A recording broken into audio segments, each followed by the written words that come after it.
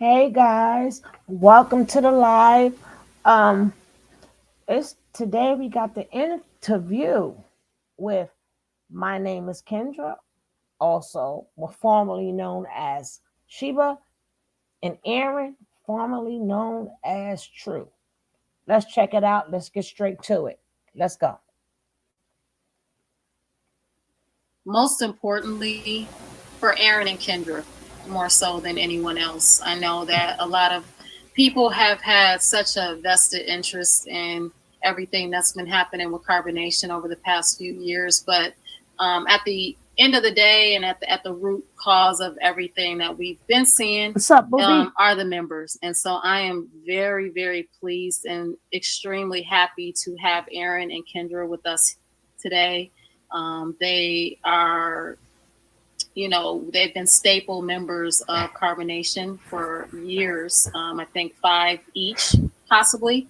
And they're here to, yeah, they're here to tell their story today. So we're ready to get started. The way I want to start this off is I want to go ahead and let each of them kind of just express themselves. We were backstage and Aaron kind of said a handful, so I hope you'll be able to recap that for the viewers. But Kendra, I'm gonna let you start it off because if it weren't for you, if it weren't for Janae, and if it weren't for you, we wouldn't be here in this moment. And so I want you to go ahead and kind of just express kind of what brought you to this point and why we're all here today.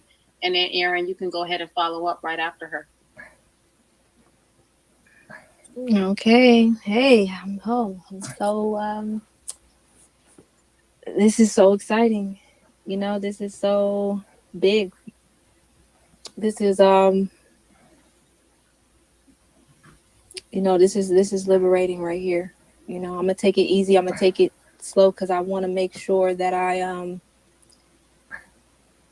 want to make sure that I be true, you know, and honest.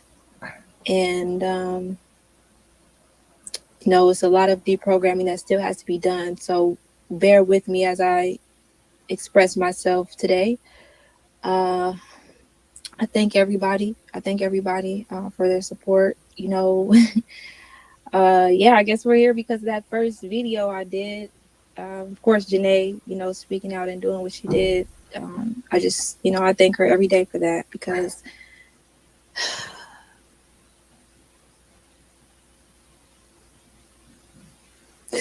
yeah, I just didn't see it, Now I see it. So yeah,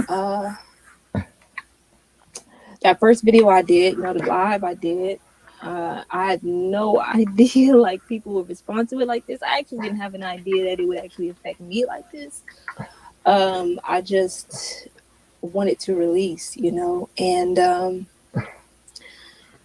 initially what made me make that first live is that I mean, me and Aaron have been talking, for a while now, and we had already come to a lot of what we will be talking about today, a lot of what what we know now. And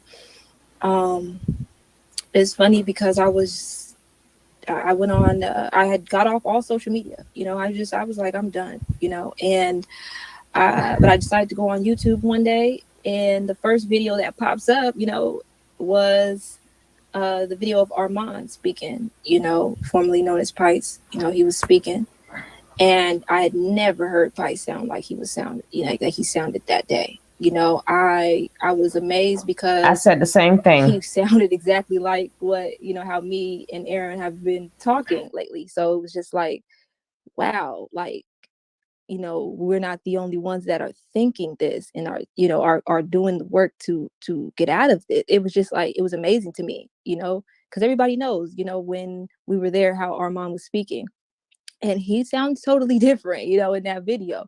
And I was just like, wow, I was inspired. It inspired me to actually log back onto Instagram and start just tearing down them posts, because I just knew that I couldn't have my face, out there on this, on with that. No, like I just couldn't have my face attached to what I was promoting, you know. No, it just didn't make no sense to me to just keep it up there, you know. And I realized the only reason why I was keeping it up there was because I was afraid that, you know, I was actually doing the wrong thing, and taking the post down would be possibly misleading someone else.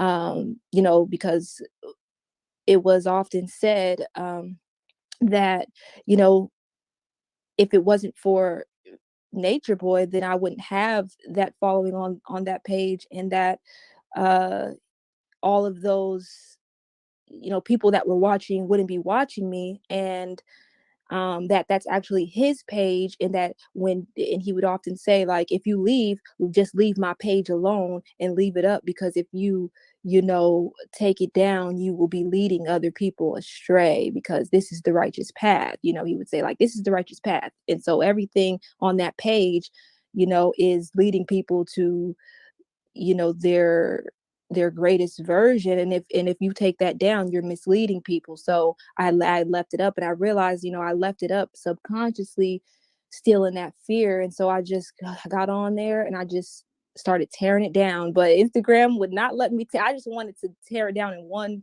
you know, one press of a button and just delete everything.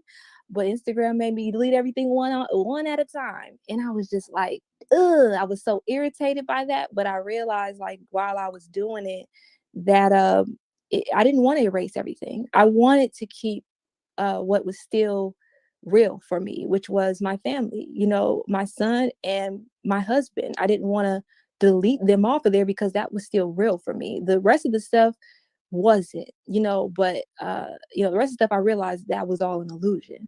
But I wanted to keep, you know, what was important, you know, to me up there. And so as I'm doing it, I realized, I'm like, what should I change my name to? Because I got so sick of seeing that, you know, that name up there, Sheba. And I was just like, okay, what do I change this to? And I started thinking of names, and then I was like, why are you so afraid to just put your name? Like, it's who you are. You know, this is who you are, Kendra. Like, put it there. You know, like, why are you so afraid to just put it there? And so I just put it, and I was like, well, what am I going to put? And I was like, well, what's your name? My name is Kendra. I put it there. You know, I just changed it. My name is Kendra. And then since I knew it was going to take me so long to delete over 2,000 posts, I just was like, I have to say something, you know. So I just went live, and, you know, I just spoke what I was feeling in that moment. You know, there was one person in the room. I just didn't think people were really going to be impacted by it, or I would be impacted by it. But I listened to that video so many times over, and I realized I didn't even realize what I was saying in that moment. But, you know, it was heavy. It was heavy. And, you know, I told Janae, I was like, I didn't even realize that you know, I shouted you out like that. Like, I knew I did, but I didn't know I said it like that. And it was just like, it hit. And man, I was so emotional the next day. I didn't even sleep that night. Like, I said I was going to get rest, but I didn't even sleep that night. It was just like, it was just life changing for me to just say it out loud, to just express who I truly am out loud, was just like amazing. And ever since then, man, like, I've been sleeping, like, I've been sleeping like a baby. Like, I've been feeling really just like, I'm breathing a new life. Like, I'm breathing new air. Like, I just feel different, you know. But at the same time, it's like, I feel like I'm back in myself, you know. I was always here, but I just suppressed myself. So, you know, I truly thank everybody, you know, that did something, that did anything, that just spoke out. That I don't care what if you called me Arsenio Hall, like, you made a difference. You feel me? Like, you really did. And I appreciate you, you know. And you know, all my family, you know, everybody that supported me, you know, everybody that prayed for me, you know, everybody that just prayed for me. I just thank you. I thank you, because I have life now, you know. You know, We are thankful that you are at this point right now. It has been probably one of the most painful things, has been seeing the way that you have been treated over the years, and seeing your heart throughout that. Yes, there, you know, people are gonna, you know, have questions about some of the things that you partook in when you were there, but I think at the end of the day, we saw you be loyal, to a fault, to someone who didn't deserve your loyalty or your energy. And we saw you be berated and degraded and downgraded in front of the world for no reason. And it was devastating to watch this, and it was devastating to see the deterioration of the mental that was happening there. So just the fact that you're at this point right now, I know that this is very personal for you and Aaron. But like I said before, we are overjoyed and we're so happy that you're both at this point together.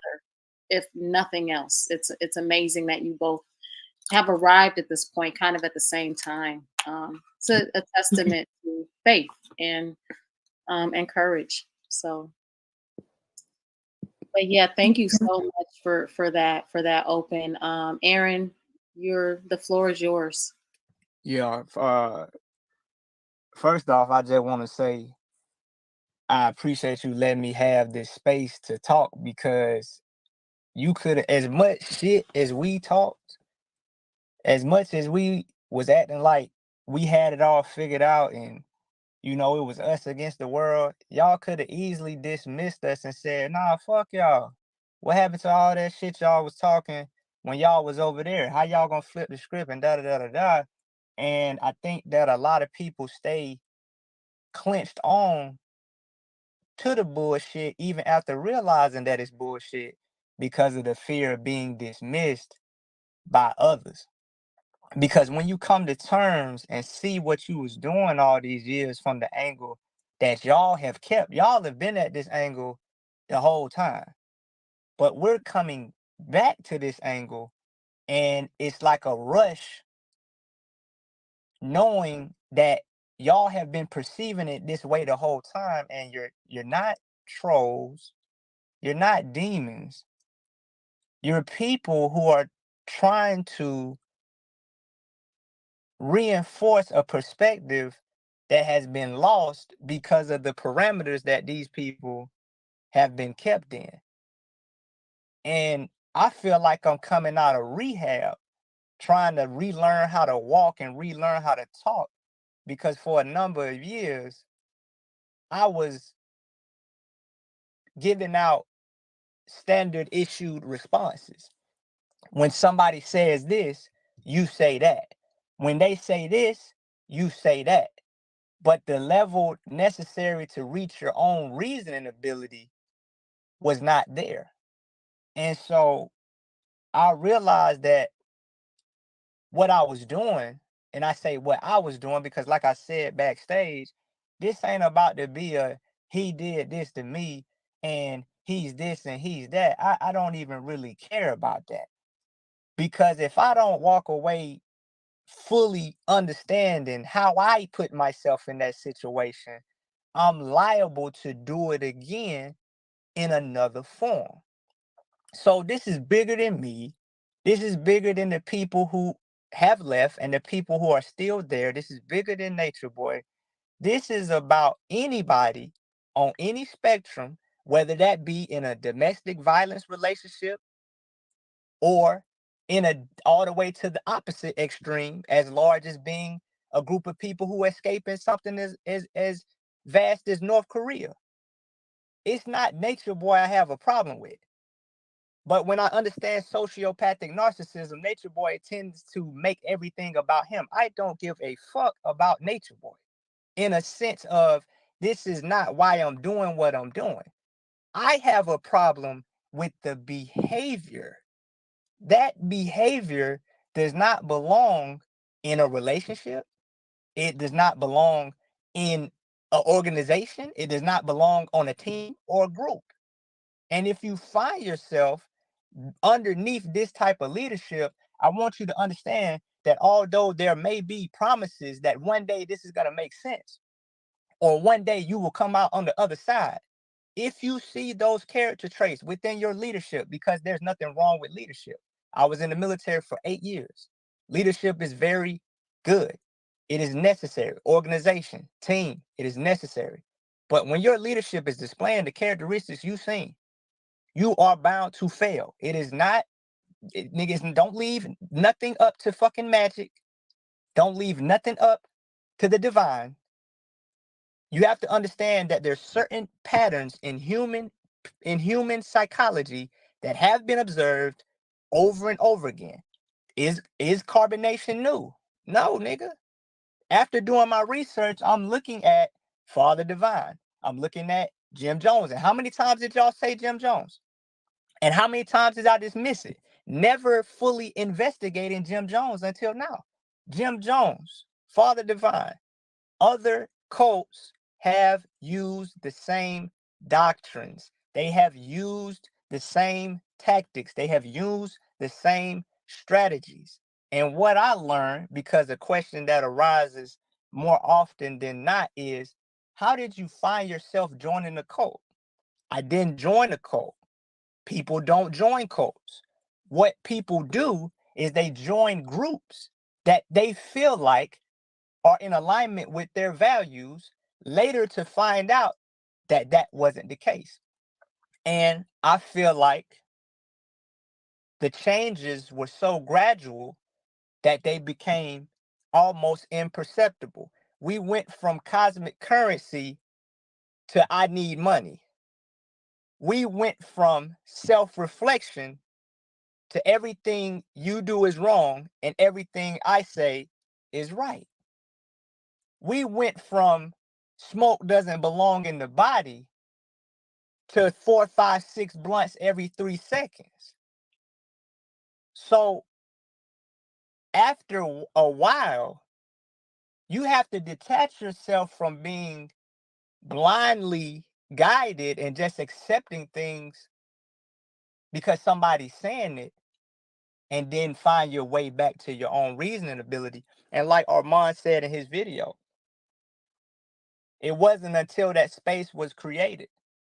This is why sociopathic narcissists have a tendency to always be talking and make it imperative that you only watch their videos and only listen to their music and only see things the way that they do. Because if you were to be exposed to multiple perspectives, then the mechanisms of control would be ineffective. So once that space was created, because y'all seen us all day, every day, we were consumed with Nature Boy. But once that space was created during the process of the incarceration, well, what else are you going to fill that space with? You. Not the character you was playing, not the parameters you were instructed to follow, and not the agenda you was influenced to promote, but rather yourself, your own reasoning ability. And your own reasoning ability begins to question things that you at one point had no intention of questioning. But then you realize, oh, wow, I can trust myself. And once you get to that space of trusting yourself again, rather than discrediting how you feel and taking somebody else's mind, you begin to realize, like, dang, what am I really doing with my life? And there's other innuendos that have happened from people who have left and also people who we once considered to be trolls. That song that 963 made, and I hope I got the numbers right in order, but y'all know who I'm talking about. She made the song called Fuck Your Chief. And as I'm listening to the song, as much as the character True was trying to reject what she was saying simply because she was quote unquote being disrespectful, I could not deny that the things she was saying were actually valid. And one of my favorite things about that song was, if this is the, and I may not be quoting it exactly, but if this is the kingdom of God, I'd rather go to hell. And I got to that point in myself. I said, if this is the kingdom of God, if this is heaven, I prefer hell. I prefer Babylon if what we're doing is the higher self. And I ain't crazy. I never been crazy in no sense of the word. But what I have been is trusting. I've never had a reason in my life not to trust anyone. My mother, my father, grandmother, grandfather, aunts, uncles, everybody around me had my best interest in mind because, as y'all may know, and if you don't know, I'm from a small town, Butler, Georgia. So if you're not familiar with the country, how the country get down is everybody know everybody. So I'm on this side of the town and somebody know my grandma. I'm on this side of the town and somebody know my mama, somebody know my daddy. So you always good no matter where you go. I was in the military. Everybody feels like a big family. The military is one of the largest networks in the United States. So you can go to various countries, you can go to various cities, you can go to various states, and people will take you in. They will recognize you because of your affiliation. So throughout my life, I never had a reason not to trust nobody. And that is, now my viewpoint may change as I go through this process, but that is the reason why I felt like I did the things I did, because I never thought that there would be a reason that anybody's motive would be sinister. And that's where I'm at with it. And I know I was going for a minute, and like I don't want to. That's I don't want okay. to. Y'all have free range to get it all out as much as you can. I know a lot of people want to know from the both of you, like, kind of like, what was the final straw? Was there a specific incident that really was a turning point for each of you? What was it? Man, you want to go ahead and get, because Yeah, I was going. I was going. yeah, I was yeah, let me talk about that. You said the last straw, like the final straw, right? Was it when you decided enough was enough? Enough was enough. I mean, like I also said in that live, man, there's so many red flags, you know. I took those under, I suppressed my real feelings about final straw for me. Okay. That had to be final straw for me is reality check. You know, Aaron left. You know, Aaron was gone. And it's crazy because you know, he called me every single day. You know, we talked to each other every single day. And for about, I don't know, 4 or 5 months. And then all of a sudden I get a call one day.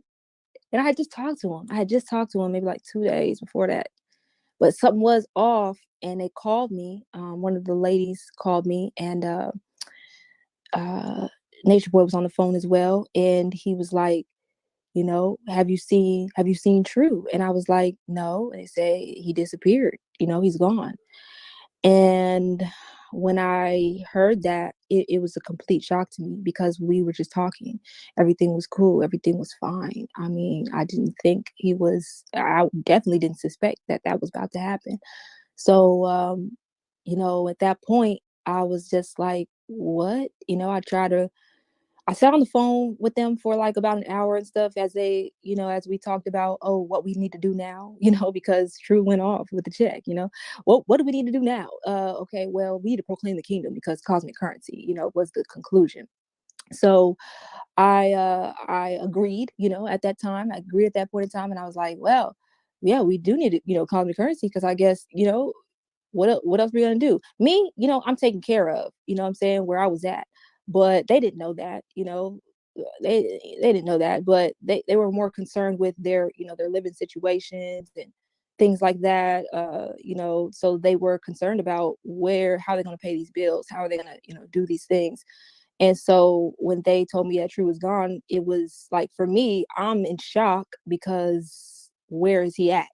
And for them, it's more of like, well, we need to figure out how we gonna pay these bills, you know. And um, you know, I didn't catch it in that moment, but when I got off the phone, I kind of sat with that, and I remember just being so angry, like, where the fuck is Aaron at? Like, what? And I remember talking to my mom, and I told her what happened, and she was like, he probably just felt like he needed to go. And I said, but what about me? What about Ja? Like, what do you mean he had to go? Like, where's he at?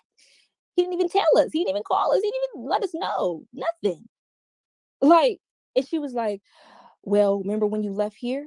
She was like, didn't you feel like you had to go? It didn't matter what, you know, you did you feel like you had to go when you left home? 5 years ago. And when she said that, I immediately tried to defend myself, and I was just like, that's not the same thing.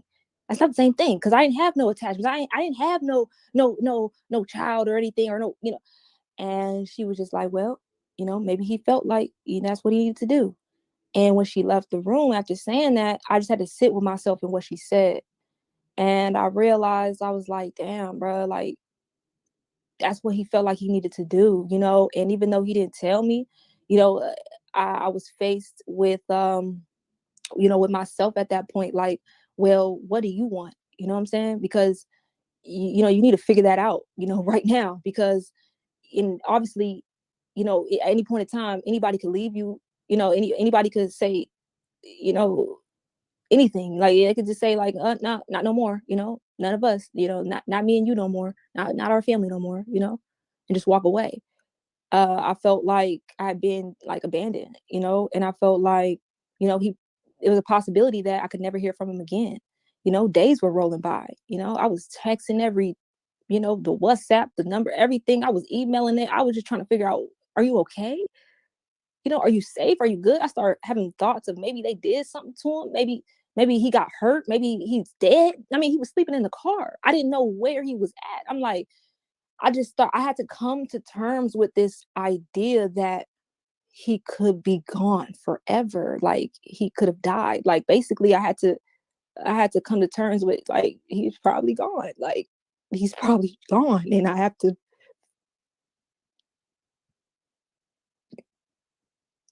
like, the father of my child is probably gone, bro. Like, I just thought, like, maybe he's gone. And then I just, like, it took me a minute. I tried, like, y'all probably saw, like, I tried to proclaim the kingdom. I tried to, proclaim the kingdom, a so-called kingdom. I tried to do them videos. I did, but I was hurting inside. Yeah, I was hurting. I was like, this ain't it. And and I remember one day I was in the kitchen, here in my family house, and I just decided to look up, what is brainwashing. I just looked up that question, because like Aaron was saying, we had these standard responses for things. So when people were saying, oh, y'all brainwashed, we would say, yeah, that's right, we washed our brains. Yeah, that's right, we had to clean our brains from the misinformation of our lower self. It was like we had these standard responses for everything. But did I ever look up what is brainwashing? Did I ever Google that? No.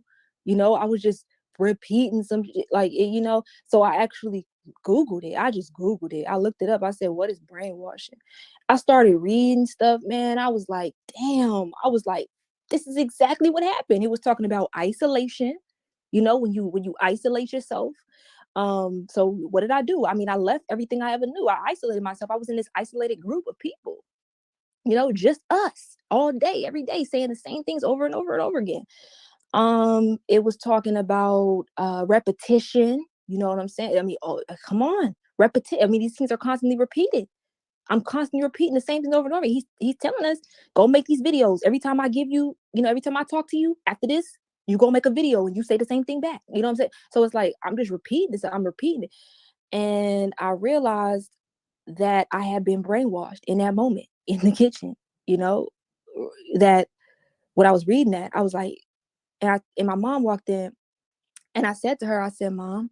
She said, yeah, what's up? I was like, I think I've been brainwashed. And she was like, she looked at me and she was like, yeah, I know. I was just waiting for you to realize it. And I was just like, damn, bro, like, damn, bro. And I tried to make light of it. And I tried to, like, I just talked to her about it, just like laughed it off. And I even made a joke to my little sister. I was like, she had asked me about a memory, and I was like, damn, I don't remember that. And she was like, how you don't remember that? And I was like, I've been brainwashed. Like, I would make jokes about it, but like, that shit really hit me. Like, that shit really hit me. Like, I've been brainwashed. And when I figured that out, it made me, really question everything. I mean, everything that I knew, like everything that I've been saying for the past 5 years, it just made me question it. And in that moment, after that, I started researching cults. Like Aaron was talking about, I never looked up Jim Jones. I never looked up these cults. I never seen, what these cults were doing, why they were together, what happened. I started looking up these cults and what they were about. I was like, damn, this sound real familiar. Like, this sound like exactly what the fuck I went through. And so, instead of trying to like be in resistance, I just accepted the facts. I accepted the facts. I've been claiming that I'm so objective and that I'm, I only deal with objective facts and absolute truth, mathematics. Well, here's the mathematics right in front of me. Am I going to accept it, or am I going to try to deny this shit? So I just accepted it. And it still hurt because I still hadn't heard from Aaron. Well, I think actually one day Aaron had replied to one of my emails. In that moment, it was like I remember crying because I was just so happy that he was okay. Like, yeah, I had to just make it up in my mind that maybe he was gone forever. Maybe he died. And so the fact that he messaged me back and I'm like, damn, he's okay. He's alive. Like, it was just like, it was major for me. It made me realize like what's really important to me. And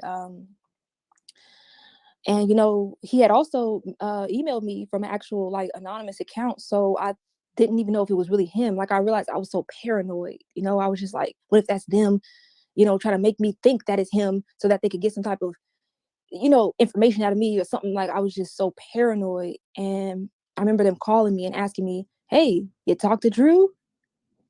And I had to just be like, nah. Because I didn't want them to be like, oh yeah, we need this, like, try to get a hold of him right now. And I didn't want them to, I was like, nah, I ain't talked to him, And then I remember that's when I started to kind of get rebellious on the phone, because since I've been here, I only talked to them like, I would say like I can only count it on my hand, so probably like 4 times or so. But this time, after Aaron had left and he had emailed me, and well, they had called me one day, and they were like, yeah, you speak to Drew? And I was like, no, I haven't, and then he proceeds to say, and I think this was my straw right here. Nature Boy proceeds to say that, oh, well, doesn't that make you my wife now? And I think that I pretty much lost it inside.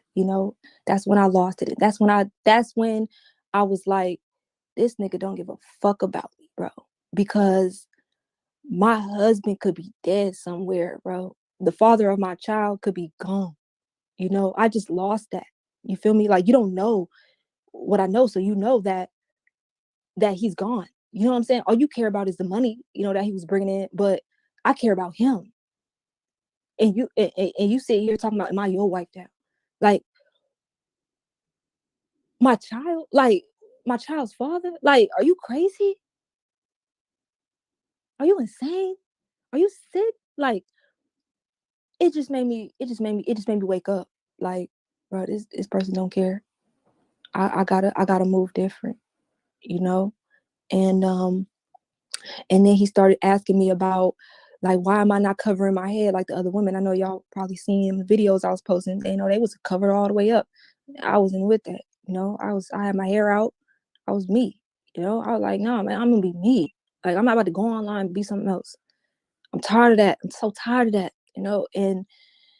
And so he was like, why you not covering up? Why you not acting like the other women? Why you not falling in line with them?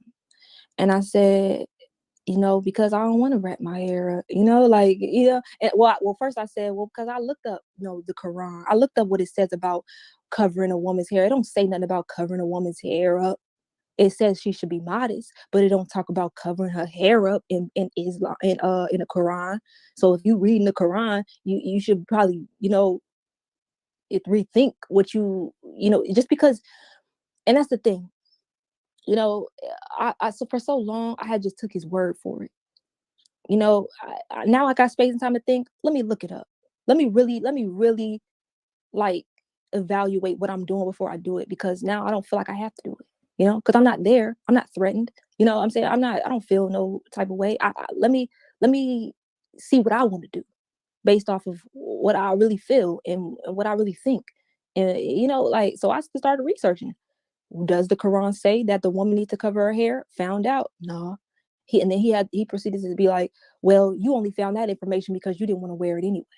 So that you just found information to back up what you already felt. And I said, okay, that's fine. You could believe that, whatever. But I'm not. I said, you know, I, and then I think, we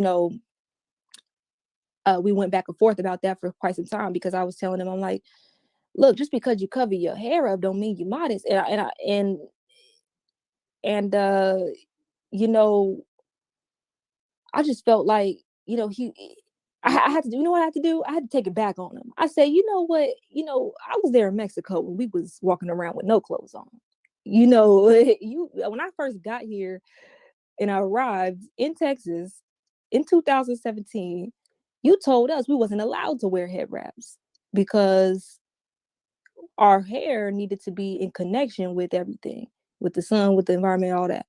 So why now? Why now we covering up? I said, so is what we was doing in Mexico not righteous? And he said, no, I just think that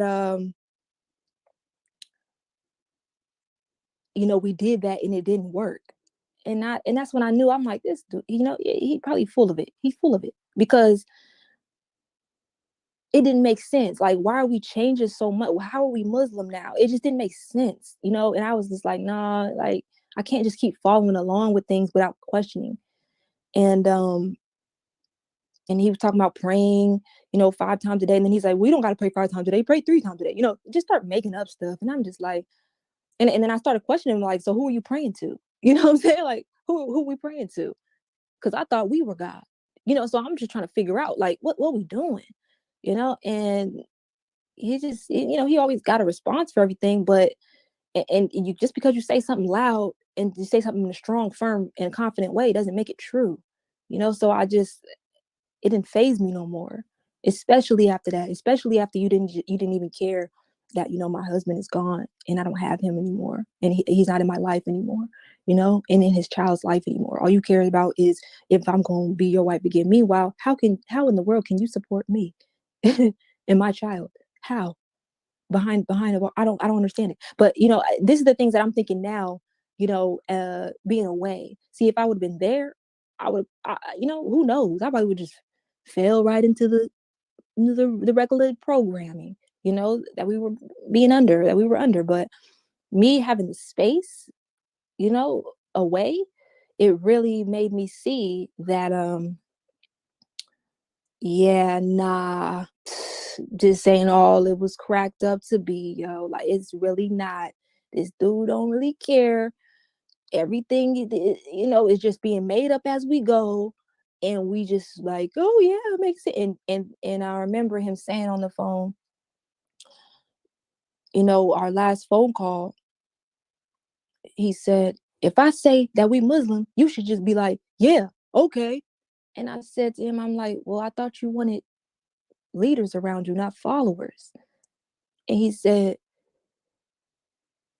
I don't even remember what he said, because it got to be some BS after that. I mean, because that's just plain and simple. And then he said, like, oh, well, because I said, you know what? I'm trusting my own self now. I'm trusting my own intuition. I faced him. After I woke up, I faced him on the phone. I faced him. I said, look, I'm trusting my own intuition now.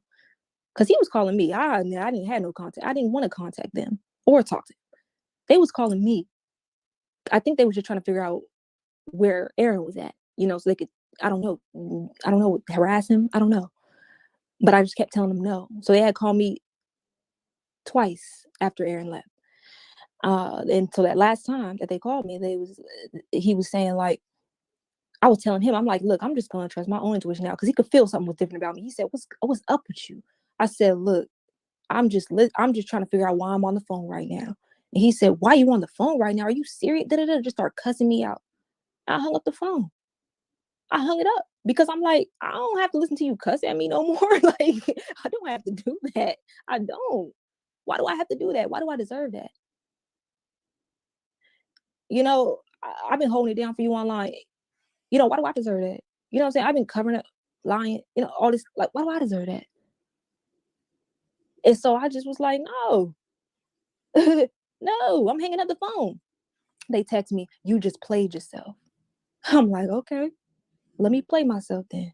They call me back, you know, the ladies, bless them, you know, bless them. They was like, Sheba, what's wrong with you? You sounding crazy. Da, da, da. I told him, I said, look, if this is the kingdom of God, just like Aaron said, I said, look, if this is the kingdom of God, yo, I'd rather be in hell. I said, look, I can't do it. I said, I can't keep up no facade, going on the camera, just sitting there twiddling my thumbs and just acting like I'm happy. I can't do it no more. I can't. And I cried to them, and I told them, I expressed myself to them. I didn't just disappear on them. I expressed myself to them. I told them, I said, I just can't do it no more. This was way before I did this live video the other day. And they just was like, you know, they didn't really say anything, because he got back on the phone, you know. He had them breaks in between calls where he got to like hang up the phone and then call back or whatever. So during the break, that's when they was like, Sheba, you crazy. And I told him, I'm like, look, I can't do it no more. I can't be not authentic to myself. I don't know how y'all, I can't do it. And they was like, yo, you should be glad you're on the phone right now. They was saying like, you should be glad you're on the phone with him right now. I said, what? No, I'm not. I don't want to be cursed out. So he got back on the phone. And he was like, you hung up on me? Why you think? So you think that you could just never talk to me again, huh? And I said, look, yo, because at this point, I don't deserve to be cursed out. I don't deserve all this drama. I'm over here. I'm in peace, yo. Like, I'm around my family. I'm around people that actually care and love me. And they're showing me that. They're showing me real understanding and real compassion. So why should I sit here and be yelled at from somebody behind a phone? You know what I'm saying? Oh, because I'm your higher self. What? Wouldn't my higher self be wondering if I'm okay right now? Because you don't know if I'm safe. You don't know if I'm good. You just called me to cuss me out. You know what I'm saying? Like, what? So it's like, at that point, I was like, look, I'm going to trust my own intuition on this one. He told me, don't trust your intuition. He said, that's your problem. You want to go into white supremacy and trust your own intuition. You should be taking up my mind and leaving your mind behind. I said, look, I can't do it.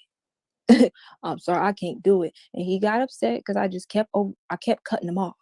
While he was talking, I just kept cutting him off. Because I'm like, nope, you ain't gonna overtalk me. Nope. Because every time you talk, you're trying to reiterate. It's like you keep repeating the same things I've been hearing for the last 5 years. I already know what you want to say. Okay, nope, don't, nope.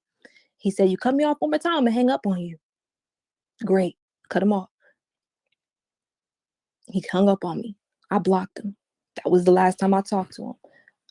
I remember crying so hard that day to my mom, like, I told her, I said, I release, like, I'm over it, like, I'm done, like, I'm free, like, it's like I had to make him be done with me, like, I just, like, just, you know, so I just like, like, leave me alone.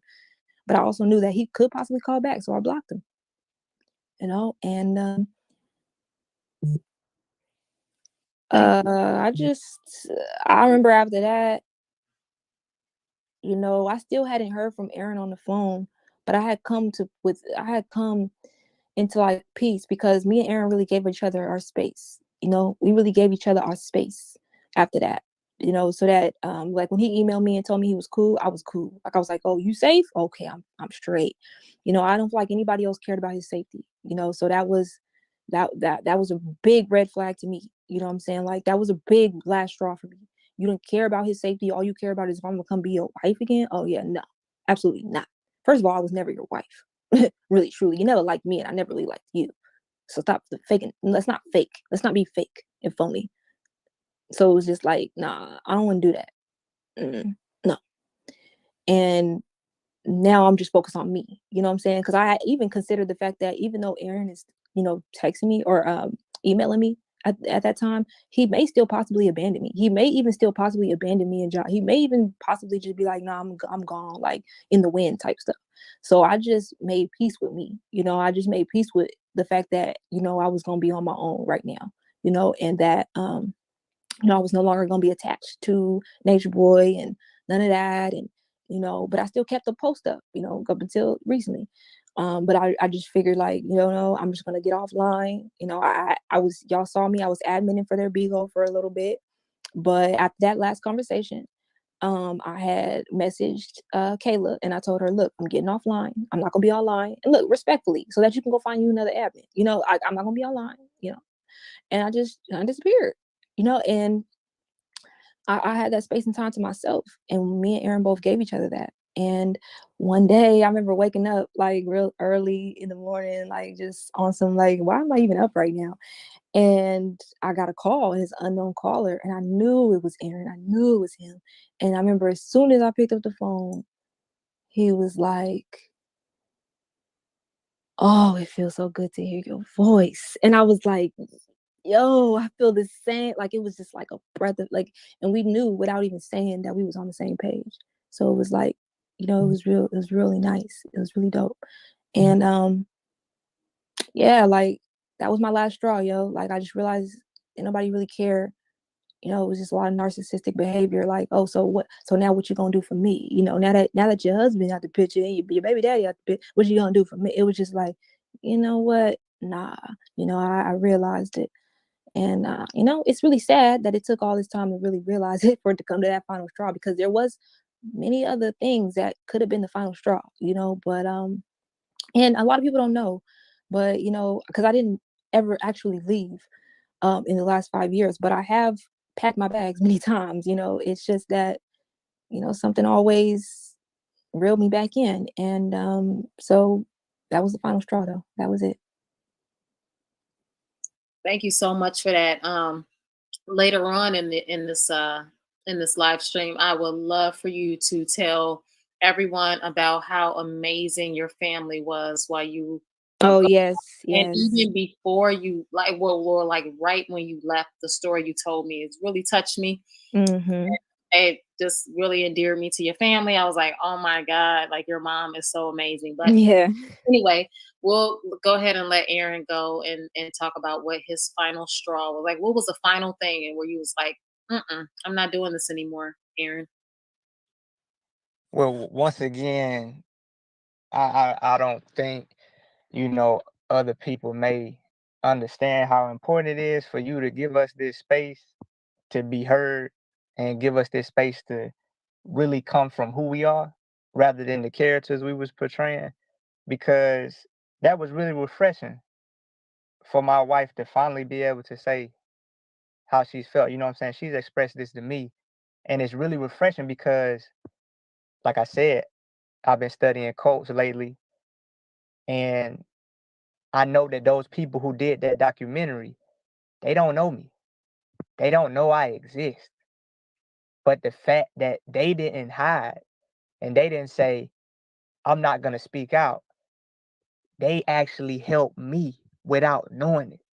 So, like I said earlier, this ain't got nothing to do with no views. This ain't got nothing to do with no likes. This ain't got nothing to do with no clout chasing. There's somebody listening to this who I don't know, who I may never know exists, who could finally say, you know what? I'm leaving my relationship. I'm leaving my organization. I'm leaving my country. Whatever it is, and whoever you are, this is for you. So as far as last straws, there was multiple last straws. But just to keep it in the context of where we currently at, when I was bringing in the money, because at one point I was under the impression that the money was coming through me, but the money wasn't. I wasn't bringing in the money. Another method of making it seem as if I ever left the situation, then the money would stop. But for the 8 years I remember, Nature Boy wasn't there. I ran the miles. I did them push-ups. I traveled to other countries. I did that for 8 years to earn what I have right now. It's not no magical fluke that by being involved with you that happened, because prior to me even getting that check, I was notified by somebody who I was in the military with that told me that I was entitled to benefits. And Nature Boy wasn't even aware. So when it comes to supporting other people, I felt like that check was for the group. The guys was getting clothes, everybody was eating. So that money was going to the organization. But once there was no more organization, then the money was going to Nature Boy. And the manner in which he was using the money, I did not feel it was fitting for the situation we was in. Because how are we asking for donations, but we're blowing through the donations? The donations is going to marijuana and books and broken cell phone screens. How in one breath we gonna ask for donations, but the money we get is being burnt up towards something that has nothing to do with the current situation that we in? So I didn't like that. Because when it comes to investing, whether that be financial or energetic, if you're not getting a return on that investment, or that investment is not showing any progress towards the goal at hand, then you need to stop investing. So I told myself, you're doing this. I'm like, you're feeding this ignorance by supporting it. And it just hit me and it said, you don't have to do this. So people may ask why you didn't leave sooner. I couldn't just take my son and leave Kendra there. But the element aligned where her and Ja was gone. So I'm like, boom. Really? I don't even know Portia. I don't know Tanisha. I don't know Kayla. I don't know Jayon. I don't know y'all. Y'all ain't my responsibility. Y'all grown as hell. Y'all ain't no little babies. It ain't like I'm about to leave no little babies out here. Y'all grown as hell. And not to mention that, y'all have people that will take y'all in. Y'all may not know that at this time, but each and every one of y'all, especially Kayla, y'all seen Kayla's family. They will take her in. They're actually waiting on her now. Jayon's family, each and every one of them, their family is waiting on them to reach this point right now. And I didn't know until coming home the impact that I had on the people who I perceive to be my lower self and demons and nothing but cancer cells. So whereas I'm consumed with proclaiming the kingdom, these people is consumed with where the hell am I at? And am I okay? Not once in a while, but every single day for the last 4 years. Even to this day, when I leave the house, I can feel my grandmother always asking, where you going? Because she don't know if I'm coming back. She don't know if I'm walking out that door to go get involved with what not only I had to endure, but they had to endure as well. So back to the original point as it stands with the finances. I can't invest in this no more. I don't agree with it. I'm not about to bank on the fact that one day this terrible investment is going to turn a profit. I can't bank off subjectivity, because the reason I came here is because the group was so objective. Everything they did, down to the bottom of their feet and the top of their head, everything they was doing had an objective reason behind it. Now all of a sudden the dial has been changed to, we're gonna do it because I'm magical. Damn that. Damn, do I look like David Blaine or Chris Angel? Damn that. I didn't come here for no fucking magic. If I came here for magic, I would have went to Las Vegas. I came here because objective facts were being spoken and objective facts were being implemented. I understand the hair. I understand the sun and all those types of things like that. But this magical bullshit, I'm not with it. So, with my wife and my son out of the picture, we only have one person to worry about. And if you did not know, the reason I went so hard is because I have been going hard my whole life. This is me. I was ready to die. And I've seen comments where people may have said, oh, well, they're doing this now because they're afraid of legal consequences. I was ready to die in the military. I didn't care about getting deployed. I didn't care about going overseas. I considered that an honorable position because to me, we had a legitimate reason to do what we was doing, and that was to protect and to serve the people of the United States. Even my own life was not that important. So to think that legal consequences is now the deciding factor between what I'm doing is just the inappropriate perception of who I actually am. I didn't care nothing about the legal procedures. I didn't care nothing about going to jail. I didn't care nothing about none of that because I believed wholeheartedly in what we was doing. But when that was no longer present, I said, I gotta get up out of here. So I said, what do I have to do? I'm not just gonna leave them out the blue. I'm gonna do this right. Let me make sure they have all their belongings, and I'm only gonna take what is mine. I didn't take none of their stuff. I didn't take none of their belongings. I made sure I unhooked my cards from everything that was being paid on their behalf. I unhooked my email. I unhooked my phone number. I went to T-Mobile. I said, hey, I need a new number. Got my new number. Got my new little SIM card. I left the car. I said, where can I leave the car and it not get stolen or towed away?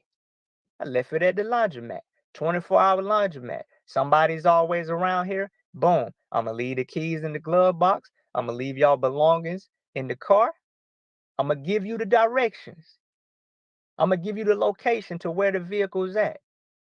Mind you, before that, Jayon was coming back.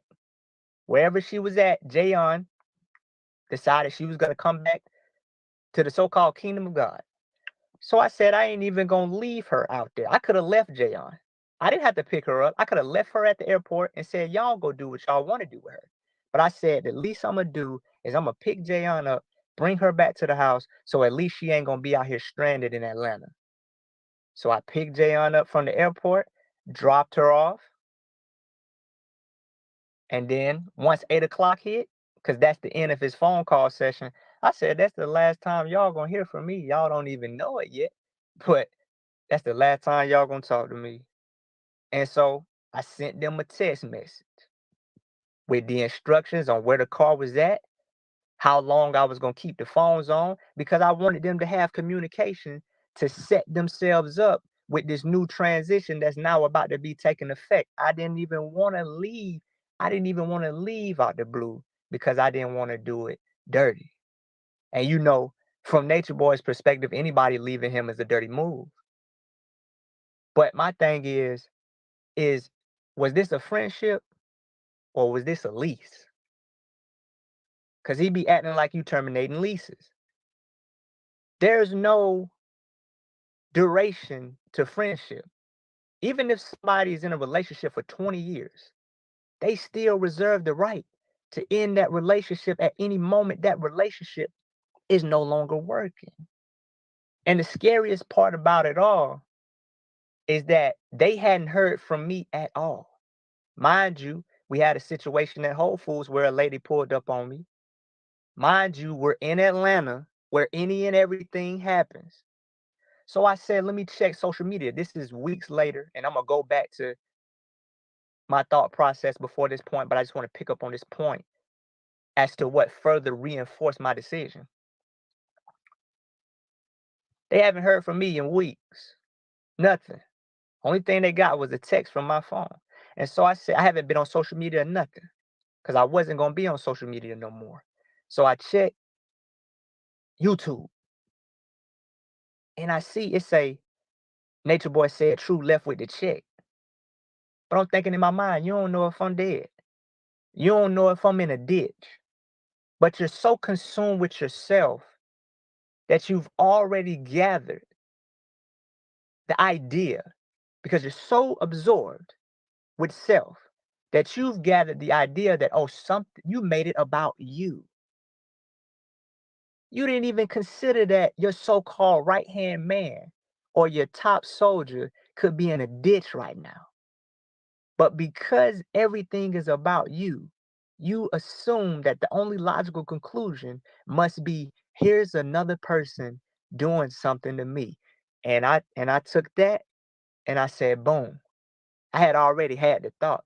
I said, the only reason I'm here and the only reason I'm being uplifted as the last man standing is because I got this check. If I didn't have this check, I would have been an expendable like Ishmael and Giuliano. And to Giuliano, while we on you, you were not a part of the plans moving forward, my boy. If you want to keep proclaiming the kingdom, you do that. But as far as the plans of what was going to happen and what was going to be carbonation moving forward, you were not included. You was an expendable.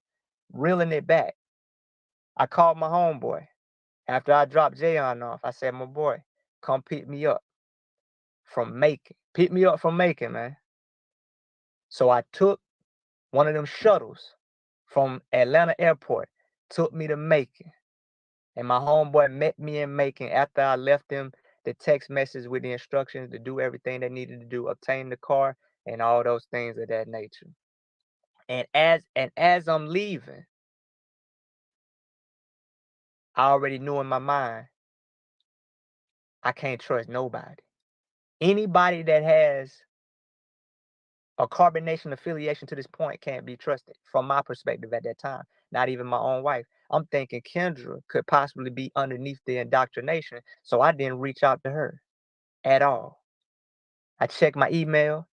I see that the girls that are still there were more than likely instructed to email me, and I didn't even read the emails. I was just disappointed that the emails was not about my welfare, but rather the emails was about the conclusion that something must have been done to me. It was not a where you at? Are you okay? Nothing like that. It was an automatic assumption that I must have ran off on the plug or ran off with the check. But that's cool. And I seen a message above that from Kendra. And I read the message and it's saying, you can talk to me. I'm worried about you where you at, but it didn't register with me like that because I'm so paranoid. I'm already in a state of I'm on my own at this point. And I didn't even respond back to it because I feel like she could potentially be used as some form of bait to determine where am I at and what am I doing. So I left that alone, but I knew I couldn't move forward with my life without I had to everything else was easy. The logistics of changing my phone number and getting a new email and you know other things of that nature reintegrating back into the so-called system, which man, we gonna have to go. I'm glad this is not the final day we're gonna do this. There's so many other branches off. It's so many other branches and so many other avenues that we could go down, but I'm not even gonna go down that one. I'm gonna stay on this one. It was easy to reintegrate back into the so-called system, but there was one hurdle that I could not move forward in my life without getting over. Is she still with that bullshit? Or has she reached the same revelation that I'm at? Man, I was scared. No matter what I tried to do, that was always in the background of my mind because I just can't move forward and act like I don't have a son and I don't have a wife. I thought about taking my ass to one of these foreign countries or even I didn't know where I was going, but I considered disappearing from the face of the earth. No social media presence, no internet presence, no communication with nobody. I was about to disappear and just fade out of existence. But that realizing that I couldn't move forward without thinking about Kendra and Jawami, and also realizing from that documentary that I watched, multiple documentaries that I watched, that those people helped me by speaking out. So I said, I can't disappear. But I was so afraid to hear that she potentially went back to Atlanta or for her to say that I was crazy for doing what I was doing because I had already made up in my mind. I'm not about to argue with her. I'm not about to convince her because I already know that people spent 4 years trying to convince me. People spent 4 years trying to argue with me and try to get me to see what I'm seeing now. And I've already come to the conclusion that this is something that a person must see for themselves. A woman must see the abuse in her relationship herself. And sometimes she can get kicked, she can get slapped, she can get punched and still not see the abuse. So I said, Kendra has to see this for herself. And I emailed. I said, let's start with an email. That's easy. You can't, you know what I'm saying? You can't do much on the email. So we talked on the email, da da da da. I still wasn't convinced. So one day I said, you can't keep pushing this off, man. Today is the day that you find out the next course of your life. Is she coming with you? So I called her. And like she said, we was on the same page and we knew it. We knew it from the first words that were said. We knew we was on the same page. And ever since that day, we have been navigating properly what we experience. We've also given ourselves permission to take our time. We've only been on here for an hour. And we ain't even close to what me and Kendra have talked about. Me and Kendra have stayed on the phone 7, 8 hours at a time. And because we're untangling our mind, it don't even feel like it. I stayed up at 6 o'clock. 6 o'clock. Got back up at 3. Got back up at 9, 3 hours later. So immersed and amazed at what happened. It's almost unbelievable. But with all that being said, where we're at right now is making this not about us. Like I keep saying, this is not about us. This is not about carbonation. This is about anybody who's been in a similar situation, because the reason you go through things, just like in an AA meeting, the leader of an AA group typically is somebody who used to be an alcoholic, somebody who used to abuse drugs. And going through that situation, I feel like me and Kendra are now obligated to not just get Portia, Tanisha, Jayon, and Kayla to finally leave, but whoever may be watching, who may ever stumble across this story, and who may ever be going through a similar experience.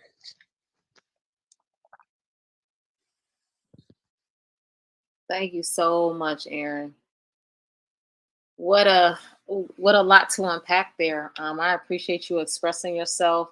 I know there's some people in the chat like, oh, Aaron, are they gonna be, addressing the things that they said to people that they were calling trolls? He has addressed that. I do want to say that he has addressed having this platform right now, guys. So please give Kendra and Aaron the grace that they deserve tonight.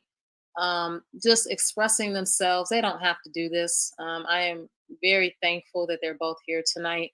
And I would like for everyone to give them that same grace and that same compassion and empathy, just to be able to tell their experience. They are the ones that experienced this. It wasn't us. Even the verbal, the mental, the physical, psychological, spiritual abuse that they suffered, and that was propagated upon them. This was within this group. It wasn't, so we need to really have an understanding that this is their story. All of them, they have to forgive each other. They don't have to forgive the viewers. They don't have to forgive the audience. So just kind of be aware of that, guys. We're going to jump right into some of the harder hitting questions, Kendra and Aaron, and I hope you guys are ready to kind of just tackle some of the things that we've just really wanted to understand about this group that you were in, this cult. I'm glad that you guys do understand that you were in a cult, and all the ramifications that come with being a part of a cult. Like, we understand, for the most part, most people are understanding of what you guys have been going through on a psychological level. I want to really ask for me a powerful question. Um, Kendra, I know you have a tremendous story to tell.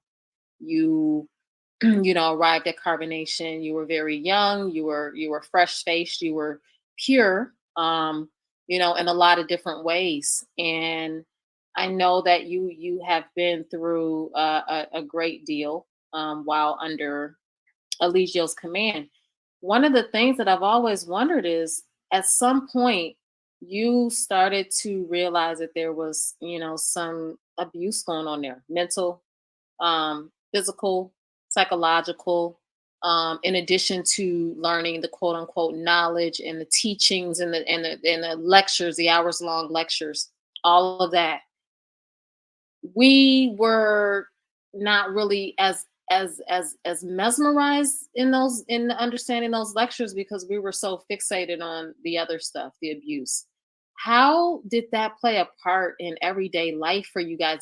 Were you guys really, I mean, obviously you were numb to what was going on, but at what point did you kind of realize, like, were there any instances during all of your years in carbonation where you were like, it's really, he's violent. Like, he's kind of abusive, and yes, he's teaching us things that we didn't know, but this is a little scary. Did you ever have moments like that, Kendra? And were you ever, um, did he ever direct any of those moments against you personally? Wow, yeah. So yeah, like you said, when I got there, I was really pure, right? It was like my intentions were pure, uh oh wow, my aunt just texted me. She's watching. Yeah, my intentions were pure and stuff. I was just like, I was just coming from it from such a pure, like, oh wow, we're about to be out here in nature and you know, swimming in the ocean and in the rivers and going hiking and uh living off the land. I just knew we was going to end up like growing some food and like, really like cultivating a village type. Like I was just, that was my dream. And it wasn't even like that was my dream. It was just like when it was sold to me, like, like an advertisement, like when I heard it, I was like, oh yeah, I want to do that. So yeah, it was just like, it was really pure. Like I didn't see any of that abusive behavior initially. Like it was none of that. Like um I mean, him and Velvet, you would argue sometimes, but mostly after, like my virginity was broken and stuff, which we can go into, you know, um, at some point. But before that, there was really no arguing. There was really no issues. I will say though, like when I first got there, I pulled up in Texas in 2017, right before we had traveled to Belize, and there was like uh, I did see that there was instances where, I saw like jealousy coming from Nature Boy. He had some current wives that he had. He had about three wives or so, two or three, and one of his wives was like talking to somebody on her phone, and he was like, why would you talk to another man? And it was like, it got really big, but he wasn't violent, and I never seen him, violent. I mean, I it was I'm trying to think of when like the first violent act I seen. I'm trying to think if I even remember, but because I don't remember seeing any violence until I want to say Mexico, when y'all were all seeing how we were online all the time. I don't want to be wrong about this. It was Mexico. Yeah, it had to be Mexico, like in that house in Palenque where we were all, it just looked so beautiful. We were literally living in like, in a fruit jungle, and we had all the tents and women always cooked in the kitchen, and it was like it looked like a vibe, and it was a vibe. It was we acted like we was about to start growing some things. It was pretty cool. Until it wasn't. You know, Velvet was really struggling with keeping up on the program. She was just like, she kept going back and forth on whether she wanted to stay or go. she was just like, and I think I don't know why, well, obviously, Velvet's told her story, but there was, obviously everybody saw that one video. I'll address that because that's like the one that keeps popping up in my head when I'm thinking about the first instances. That first video everybody saw where it looked like he hit her, right? I don't know what happened in that moment. I was right there. Okay, I was right there in the kitchen. I remember this happening where me and Aaron were about to sit down and enjoy our meal, for solar noon at that time. That's what we called it, solar noon.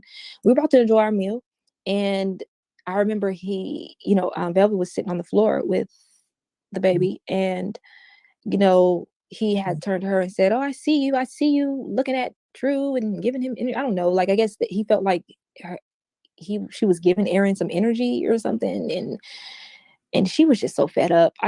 She just got up and she just like, "Look, I'm walking away. Like, I don't even want to address this. You're on live and you're gonna address this now. Like this is crazy."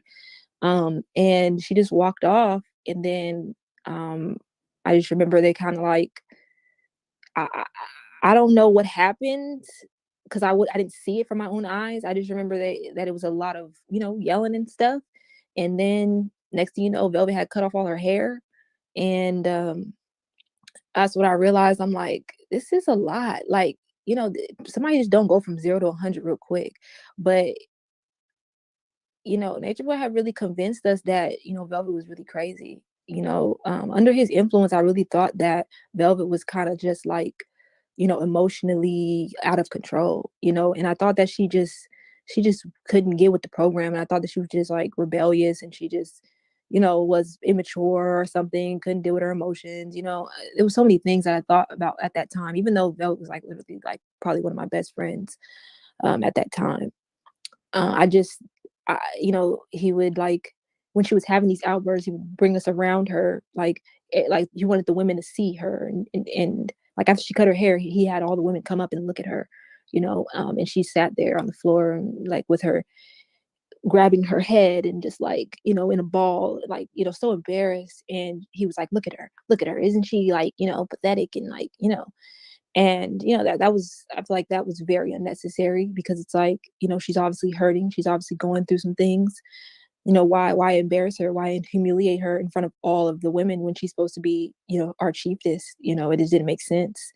But at that time, I was trying to understand it all. I was just trying to understand, what does this mean? Like, okay, you know, um, Velvet used to communicate with me, to the side a lot, and she expressed to me that she just didn't want to look like him anymore. Like, she looked in the mirror and she realized, "Bro, I look just like him," and my hair looks just like him, and she just wanted to get rid of that image. That's why she cut her hair, But I just, I was so under the influence that I thought, oh, she's just crazy, But looking back, I'm like, yeah, I would have done the same thing, Like, I understand why she did what she did. But I remember in Mexico, like, Velvet being pregnant. I remember me and Aaron talking to Nature Boy outside, maybe regarding something about our relationship. We were talking to him, and I can't remember, Aaron, did he like headbutt her, or like it was something. It was like something, he like slapped her. I can't even remember what means it was, but I Yeah, know what you're talking about though. yeah. I remember we were just outside. We were just talking, and it was like she had came up, while we were talking to him, and he was mad about something that she had done, and he just like smacked her, or headbutt her. I want to say he headbutt her. That's what I remember. But I just remember, I'm like, she's pregnant. Like, I was just like, what? Like, what was that? Like, it was just, it's kind of just like little evil things like that. It was like, what? Was that necessary? And it, I would say, like, under the influence, I definitely was one of those people that I was a coward, and I was like, oh, well, I need to mind my own business. That's their relationship. I don't know what's going on behind closed doors type of stuff. Because in front of us all, he would say things like, yeah, like she's crazy. Like, she likes getting hit sometimes. Like, she likes that rough stuff. Like, oh yeah, she. So I didn't know if I'm like, maybe that's just their relationship. Maybe, I don't know. It's like, it was kind of hard to be like, hey, no, don't do that, because I didn't know all of the details. I mean, they had been together for a long time. I didn't know everything. So I just kind of minded my business. But I remember at times, like, she would have attitudes, and then next thing you know, like, she'd go upstairs, and then next thing you know, she's coming back downstairs with a busted lip, but she's smiling and act like everything's okay. And I'm just like, you know what? It's like, you want to ask, especially when you see a scratch or you see a bruise or you see a busted lip. You want to ask. You want to just be like, are you okay? Like, what happened? But you know, I remember she would just look at me and just shake her head like, no, like, let's not talk about that. And it just, it's not that it wasn't disturbing. It was just like, I guess it doesn't have anything to do with, I guess I shouldn't interfere. I guess I shouldn't, get, I don't know. I'm still trying to, that's why I say this is a process, because I'm still trying to, like, forgive myself. Because, at times I get angry just thinking about, like, things like that, like, and why I didn't say anything, or why I was mad at Velvet. Why was I ever mad at Velvet? Like, the things that she was subjected to, a lot of things I didn't even see, so I don't, it's just like, now being aware of things, it's like,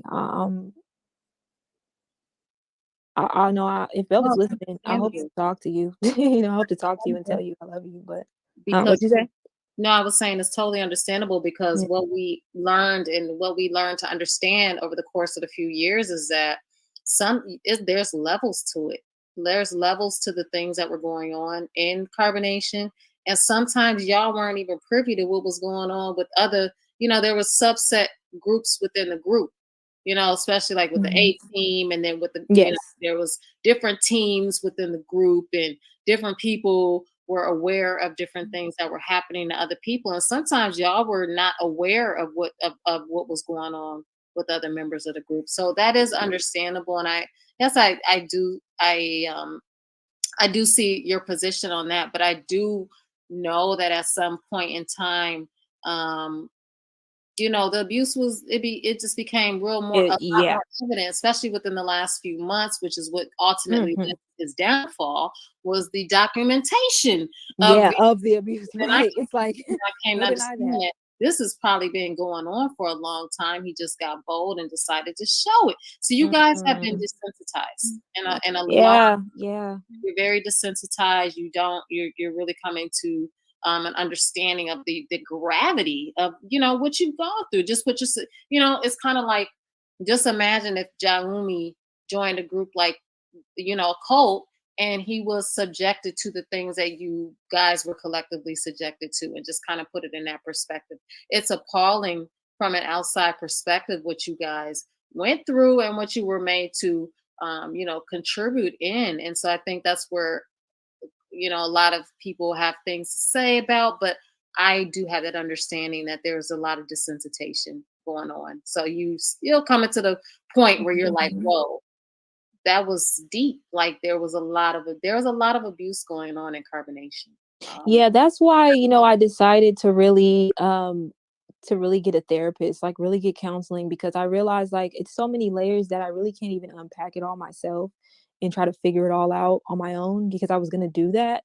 But I just was like, nah, like, I want some structure. Like, I want somebody to really help me break this stuff down, so that, because there's gonna be, like, I might be at a good point right now, right? Because I'm aware and I understand what's going on. But there's going to be times in my life where it's going to be challenges, and I'm going to be triggered, or certain things are going to trigger certain memories or whatever, and I'm going to have to deal with how I feel. I'm going to have to deal with, what that brings out of me, and I really want to deal with it with a professional, somebody who knows how to, how to handle these things. I'm just like, I'm excited to do that, because it's like, I know it's so much. It's so much. It's like, I can't even deal with it on my own. I know I can't, you know. And I advise that for anybody. I mean, if they feel like they need it, like, because I know I do, and I'm just not ashamed to say that. Like, I was like, no, I know I need it, because And I know and you know what brought me to it too? And I want to say thank you to everybody, because I read some of the comments, and I read one comment that somebody had wrote, and they said, yo, she need to be in therapy for the rest of her life. And initially when I read that comment, I was kind of offended, you know? But then I was like, I thought about it, and I was like, yo, they probably right. Like, and I realized, I came to the conclusion, I told Janae this last night, like, I don't mind being in therapy for the rest of my life if that means that I'm the best me that I could be. You know, I don't mind, having counseling and talking to people about this to the end of my days, if that means I can, live freely and live in peace, and not have no, darkness surrounding me, and just, or not knowing how to deal with certain things because I haven't addressed things properly. Yeah, I will gladly be in therapy for the rest of my life to unpack all this stuff. So yeah. Yeah, I think they were doing a little bit too much, Yeah, but you I know. definitely need time to unpack everything Yeah. that you've experienced. I mean, dang, you're still so young, you still have so far to go, and the things that you've gone through, some 40-year-old women ain't never gone through, I and they know.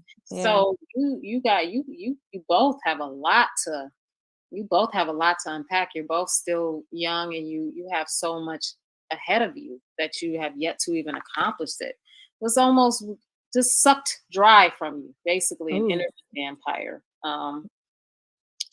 But yeah, if you were done, I would love to hear True's thoughts. And I know, True, you probably have a different perspective. You're coming from a masculine energy, from a male perspective, as far as what you witnessed and what you are aware of there. And I know you don't want to get into the he did this and he did that, but I think it's important to know that, the biggest reason why so many people have been so concerned and so, have had so much input into what's been going on in the group is that because of the abuse. If it wasn't for that, I think that people would be a lot more receptive just to listening to the teachings and all of that. But the abuse really took it to the next level and really turned this cult inside out. True, when you reflect, and I know you've had some time to reflect, and what are your thoughts overall on what you've seen and are you still processing? Are you not there yet? Where are you? All right, so just off the break, I know that it's probably subconscious and it's something you're used to, but can you please not call me True no more? I am so sorry. I apologize If for you that. don't mind, Absolutely, if Aaron. you My don't bad. mind, That was if you don't mind, yes. My I know, apologies. I know it wasn't No, intentional yeah, it was no, but thank you for calling me out. Thank you for calling me out on that and putting everybody on notice. That's a beautiful thing. Thank you for that. already. First, I want to say again, um, that people have to pay for this. There's, you know what I'm saying? You out here allowing us to be heard for free. Ain't no monetization, none of that. And I'm gonna keep saying it every time I got something to say because I no longer have to read from a script. I can read from who I actually am from a authentic space. And like I said earlier, this ain't about to be he did this and he did that because according to the so-called knowledge, if you die lying, that means you going to hell. And by that equation, if we died in carbonation, we all was going to hell because we all was lying every day. So I'm so sick of lying that I don't care about no consequences. When it comes to violence, there's instances where I have been violent with Kendra. I've been violent with Armand. I remember we got into a little scuffle with Armand. And when it comes to Jamar, aka Loyal, we whooped that nigga ass. So I'm not about to sit up here and act like this is an opportunity for me to save face, or this is an opportunity for me to say that I was a victim. And like I was telling Kendra earlier, it's a difference between playing a victim and it's a difference between laying it out how you got involved with something or someone. Because if a child go up to an ice cream truck and they get kidnapped, you can't say that child got involved with a kidnapper. That child was trying to get involved with ice cream. And I say that to say that I think that everybody that came to Carbonation was trying to get involved with living in tune with nature, eating healthier, being around African Americans, people that look like you and come from the same places you come from, who want better for themselves. Nobody joined to whoop nobody ass. Nobody joined to get high and drunk and none of those things. And when it comes to the violence, this all I'm gonna say about it.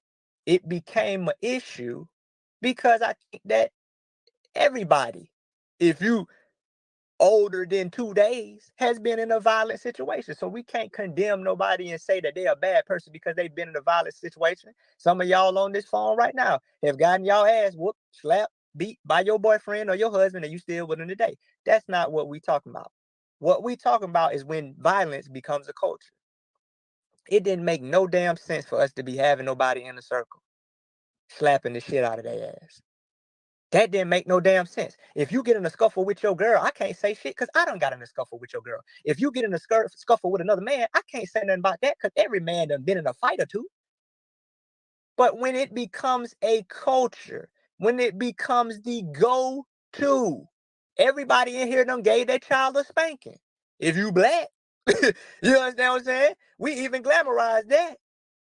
But when violence becomes a culture, when it becomes the only means of solving a situation, that's when I was like, hell no, my boy.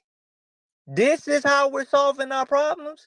What happened to being the most intelligent people on the planet and we don't have problems, we have solutions, and communication is the key to all healing. This ain't communicating. This is violence, my nigga. I can't look at you sideways because you got in a scuffle with your chick or another dude. I can't do that. But when it becomes the norm for people to be hit and intimidated and afraid, we have a problem here. And when it comes to you said something you said something I wanted to touch on. It's so many points. Oh, the therapy thing. When you was talking about being in therapy, there's people who go to war, the common ones, World War II, Vietnam, Iraq, Afghanistan. They often don't realize what happened to them without therapy. There's a number of veterans that come home and they just look out the window. That's it. There's a number of veterans that come home and they just get drunk. They can't stop drinking. There's veterans who weren't violent prior to deployment that come home and all of a sudden that's their primary method of dealing with their wives. So the person who said that she needs to be in therapy for the rest of her life, I don't think that they was malicious because that's how we've been programmed to consider everybody that says anything in opposition to what we believe in. When you have the opportunity to really feel a person with what is known as empathy and compassion, as we considered ourselves to be as one of our MODs, when you look at something compassionately, I think what that person was trying to say was that this experience may be more traumatic than even me and you realize. And I think that they were just giving us a heads up because trauma is not nothing new. It comes in various forms. And Yeah. so, Mm-hmm. you understand what I'm saying? Yeah. So I think that me and you, like we've already stated, we have to not play with this because the worst thing for somebody who has experienced trauma is to further that trauma onto somebody else, and therefore the trauma continues because it was not addressed and stopped at the source. And we can no longer Mm-hmm. rely on magical revelations that are being pulled out of the ether. Yeah, and that's why I really feel like, the little subtle violence, in Mexico should have been addressed, and that should have been something that was like nipped in the butt right then, like, no, this isn't right.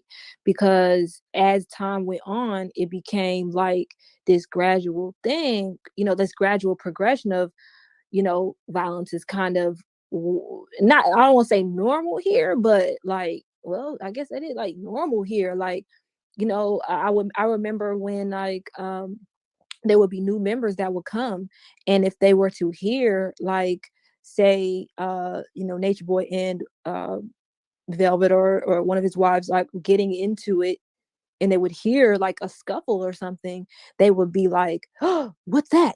Like, I remember Janae actually a couple times, she'd be, what was that? What's going on? And I remember like calming her down, like, "Oh, it's okay. He got it under control." You know what I'm saying? Because that's how I thought about it. Because I was just like, "Oh, well, this is something that happens all the time, and maybe you know."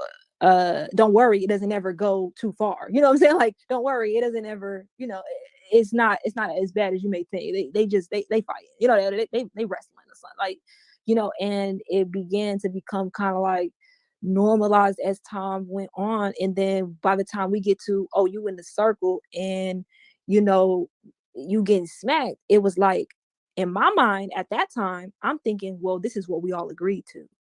We all agreed. So I'm thinking, oh, it's consensual. Like, everybody consented to this, because everybody said, well, yeah, if I'm out of line, it's okay to slap me. So I'm thinking, well, it, I me personally never got slapped, because I just kept doing I was staying to the script. I was keeping I was following all the rules. I wasn't rebellious. I wasn't, didn't have attitude. I just faked positive. I was such a good little slave that I never got slapped. I never got whooped. I never got beat. But that, does that make it right that I slapped, Kayla? No, not at all. You know what I'm saying? The way I justified it in my head at the time was, well, she consented to this. Like, literally, there'll be times where he'd be like, slap her, and she would just stand there and be ready for me to smack her.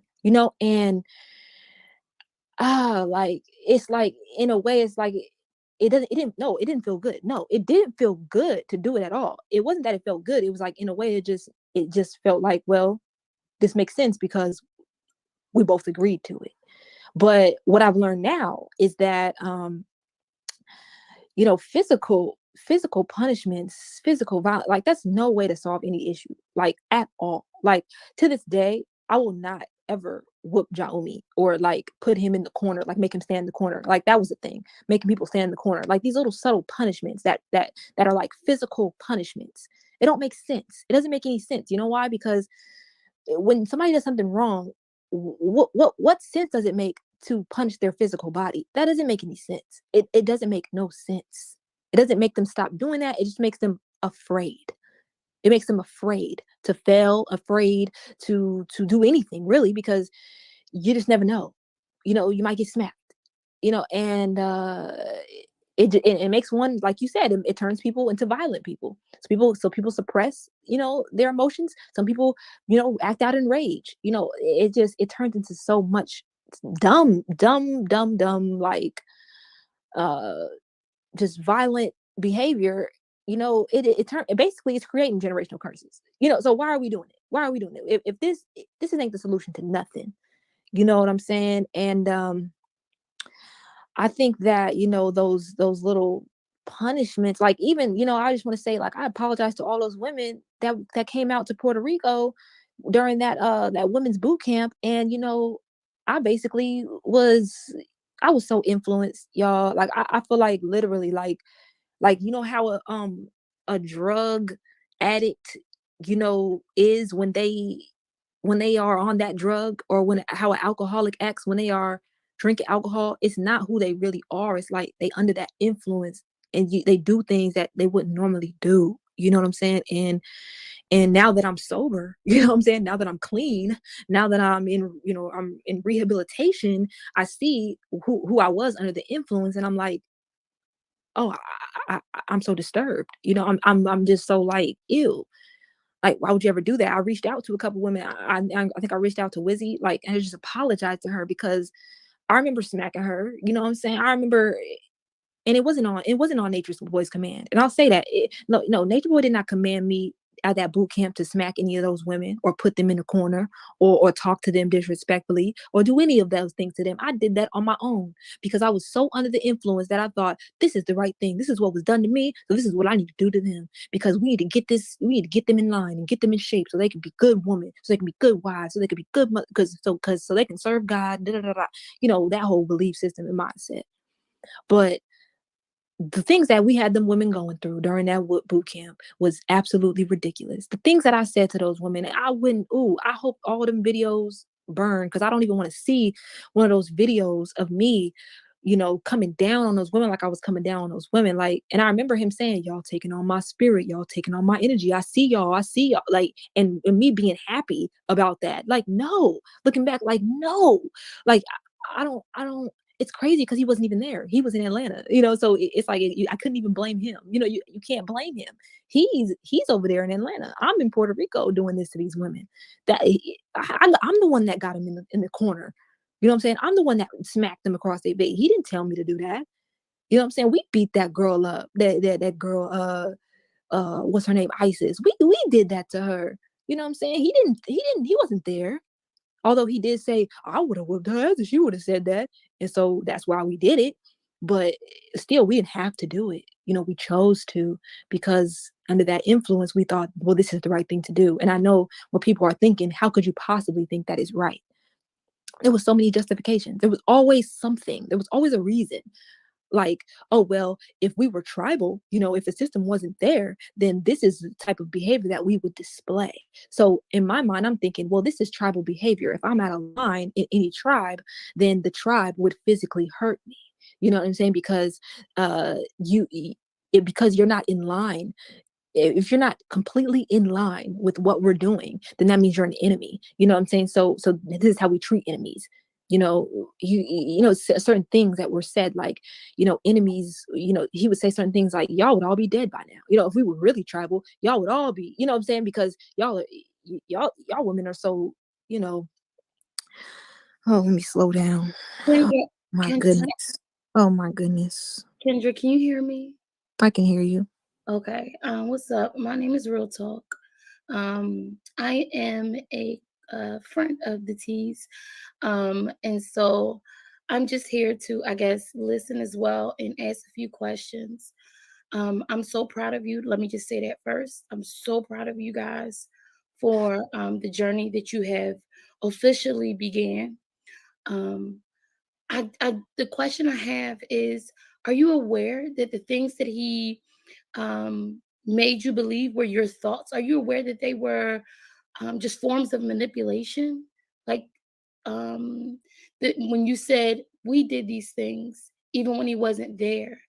Um, he are you do you know that he kind of prepared you for those moments to believe that those were your thoughts and therefore your actions? Yeah, I've recognized that now because what made me recognize that is time and space away, because I realized that he was in my head so much with the constant talking to us for 2, 4, 6, 8 hours in the night, sleep deprived, hungry, just saying yes so I can get through this, so I can go eat, just saying yes so I can get through this meeting so I can go sleep. I realized that I just agreed with things over and over and over again, to the point where even when he wasn't there, I still was agreeing to it. So I understand it was brainwashing. I understand that it was manipulation. I I want really to add, do. I want to add this element too. Mm-hmm. Just because somebody's not physically there does not mean that they don't have the ability to influence, because you have to consider that whether you may have been aware of it or not, that you could have possibly done that out of your own protection of yourself, because if you didn't do it, that you could have possibly been getting your ass whooped. So I think that a Mm-hmm. And lot I of was the made of it, times, and I was made a of lot, an example of. a lot of the times, y'all did those things, including the guys, We did those things because of the possibility that if we ever resisted, that it could result in us getting our ass beat. So you had to choose in that moment. It's Yeah. a hell of a Yeah. decision. Yes, it It's a is. hell I of a watched it. I decision. watched it. I watched it happen before my eyes when it came to ISIS. A lot of those girls were they had just got there, so they wasn't as deep as I was. I was like, I was telling them, I've been here for 5 years. Y'all ain't did nothing. I'm telling them to, these types of things. These women is looking at me like, girl, you lost it. But when we was when that stuff happened to ISIS, them women did not want to hit her. They did not want to hit her. I sat there and watched it. I looked at her. I looked at them, and I'm like 963. She was like barely tapping her. She was like, I can't do this. I feel so wrong. Like I could feel it on her face. You know what I'm saying? Like looking back, I'm like, them women, they was just like, why are we doing this? A But Veer, that girl, she was so scared. She was just like, I yeah, can't even resist because it might be me next. yeah, exactly. You have to consider that because, like I keep saying, it's some you have to take responsibility for certain Yeah. things to make sure that you don't leave no power in the hands of the person that you're referring to. Also, you have to understand that if I'm giving an advertisement and I say that there's nothing wrong with this car and I change the motor out and the oil change and it's a new radiator and a new transmission, but when you buy it, the bitch break down, you can't say that that was absolutely your fault. You have to understand that the influence is there to make you make the decision have to be taken into account because any one of y'all women would have resisted. You don't know what the hell these No, other 9 women gonna do to you. And like I no. said, that's a hell of a decision to whoop somebody ass or get your ass whooped. That's a hell of a Mm-hmm. decision. That's a hell of a Mm-hmm. decision. And typically when people are Man. underneath that type of stress, they're gonna instinctually pick their own preservation. So Yeah. we can't consider Survival. that this person, although they may not have been there, did not have the influence at just the word beat her Mm-hmm. ass that it wouldn't be done.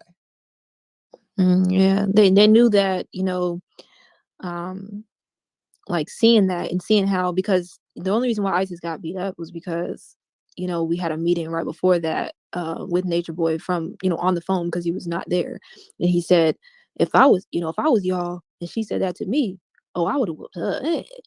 So the only reason why we whooped her ass was because we wanted to be like him. We were like, oh well, if that's what he would do, then that's what I should do. So um it's like it just go it's just so much. It's just like I saw and it's crazy because even though you don't like what you becoming, it's like it,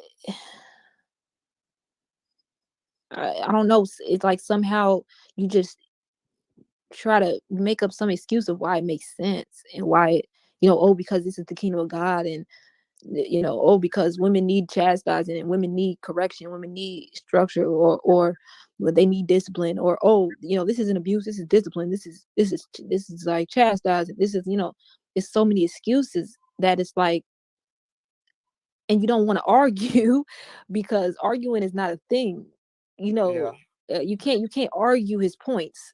You can't that's go a again, you just have to be, like I said, well, if you argue his points, uh, you'll be there all day. And do you want to be all there all day, or do you want to go get you something to eat, or do you want to go get some rest, or do you want to go into your own space and not have to deal with this? So you don't argue, because arguing or expressing another opinion will take another 2-3 hours out of your day that you just don't want to have. So, and then it's like, why don't you just leave? Like, bruh, why didn't you just leave? And I want to tell a story. So my first time I was about to leave, um, me and Aaron, this is when we had first got together. And we were told that our relationship was a distraction. And so we decided to break up. This was during a family meeting. And I was also told that I was stagnant and I wasn't growing. And so why was I here? That was the question to me. And I responded with, well, I don't want to be a destructive interference to the group. So I will go ahead and leave. I think I had been there about a year or a year and a half by that time. Maybe actually probably less than a year. When did you come? I don't know. Probably about a year I'd been there at that time. And I remember me saying, I don't want to be a destructive interference to the group, so I'll just go. you know? So after the meeting, I packed my bags. I only had one. I just packed my bag and I was ready to go. I didn't know where I was going to go, but I knew I'd probably go back home, you know? But I remember had on my bag, you know, had my bags ready to go. And um, he comes to me, he looks at me and he says, "You really gonna leave me?" And somehow it's like I just got sucked right back in. And it happened again. You know, every time it was time to leave, it was like, why would you? It was like, go ahead, pack your bags, go. And then it was like, why are you leaving? Why are you going? What are you doing? Why are you leaving? You know, so it's like this sick mind game, because it's like, you know, you want to go, but it's, I guess I wasn't strong enough. I was gonna say this mental programming, all the Yeah, brainwashing. yeah, yeah. So How, you know, those moments when you wanted to go and you were like really conflicted, you know, Aaron, were you around in those moments? Like, what were your thoughts when those moments were occurring? What were you going through? Well, different stages of our relationship. In the early stages of the relationship, it wasn't that big of a deal because, you know, our bond wasn't that deep. you know, we didn't have Jaume yet. We didn't have Ja yet. So Mm-hmm. it was kind of like, you know, well, I just, you know what I'm saying? I just met you, you understand what I'm saying? And I haven't seen anything that make me want to give this up. So, you know what I'm saying? If you go, I'm gonna stay. You understand what I'm saying? Because Yeah. I already had it made up in my mind that, shoot, you understand? I ain't going to work no job. I ain't going to school. You understand what I'm saying? I ain't going back on that side of the world. You know what I'm saying? So it was kind of like, you know, that, you know what I'm saying? You know, it was nice knowing you type deal. But different stages, you know, I had to suppress my feelings because, you know, I was underneath the paradigm that, you know, feelings come from thoughts, keep a healthy perspective, da da da da. But when you know, then on the other hand, feeling is knowing. So it's like, what the hell are you talking about? So it's like, when you know something, it's associated with you feeling it on a deep level. It's like, you know, it's like we have these natural guidances that resonate. Like, we feel energy as humans. We feel energy. You can feel a dog, and when that dog is a good dog, and when that dog could possibly bite your ass. Yeah, some people, you come around and they just got a shady vibe, like they might steal some shit, or like they might goddamn, you know what I'm saying? Like, you don't know what they're doing. And then some people, you sit with them and you feel like they wouldn't goddamn hurt a fly. You know. So it got to a point where I knew that me and Kendra was supposed to be together, even though different instances were suggested to say that we shouldn't be together. And as we've gotten to a new level of understanding, I'm realizing that potentially there could have, I'm saying potentially, I don't know. I'm saying potentially that there may have been a dislike or disgust to any relationship that was harmonious because of Nature Boy's inability to have a harmonious relationship himself. So whether that be intentional or not, I don't fucking know. Whether it be intentional or not, I felt like Nature Boy would instigate any type of harmony, whether that be with Ishmael and Kayla, Jayon and Courtney, me and Kendra, any sign of harmony, he would have to disrupt it with issues that were never present until he brought it up. Because I've been in situations where he wasn't around, and I watched Ishmael and Kayla. I've watched Courtney and Jayon, and there was no problems. Nobody screaming. They watching movies, laughing. It was a regular relationship. Now, don't get me wrong. Everybody has arguments, but it wasn't to the degree that I felt like, oh, these people are being a distraction to each other or they're toxic. It wasn't until Nature Boy instigated certain thoughts that those thoughts began to grow and people started second guessing their relationships that prior to that had no signs of any toxic occurrences. And that's one thing I noticed with me and Kendra relationship. I can't say what Kayla's and Ishmael and Shasette. I forgot Shasette's real name, but any other relationships that were formed. I don't know if they were good relationships. I'm just saying on the outside looking in. But for the relationship I was in and am currently in, I noticed that me and Kendra did not have any problems. And if we did, they were minuscule until Nature Boy got involved. And I'm like, and we would be at Walmart, and we'd be watching a movie or something simple. And I'm like, we really get along with each other. But it wasn't until certain things were introduced that made me second guess the relationship. And I started doubting the relationship. I started detaching myself from the relationship and ignoring my own feelings because I felt like, yo, we can't be in a relationship together and be here. It's impossible. Because otherwise, if I had my own fucking space, nobody would be able to interject on the affairs of my relationship whenever the fuck they felt like. So I'm looking at it like, yo, me and Kendra's problems seem to not arise until a third party is involved. And so it was a constant battle between letting the relationship go because there's no way it's going to be possible here, or do I continue to hang on to Kendra, then add in my son, which made it a completely different variable, or do I keep proclaiming the kingdom and ignore how I feel? And another thing that was very strange to me, I never understood. Now I could understand prior to Jaomi. I could understand prior to Jaomi. But I never understood, why would somebody want to be married to one of his soldiers' wives who now has a child by that soldier? I always thought that was weird because it's like, you don't even do that in like regular life, like regular homeboy shit, like regular friend shit.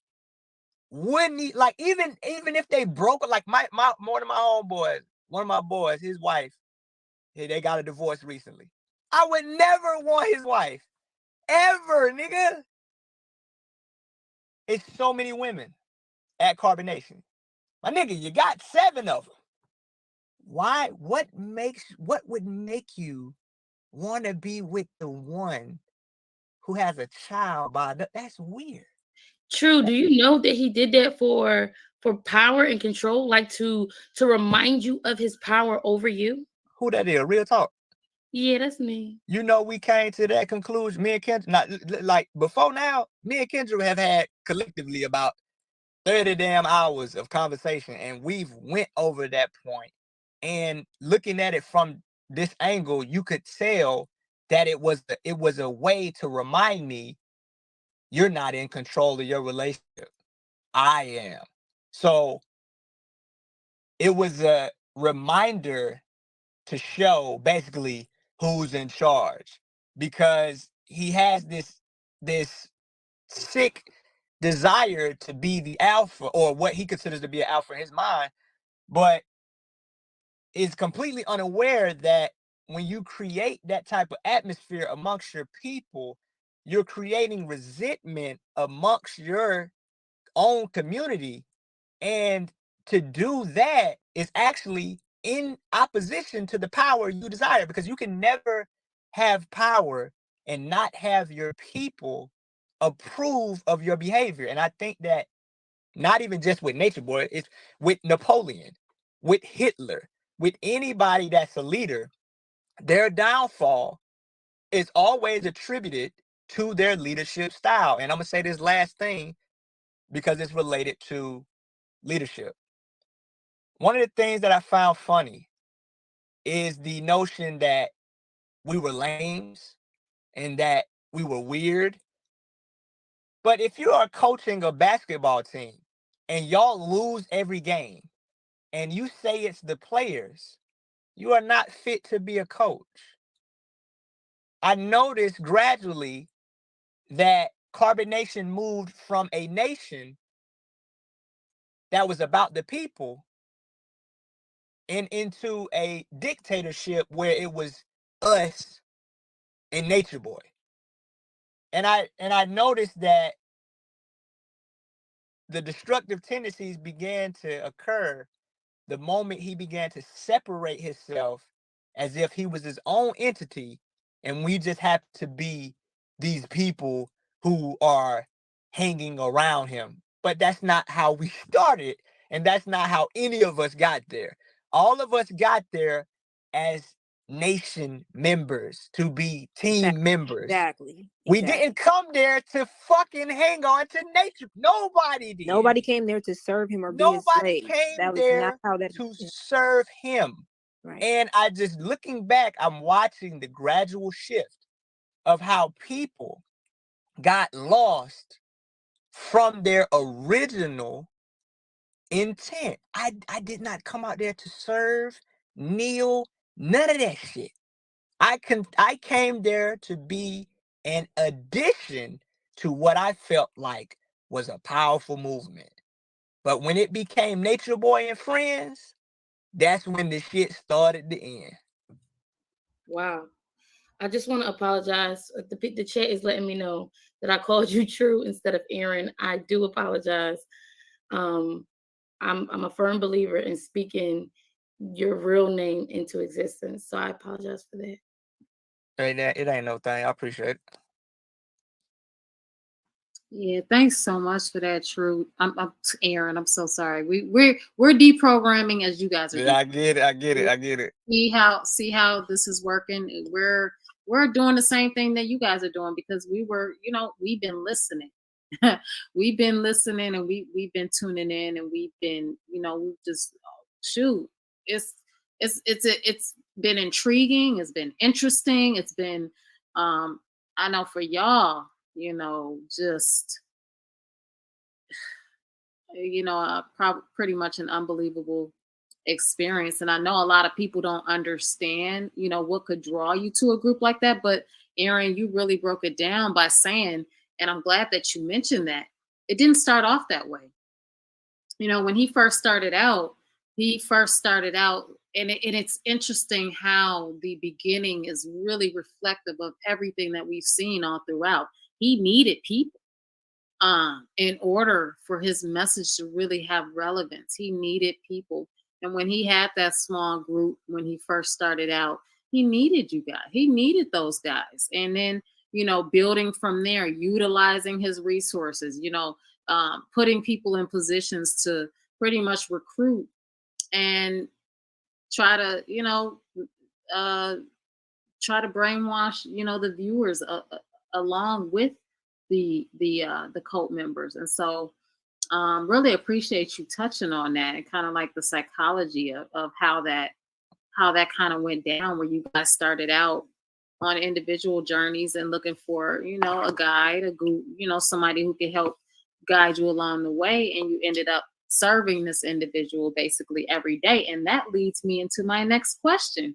And real talk, you can feel free to ask a question after I get done asking mine. But for both of y'all, I'm kind of like interested in what your day-to-day looked like. Was it kind of like the same regimen on a day-to-day basis, or was it, every day, was it something different? Was there a mixture of it? Because I know one thing that I do know, having studied Allegio, is that Allegio is unpredictable.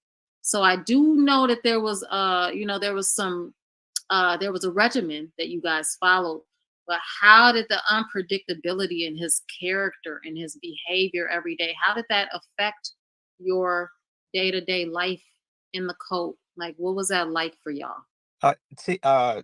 One, before we move on, and if you have to reiterate that point just so we can stay in alignment, I wanted to add one thing as it pertained to the degradation of the people of Carbonation.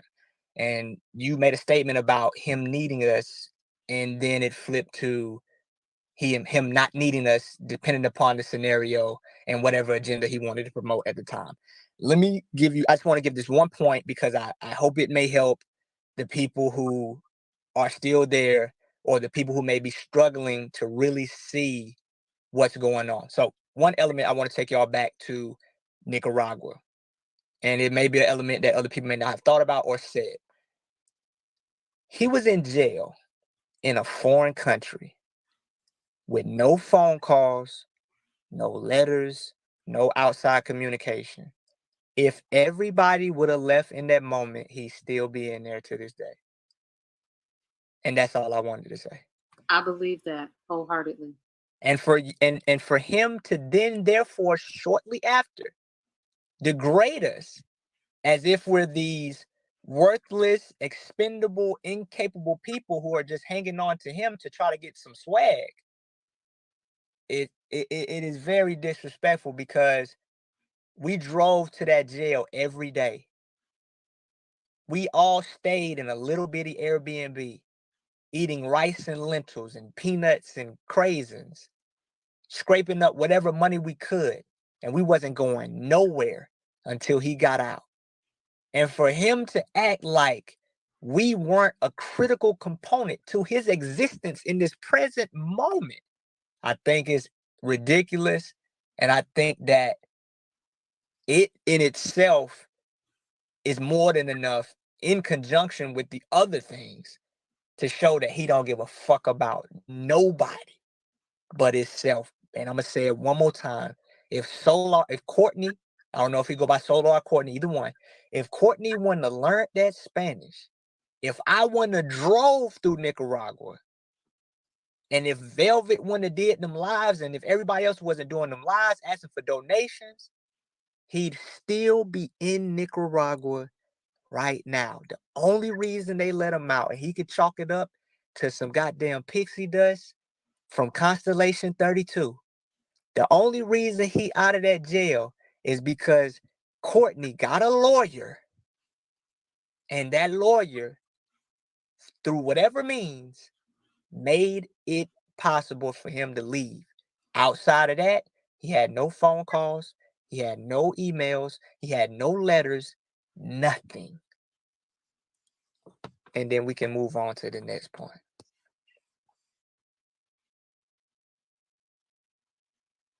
Real talk. Did you want to? Oh, Kendra, go ahead, Kendra. I'm sorry. No, I was about to say that's real. And I was going to need you to repeat that question that you had asked before it, or I don't know, you said Real Talk was about to say something, so I'll just mute myself back up again. I don't have any questions today, but I just want to say, we all saw that, Aaron.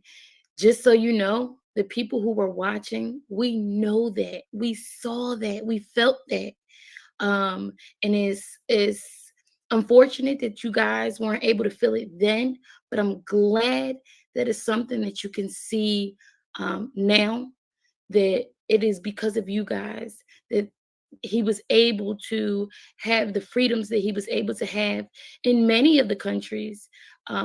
We think about Hawaii as well. He was able to afford his freedoms because of you guys, and we see that.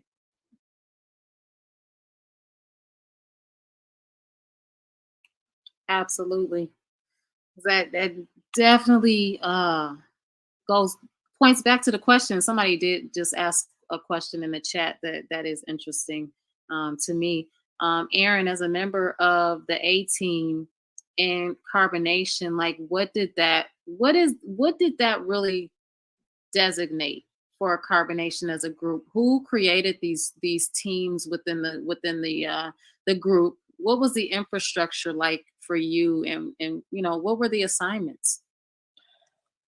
At its core, understanding what it was from this angle, A team was designed to create a false sense of superiority over the other guys in an attempt to make us feel like we were privileged to be in the position that we was in.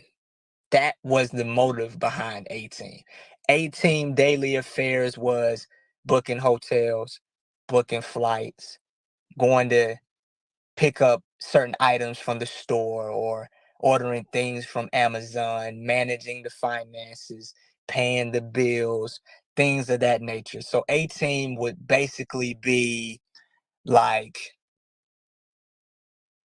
some type of professional maid service, delivery boys, errand boys type thing. You know, you had your financial manager, accountant that kept all the numbers, and you had the guy that kept everybody's so-called Babylon straw man, just in case we had to use those to maneuver. And so A-Team was designed as a way to create another layer in the group to create a false sense of progression.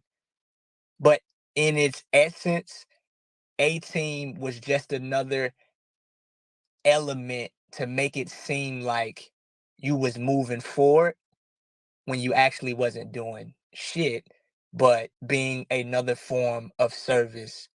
And you had special privileges, like, oh, you would be recognized, and you might be able to drink when other people wouldn't be able to drink, and you might be able to hit a blunt when other people didn't hit a blunt, or you might be able to get certain things. You might be able to go to a restaurant or out to eat, or you just different little. It made you feel like you was on another echelon than the other guys, which further promoted your motive and your ambition to do the so-called right thing and to stay in the kingdom. So at its root, that's what A-Team was about, but it was nothing more than general task of managing numbers and picking up items and doing other typical services that any other person would do. And Aaron, when members would join the group, like, what was this? Was this originally Eligio's idea or directive to take documents and take paperwork? Who came up with that, and how did you guys feel about that? When you were in the group, and then how did you feel about it now that you've left the group and have had time to reflect? Well, from my understanding, and it still stands today, because I don't know if there was any ulterior motive, but the reason, from my understanding, the reason why we held on to people's passports is because I recall myself that people would lose them. And you can't afford to lose your passport in Mexico.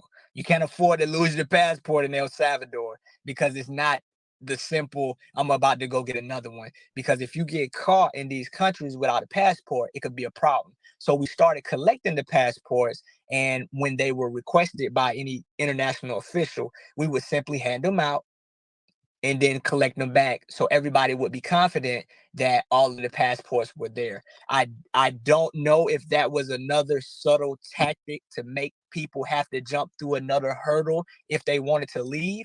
But from my understanding, the only reason I know of us holding on to passports was to make sure that they didn't get lost. And I've seen people lose their passports and it be a big deal.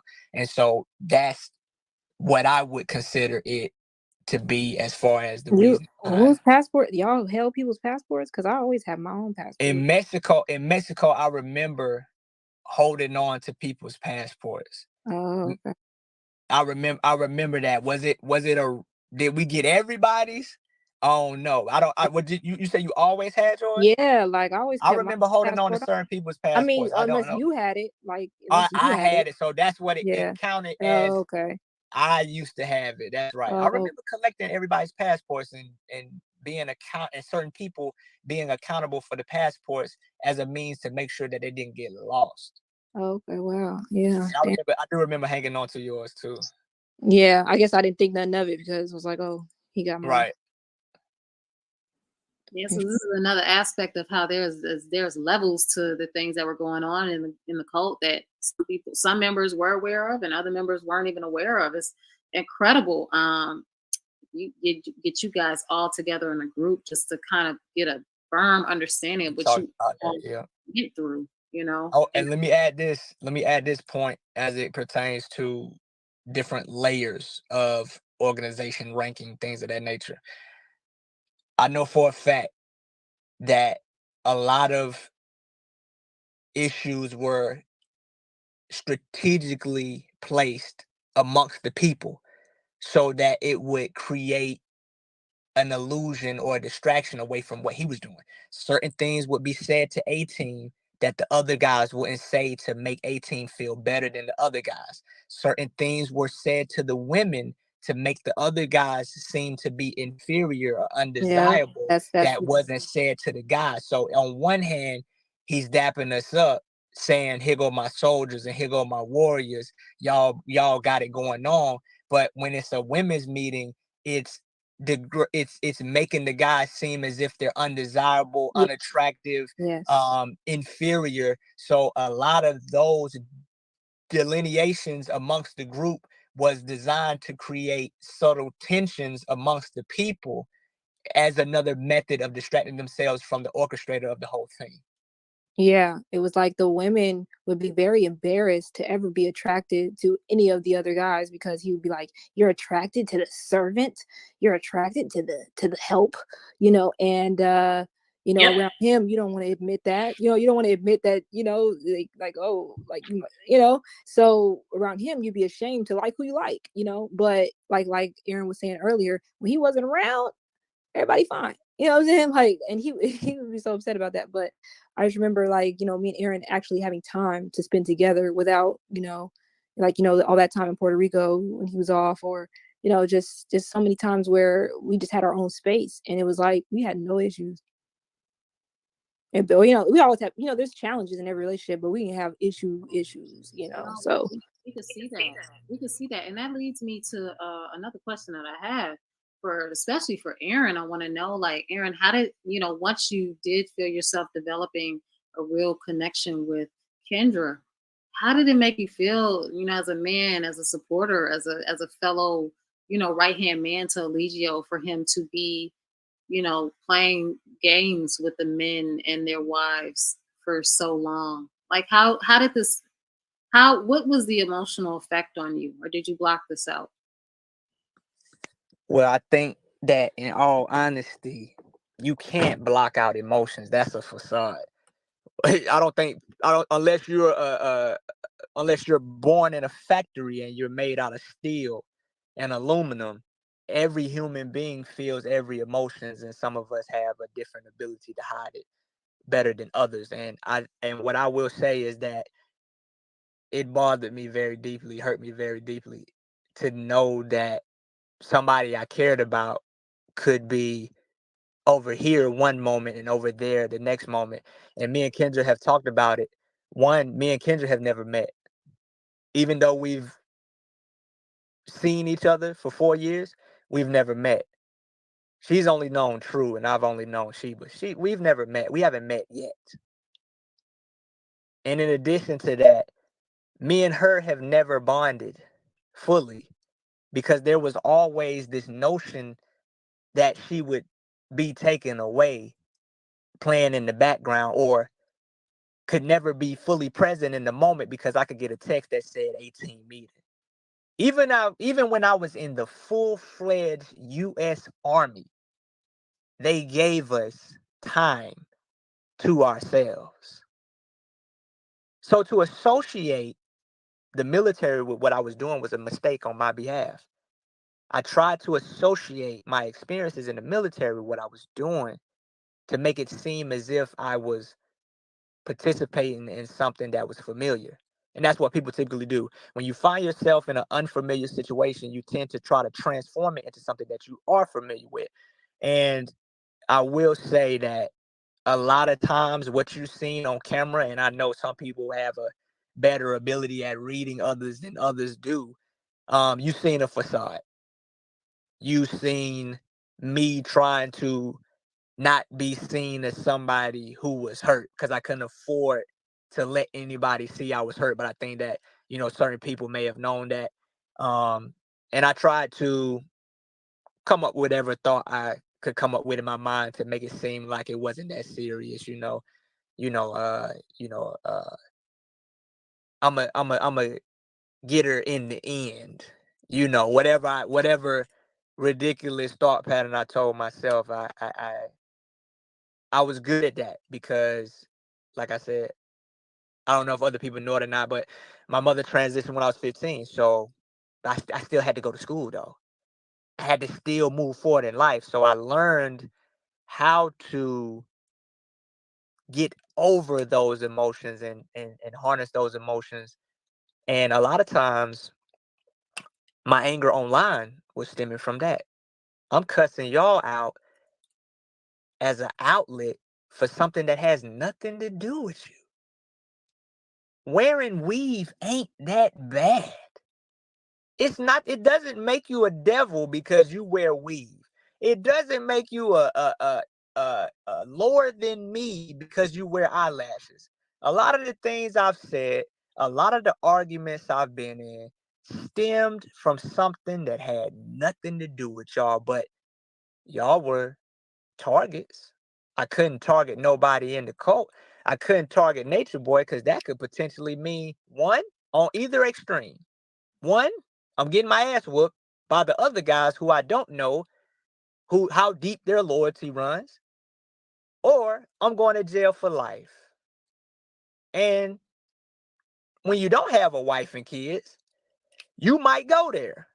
But when you got a wife and a son, it's kind of hard to just think about yourself. So I'm thinking if I end up in prison for life, I ain't gonna see him anyway. What justice will that do me? And if I try to fight anybody, I could get my ass beat or killed because I don't know how connected to reality these guys around me are. And I know that at a moment's notice, to prove their loyalty, I'll just be the next nigga getting my ass whooped. So I had to find something to make it through each day without losing my shit. So I turned the anger and the hurt onto y'all asses. That's what True was about.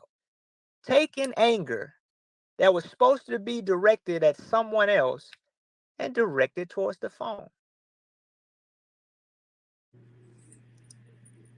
Do you understand how powerful this is?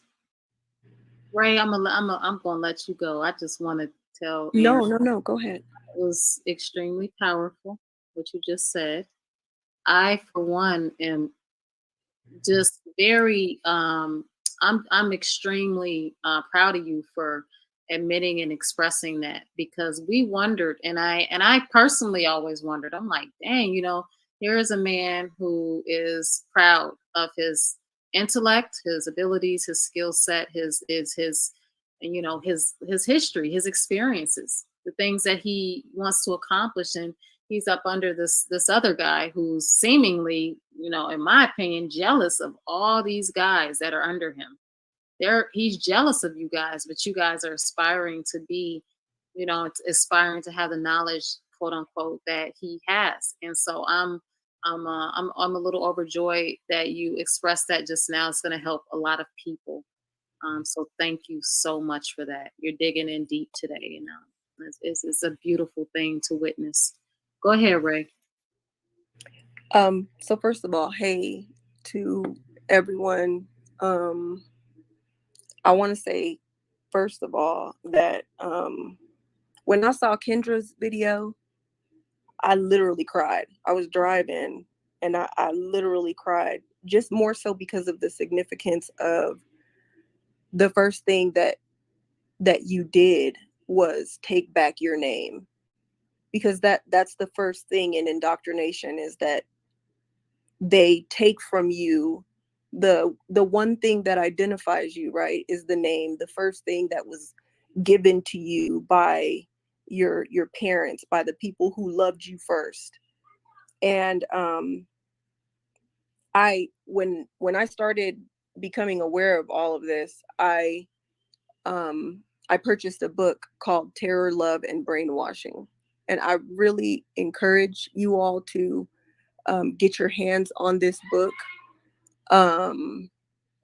because it's really helpful in understanding even the process that you guys all have gone through. And so much of what you said, True, is so powerful because textbook um it's textbook to what the book talks about, you know, just with the whole, you know, speaking ill about the men to the women, you know, all of that is purposeful in the process, because when you come into it, you really do come into these types of situations believing that you're coming in to be a part of a cause, and that's all part of of of the process. That's all part of the process, that you come in believing that you're a part of a cause, and once you're sold on the cause, that's when the transition starts taking place. But there's a mental transition that you just described, Aaron, um, which is, there's at the beginning, and you can tell me if I'm wrong, but from what I've read, um, so there's a kind of a fight in the beginning when you see and hear things, because the leader doesn't outright come out and start saying all this outlandish stuff. You know, what attracts you is, you know, in you all's case, the knowledge, right? And so he doesn't come out saying all these crazy things that he consequently started saying. And so um so when the limits are starting to get pushed little by little, you know, there's this kind of battle that happens inside of you, and it creates this inner turmoil. And when you finally decide to process,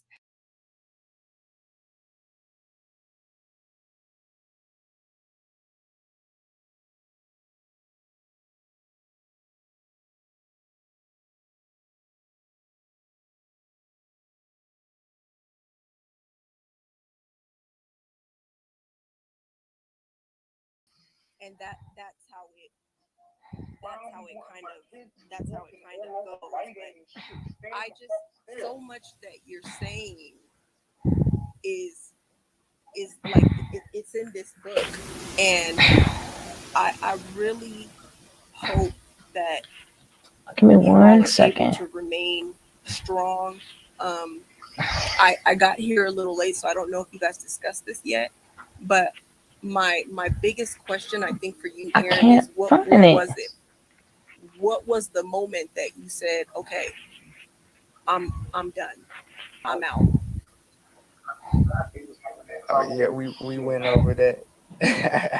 We went over that, but just a quick summary. I realized that what I was investing in was no longer going in the direction I wanted to go, and magic and trusting in the unknown was bullshit, because it was only applicable to certain things.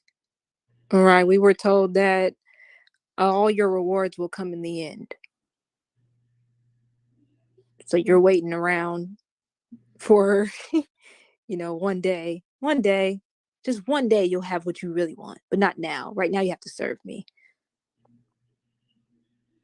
And just a quick backtrack to how I was feeling about the relationship. And at one point, I actually thought that my feelings for Kendra was, you know, violation of the game, the so-called game, um, amongst pimps, is that, if your girl choose, then you can't interfere with that. You can't interfere with where a woman wants to be. And I took that in consideration too. I said I can't violate that, because I've seen dudes get upset when their woman no longer wanted them. So I used that to move forward, and I said, well, maybe that's how I go, because I've been on the other end of choosing before, and I would hate for a dude to be mad at me. So I often use that as a means to deal with, you know, the relationship dynamics and say, well, maybe she don't like me like that. And I just wanted to add that part in there.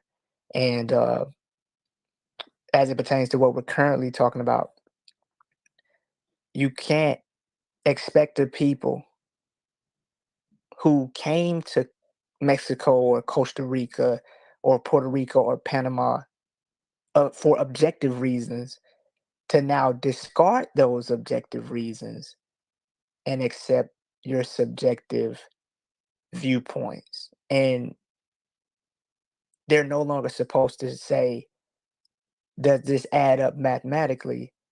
They're just supposed to do what you say they should do. And if you have any reasoning left in your body, you're only gonna go for that, but for so long. Right.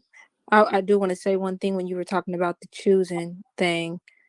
I just want to say that no one chooses to be with Nature Boy. I never chose to be with Nature Boy. I don't think any woman ever came there to be with him, and I firmly believe that. I really do, because when I talk to women that first join, their interest is never Nature Boy. A lot of women even come for the other guys, and then I've witnessed him say things like, "Oh, you'll be with me in a couple months," like just trying to, plant that seed in them that that they really do like him, and they really do want him. And, I had no interest in Nature Boy. I actually didn't really watch him before I came. I was, I was more interested in what we were doing, Black people cultivating a new well, I guess it's not really new, but a different way of doing things. You know what I'm saying? Like, okay, well, if we're not going to be just working a regular job and just kind of, 9 to 5 in it and just, going along with that, well, let's actually build something sustainable that, it's going to be based in natural things, natural principles, things that are more, I'm already I was already natural. I was already the person that liked to care about my health and the way I eat, the way that I do things. I was already particular like that. So it interested me to actually live out in nature.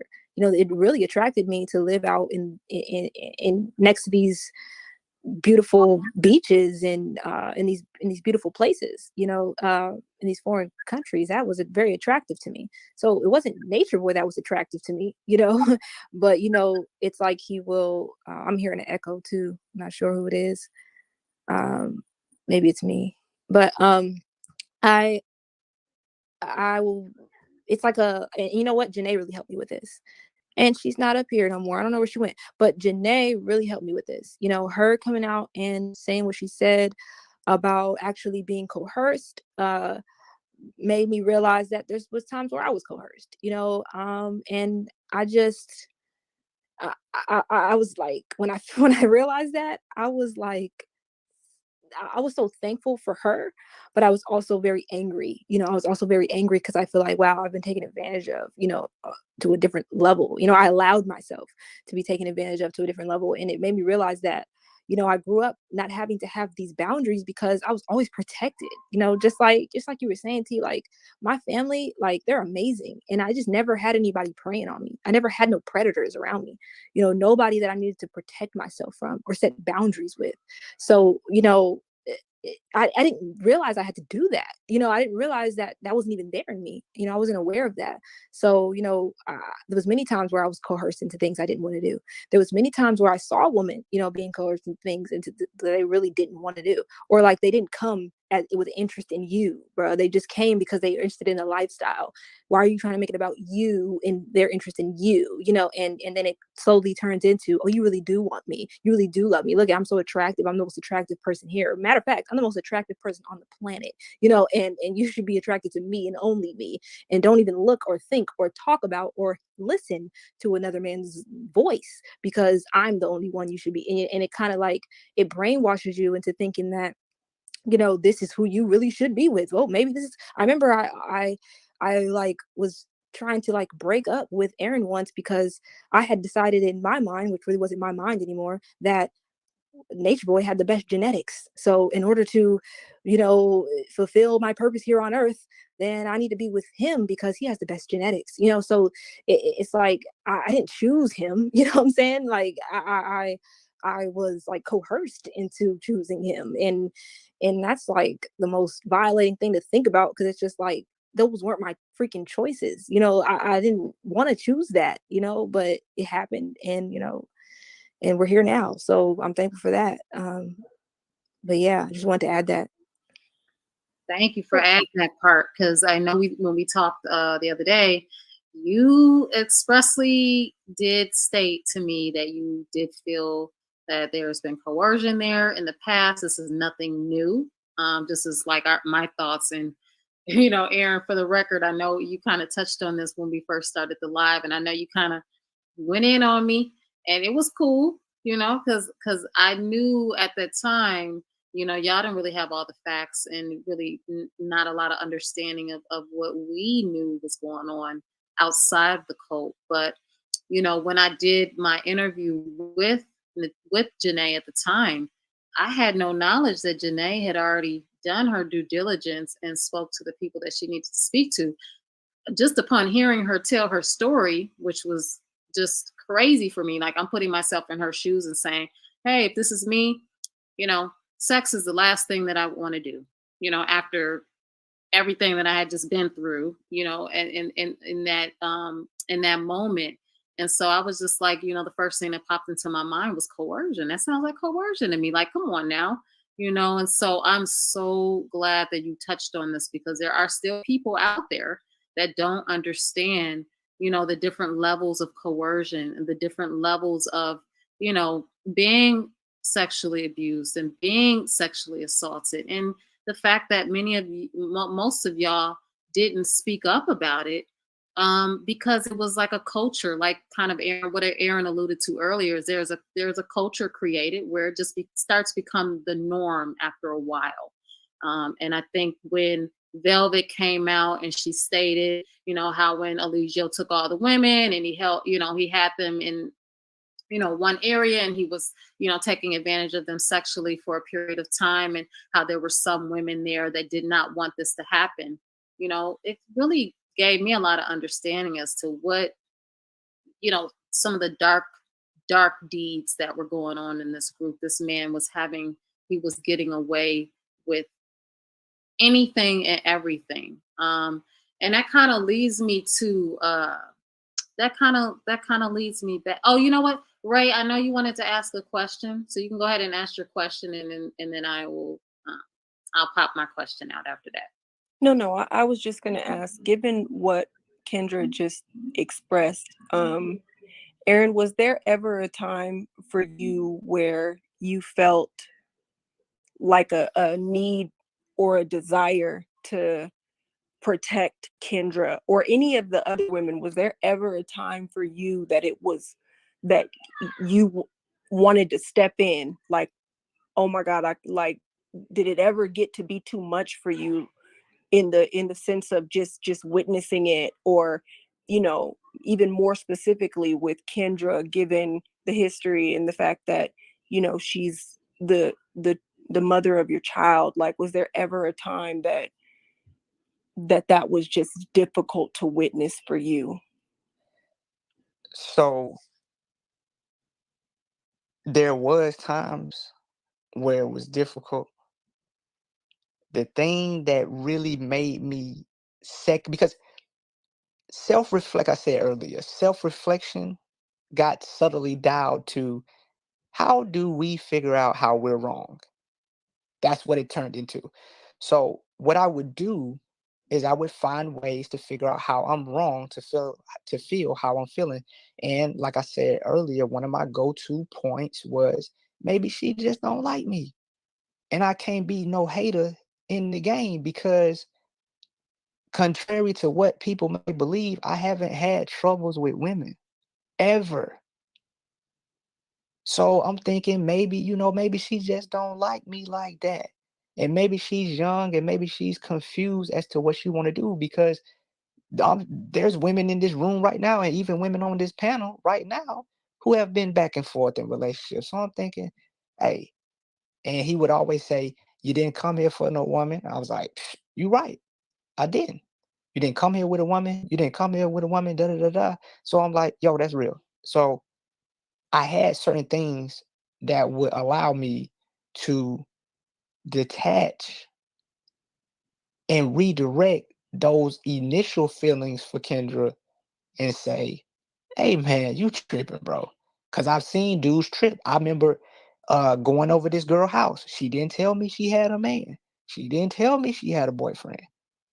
I come out of her house and this dude smacks my phone out of my hand out of nowhere. And I'm like, bro, what the fuck is wrong with you?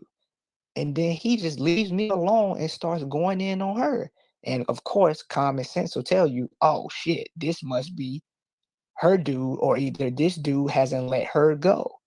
So I've already been in experiences where women have been deceptive, not to mention the narrative in Carbonation started becoming women are the devil. So I'm thinking Kendra is causing confusion in my life. She's trying to get between me and my higher self, da da da da da.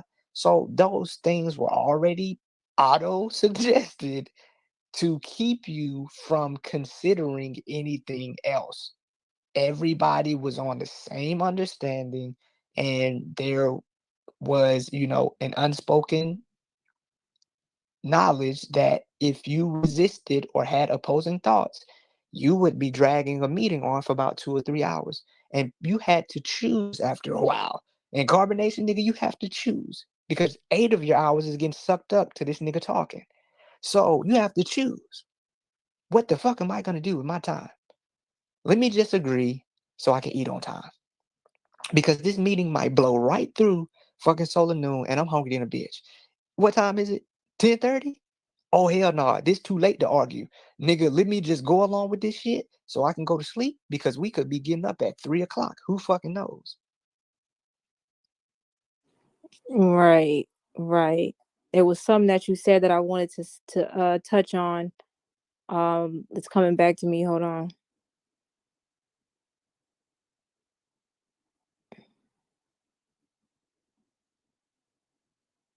Take your time.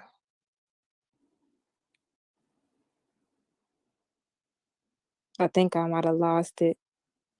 It's But all good. That happens. We've been talking for almost 3 hours and oh this is not the last time we're gonna, what I'm saying, talk about this because wait. like I was saying, from the docu-series I was watching, um, there was a lady who was involved with Jim Jones from 1970 to 1978, and she's still talking about it. Shahrazad Ali first wrote her Right. book in 1989, and she's still talking about it. So this is not something that we have to lay out right now in one moment as if it's our final opportunity. So No, no. you've been I doing do really I well do so remember. far. I do remember it though. When you said women are the devil, that was becoming the narrative, right? We was talking about that the other day. Right. And I had came to the understanding that, like, you know, I really was brainwashed to believe that I was evil, but and that I was the one causing the confusion. Oh, it was all the women that was coming. We was actually being programmed to believe that all of our problems as a group were because of women, and it's because these women come and they confuse everything. They tear up stuff. They get emotionally out of control, and then they go and leave and they talk mess, and then they make everything really messy. And then I had realized it the other day. I said, no, that's not how it went down. It's so funny because a lot of people might think, I know it's a rumor that me and Aaron were placed together, that we were told to be with each other. That's not how that went down. Aaron, as soon as Aaron came and I saw him for the first time, I knew he was my husband. And when he told me that he was attracted to me, I told him, I'm attracted to you. we were together immediately, like that day. And I was actually with Tron at the time, but I was like, nah, or what's his actual name? Something. But I was just like, nah, I'm gonna be with him because I'm attracted to him. I really like him. Me and Tron's relationship was more of a friendship. So I knew that Aaron was my actual husband when I saw him. So that's why we got together, is because we both wanted to be together. And then over time, you know, like we were talking about earlier, it was like, oh, your all's relationship is a distraction. No, you can't be together. It started to become, now I have control over your relationship. Oh, we had to ask permission to be together. And when we did ask permission to be together, I was humiliated and called a hoe in front of everybody because I had messed with Musa and Tron and he had broke my virginity. So now I'm a hoe. I'm considered a hoe in the tribe and I'm the issue. But it's so funny because if that's the case, then why didn't you allow me to just stay with Aaron? Why coerce me back into with you? And why even want me, after I have Aaron, if I'm the confused one, and then I'm thinking about all these other women that were involved. And I'm like, it wasn't these women that were confused. They knew who they wanted. They chose up. But it was always you that planted seeds in their head, like, oh, I know you're gonna want me soon. Oh yeah, I know you're gonna come back. But I know you're gonna come back to me though. Or, oh, you really want me though. Like, when a woman that's got a whole marriage with another dude, but you're saying these things to them. Like I remember one time in Puerto Rico, me and Aaron were doing really good because we had spent a lot of time to ourselves, because he was off with his wives and stuff, and we had all moved back into one spot again, and I had went into like his quarters to get something. Like we had 2 levels to the house, so upstairs was his and downstairs was for us. Went upstairs to get something from Aya or Porsche or something. Was talking to the ladies, and he says to me, mind you, I'm with Aaron. Like, me and Aaron are with each other. We're together. We have our child. We're together. We're staying together. We've been together for a minute now. I go upstairs, and he says to me, oh, I wish I had a chocolate woman. Oh, true, so lucky. Oh, I wish I had some. Oh, da, da, da. And it's like, why would you even say that to a woman, that's married to another man? Why even say that? Why even say that to her? That right there is actually what causes confusion. So I look back on a lot of things that were said and a lot of things that were done towards the women. And it wasn't the women that were causing confusion. It was these constant seeds being planted in the woman, these constant ideas and thoughts that were being planted. This is the way that you should feel. Oh, look, let me show you the way that you feel. Oh, he doesn't do like this, huh? Oh, he doesn't, and it's confusing. It's so confusing that it's like you don't really know what to do. I remember by the time we were in Atlanta, and you remember, Aaron, by the time we were in Atlanta, I just looked at you and I'm like, I don't know what to do. I was like, Mm-hmm. I don't know what to do. I don't know who to, and I mind you, I got a whole baby, but I don't know what to do. I'm like, I'm looking for the decision to be made for me at this point, because I'm just like, I'm so confused. I don't know which way is up, which way is right. I want to do the right thing, but I just don't know what that is anymore. And I feel like it wasn't me that came confused. You know what I'm saying? I knew who I wanted. I knew what I wanted. It was all these little innuendos and these little, oh, this and that, and whispers in your ear that it's confusing to you. And I talked to T about this. Along with the coercion, there is this idea that, oh, he romanticizes you as if he really likes you. Oh, ooh, look, ooh, yeah, I really love you. But in front of everybody will humiliate you and tell you how much he doesn't like you, just like he does with Portia. Oh, I'm not really interested in her. But get her alone in the room, and so she's confused. She doesn't know, does this man really love me or does he not? Because in front of the world he don't love me, but behind closed doors he's saying, it's so confusing. And it's like, it's not the women that are causing this confusion. That is such a way to distract, to make us feel like, we can't have confidence in our own selves and our decisions, and what we think and what we feel. And I realized that, being away for so long, and I was talking to Aaron about this the other day. I'm like, bro, this whole time we've been thinking women are the devil and women are the confusion ones. Women are the ones that are cause of all of our problems and all of our issues. And I've been saying this, and I'm a woman. So it's like, I can't even believe it. I can't even believe it now knowing what was really going on. I'm just like, bruh, all right. okay. Okay, and it's just all unfolding, it's all unfolding, but it's just like, hey, now all I want to do is, help those other women, but they got to help themselves, so I love them though. Beautifully said. I kind of wonder sometimes. I know that you guys were in this you were in this group, you were in this cult together for all these years, Aaron and Kendra. Like, how does it feel now when you guys reflect back on the fact that you were living, breathing, eating, doing all these things with all these people for all these years, and you didn't really, really, truly know them? But I think it's safe to say that you guys probably, do know each other's hearts to an extent.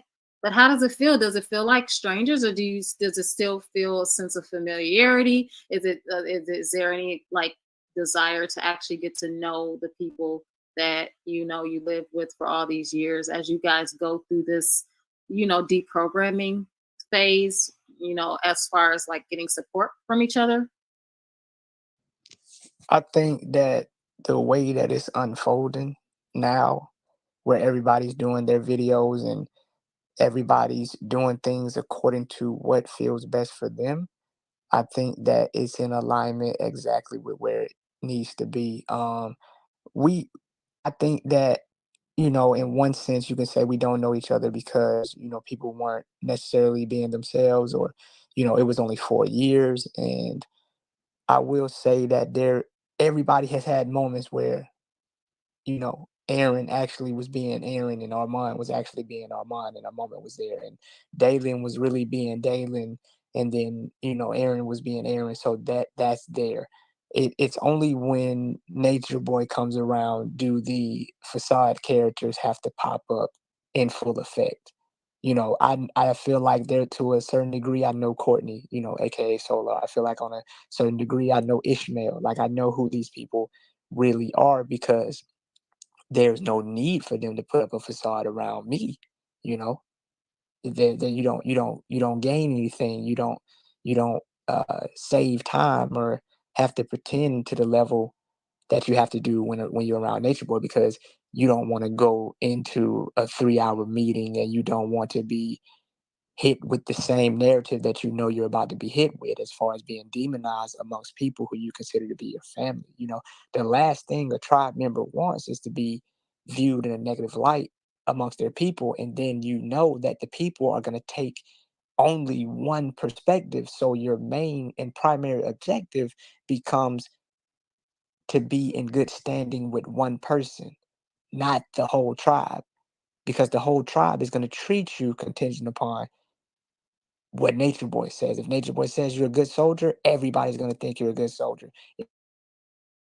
If Nature Boy says you're an outstanding woman, everybody's going to think you're an outstanding woman. So you begin to not even really give a fuck what other people think. And then you start disassociating yourself with other people. But I do think that on some level, everybody knows or has seen a peak of who everybody actually is. I've seen videos from Armand. I've seen videos from Dalen. I've seen videos from Courtney. I've seen videos from Velvet. Everybody, and everybody is helping each other from a distance, because I think that each and every one of us have to learn that even though we was in an environment that was cookie cutter and had the same treatment for everybody, I think everybody knows now that our healing process is not going to look the same. So everybody at this time, having spent 4 or 5 years doing the same shit that everybody else is doing, it's now best for every one of us to do what's specifically best for you. And so me and Kendra, you know, we we that's really the only person that has my heart in all of this. Does that mean I don't give a fuck about other people? No. It's just the dynamics isn't the same.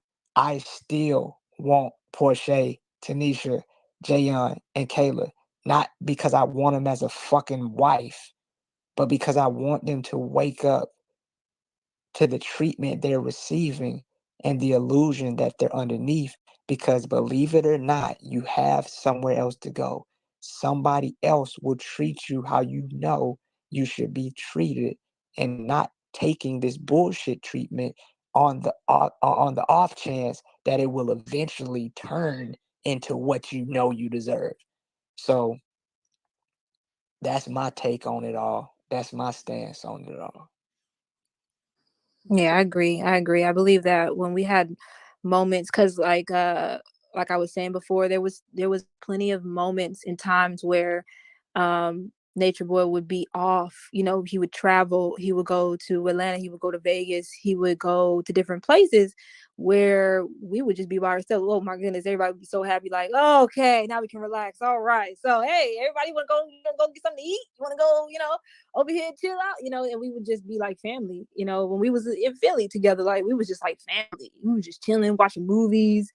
We was like, let's have pizza. Like, oh, let's go get some ice cream. Okay, let's do this. Like, we were just together. We all seen each other's true colors. It was like, it was just like regular. And I think that's what got us through a lot of the tough things too. Was just like the fact that, that banking on one day maybe this dude will just kind of fade out. Maybe he'll just kind of leave us alone. Like maybe he'll just go over there and just not come back. Because sometimes he would say like, I think I'm just gonna let y'all, run the camp, and I'm gonna be off. I'm gonna go travel. I don't want to be here with y'all. Y'all lame, y'all goofy. And so we'd be like, okay, all right, cool.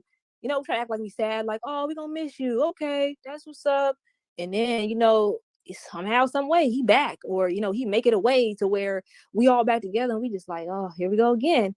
But, we had our moments all together where we was just vibing. We was cool. We was chilling. And so we all seen each other for who we really are. And I think those moments, I still love those moments. I'm still hold them moments because, like, regardless, like when they get out, you know what I'm saying? When them girls leave, oh, those are my sisters. They can call me for anything. They could call me and just need a vent Right. talk. I don't care. I will talk to you all night long. Just like I be calling Janae. I called Janae last night, like, look, I gotta talk to you. Because we all been through some stuff. Man, we've been through some stuff together. We've been through some things. And sometimes we've been through stuff alone in the room, with him, or, just had experiences where we need to talk to somebody about that. Like, look, remember that one time when this happened, it's all coming back now because there's so many memories that was suppressed. You know what I'm saying? So it's like, cause you just try to get that stuff out your head. And often, the tragic or the traumatic moments aren't what we pronounce. When we would have our family meetings, he would oftentimes try to bring up, remember y'all when we went to the waterfall? Remember when we went on them excursions? Remember when we went? And he would mention all the good things, but we would never reflect on the things that were like really traumatic, like July 4th. You know what I'm saying? Like things like that, like things that were really like dark, you know what I'm saying, and just weren't cool at all, and so those things aren't really looked back upon as much, and if they are, it's more like blaming the person that was actually victimized. It's not in a way that's actually like, you know it's just not healthy. So a lot of these things get tucked, because we forgot about them. We didn't pay attention. We didn't keep them in mind. And so now that we're sitting with ourselves, those things come back up. They really do. And we're gonna need each other, to talk to. So I really can't wait for the day where everybody gets to talk to each other. Everybody gets to, but it takes time. It takes time. It takes a lot of healing. I know I want them girls to be gone now, but I know it might be longer than I expect. And it hurts, but I know that it has to happen. It's gonna happen. They have to wake up. Like, ain't no doubt in my mind. I truly feel like they'll get out of there, and then I'll be right here. I'll be right here. So yeah. Wow, thank you. Oh, T, do you have something to say? Oh no, go ahead. Go ahead. I just want to say, first of all, that was amazing. That was beautiful. Um, the reflection and the ability for you guys to reminisce about the moments that you had together without, the darkness in the room. I'm curious what you guys think is making these women stay at this point. And anyone can answer that. It could be Erin, Janae, Kendra.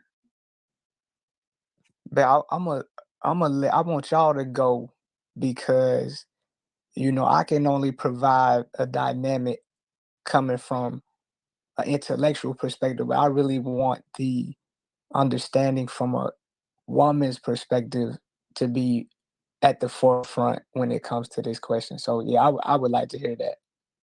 Yeah, I have a couple things I think it is. For one, the brainwashing. They really believe that he is the only source, the only way, the only truth, the only light, the only way to get to heaven, the only way to save your soul. Without him, you're just going to hell. You're going to go back to your lower self. You're going to go back to hellfire. And at the end of and he taught us that he used to say, or he used to constantly say to us that at the end of your life cycle, what you will see is me, because I'm your higher self. And I will say either well done, or, well done, my good and faithful servant, or I will condemn you. So, and which is weird because you can only condemn yourself. But then he says separation is illusion. I am you, so you kind of get like, oh, okay, like, all right, hypnotized into that. But yeah, it's like this idea that there's nothing else. And that's also a phrase that's constantly repeated. There's nothing else. There's nothing else. What are you going to do? What are you going to go do? Go get a job? Go back to white supremacy? Oh, what are you going to do? There's nothing else but this. There's nothing else. And so you'll hear even me say, old videos, you'll hear me say that. You'll hear the other women say that. You'll hear that constantly, because that's what we truly believe. That, well, I don't say that. I don't want to say that's what we truly believe, because how women think. We're like, I'm pretty sure I could find better than you, but at the same time, that's suppressed. So you're like, oh no, there's nothing else, because you're also damaging your self-esteem dealing with these type of person. So you don't really know that, you don't really believe in yourself that you can get better, because this person's telling you, you're not that bad. Like you ain't that cute. Like, calm down. Like, you know what I'm saying? You ain't that bad. Ain't no man gonna be checking for you. Like, I'm the best you gonna get. You know what I'm saying? So it's kind of like you're this brainwashing being done that makes you think that this is all I'm good for, this right here, and then you just kind of surrender to it in a way that's like, well, I'm just going to put my all to it. And then that goes into commitment, right? Because that was like one of our things, was commitment. And if you leave, you're not loyal, and if you're not loyal here, you're not loyal anywhere, because wherever you go, there you are, so if you can't do it here, if you're not thriving here, you won't thrive anywhere. That's kind of like the indoctrination that's constantly pronounced over and over again. So they're truly not believing in themselves outside of that. There's nothing for them outside of that, because they're Ephraim, they're Aya, they're Malia, they're Sheba, they're those characters. There's nothing outside of that. What are you going to do? Go back to being Kendra? You know what I'm saying? That's something that is said like that. So you're thinking like, oh no, I can't do that. And I mean, come on, facing your family after this, facing them after this, like after 5 years, like that's tough. And it was tough for me. It was very tough for me, because I'm like, these people probably think I'm insane. You know what I'm saying? And not even only insane, but they probably just don't understand me, and that hurts. And that's lonely. And I'd rather be around these women that understand me than be around somebody that doesn't, and so they're staying together for each other, for the so-called mission, for the so-called commitment. And look, you look at y'all staying down.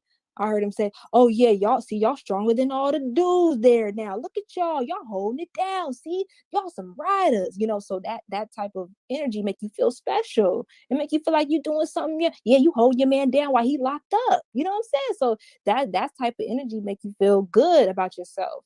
And then I would say also the security of having a man, because we were taught that without a man, you just gonna be out here fending for your life. You know what I'm saying? Because when the system fall, you ain't got no man, then you gonna die. But in all reality, right now they ain't got no man. System fall, what? Oh, that's right. He gonna break out of jail. So it's all this other stuff that is they're not factoring in. But I know one thing on our last phone call, he told me, oh, you white supremacy now, huh? You thinking for yourself, you independent. What happens when the system fall? And this is what I told him. I said, look, if the system fall, I'm gonna die. That if that's the case, you know what I'm saying? Because I told him, I said, I'd rather die being true to myself than die over here lying. Because I know that I'm going to hell if I lie over here just lying to myself. So it's like, I guess they got to make that decision and know if they're really lying to themselves or not, or if they're, because I know I did a lot of convincing myself too. And I did a lot of convincing, trying to convince myself through the other women. So a lot of people were like, Sheba, why were you so mean? Why did you say this? Why did you say that? I was trying to convince myself. you know, through these other women, that I was doing what I thought I was supposed to be doing, that I was so committed, that I was so down, that I was just so loyal, and I was so righteous, and ooh, I'm just the best, you know. So I'm trying to convince myself this. So basically, I'm taking on his narcissistic traits, you know, trying to convince myself that I'm good and I'm righteous and I'm above all. And that's the reason why I'm talking, you know, to these women like this. But yeah, so it's all of that wrapped into one big heavy load, and that's why you see their souls aren't really there, because they're not tapped into them, you know, Jayon, I want to hug her like so tight and let her know, like, it's okay to go heal, like it's okay to just take your time and go heal, because there's no way you've healed from all that you've been through. Absolutely not. Because it takes time, it takes space when somebody is in your ear all freaking day. And that's the last thing that is the reason why they're still there. He's in their ear all day. I have a question. So I He's have there. two questions about that. Do you think that, because Alicio himself has made comments about the D being so good and all this other stuff. Do you think sex plays a role in the manipulation and maintaining the control Yeah, over them at this point? I definitely was gonna hit on that. That's Yeah. definitely one of the things that helps keep them underneath control. You know, especially if you have low self-esteem. You know, and you think that the man is just the one that's supposed to be in control. You think that he's God. He's the only one in existence, and you're looking up to him, and you're wanting him to get his approval at any time. You know, I feel like, you know, that definitely plays a part in that. I'm gonna let you talk, Kendra, because you definitely hit all the points that was I was gonna make. Oh no, definitely, like, yeah, low self-esteem, definitely, because if he's having sex with her all the time, that means he likes her more, you know. And you know, and there's this thing amongst cults too called love bombing, you know. So people who get a lot of love, you know, for example, like Tanisha, she gets a lot of attention, you know, from him. And so I think it's going to be very hard for her to crack, you know, because it's just like, it's like, who else is going to give me this much attention and this much love, you know? Who else? Well, not love, I shouldn't say love, that's the wrong word, but this much attention. And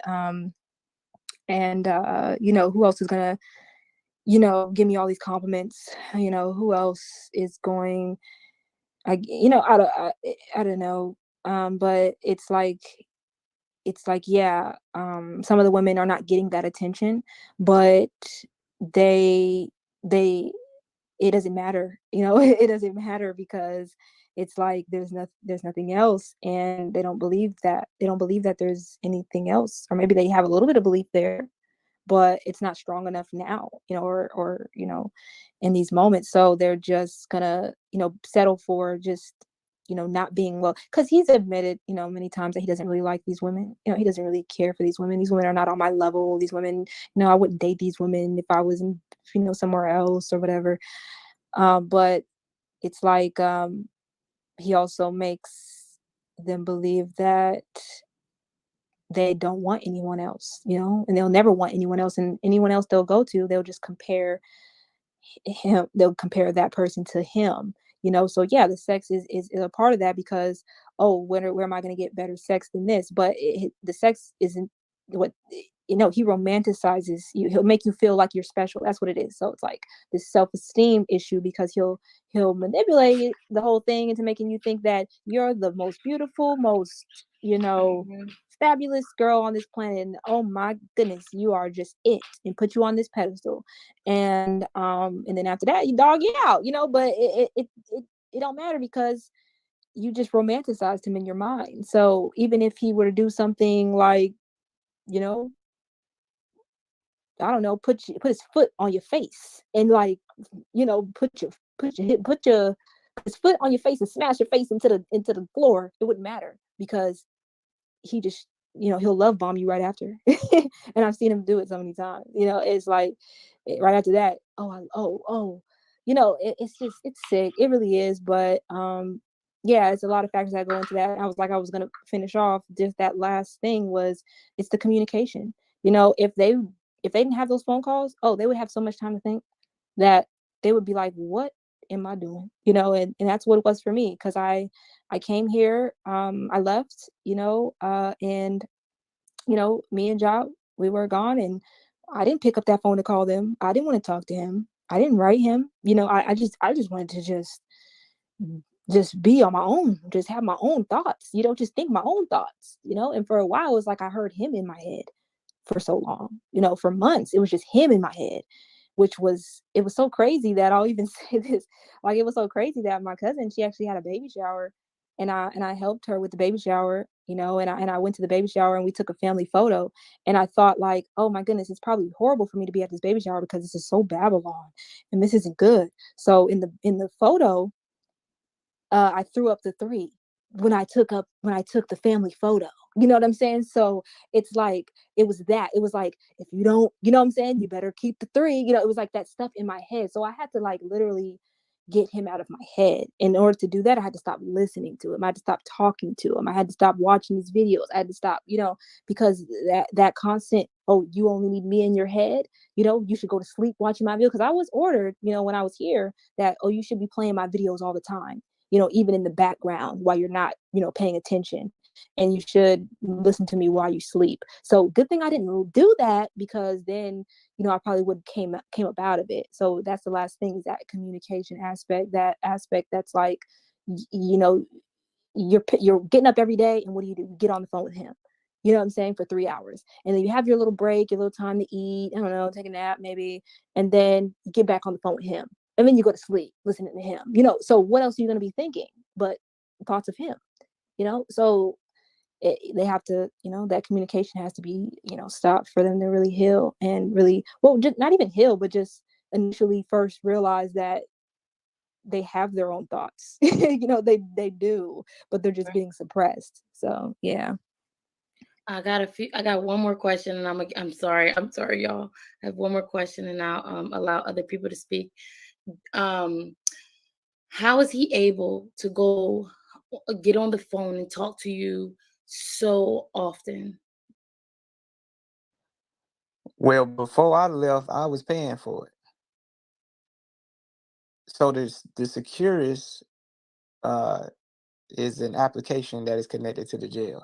And Kendra asked me that same question, and I don't know exactly, but I would imagine that Securus brings revenue to the jail.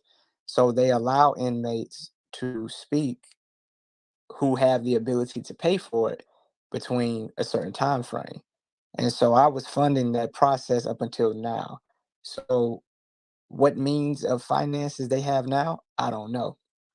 But it could be some type of legal violation to cut an inmate's phone calls off without due justification. But prior to me leaving, I was paying for it. That's how the phone call stayed on. 6 hours a day, 10 to 1, 5 to 8. Wow, that is excessive.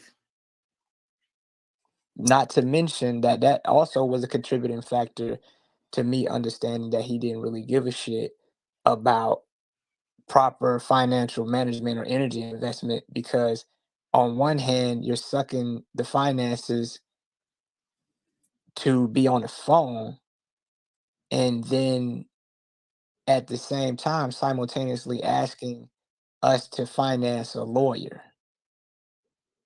It doesn't make any sense whatsoever. And just quickly to touch on a point um that I wanted to add concerning why are, the remaining women still there. You have to consider the fact that when you recognize how stupid you've been, um you also have to realize that you have to come to terms with that and admit that. For example, being back, in my right state of mind, I've been asked questions, just regular questions that humans ask each other who haven't seen each other in a while. Hey, what have you been doing? What you've been up to? And that typically triggers feelings of stupidity in your own self.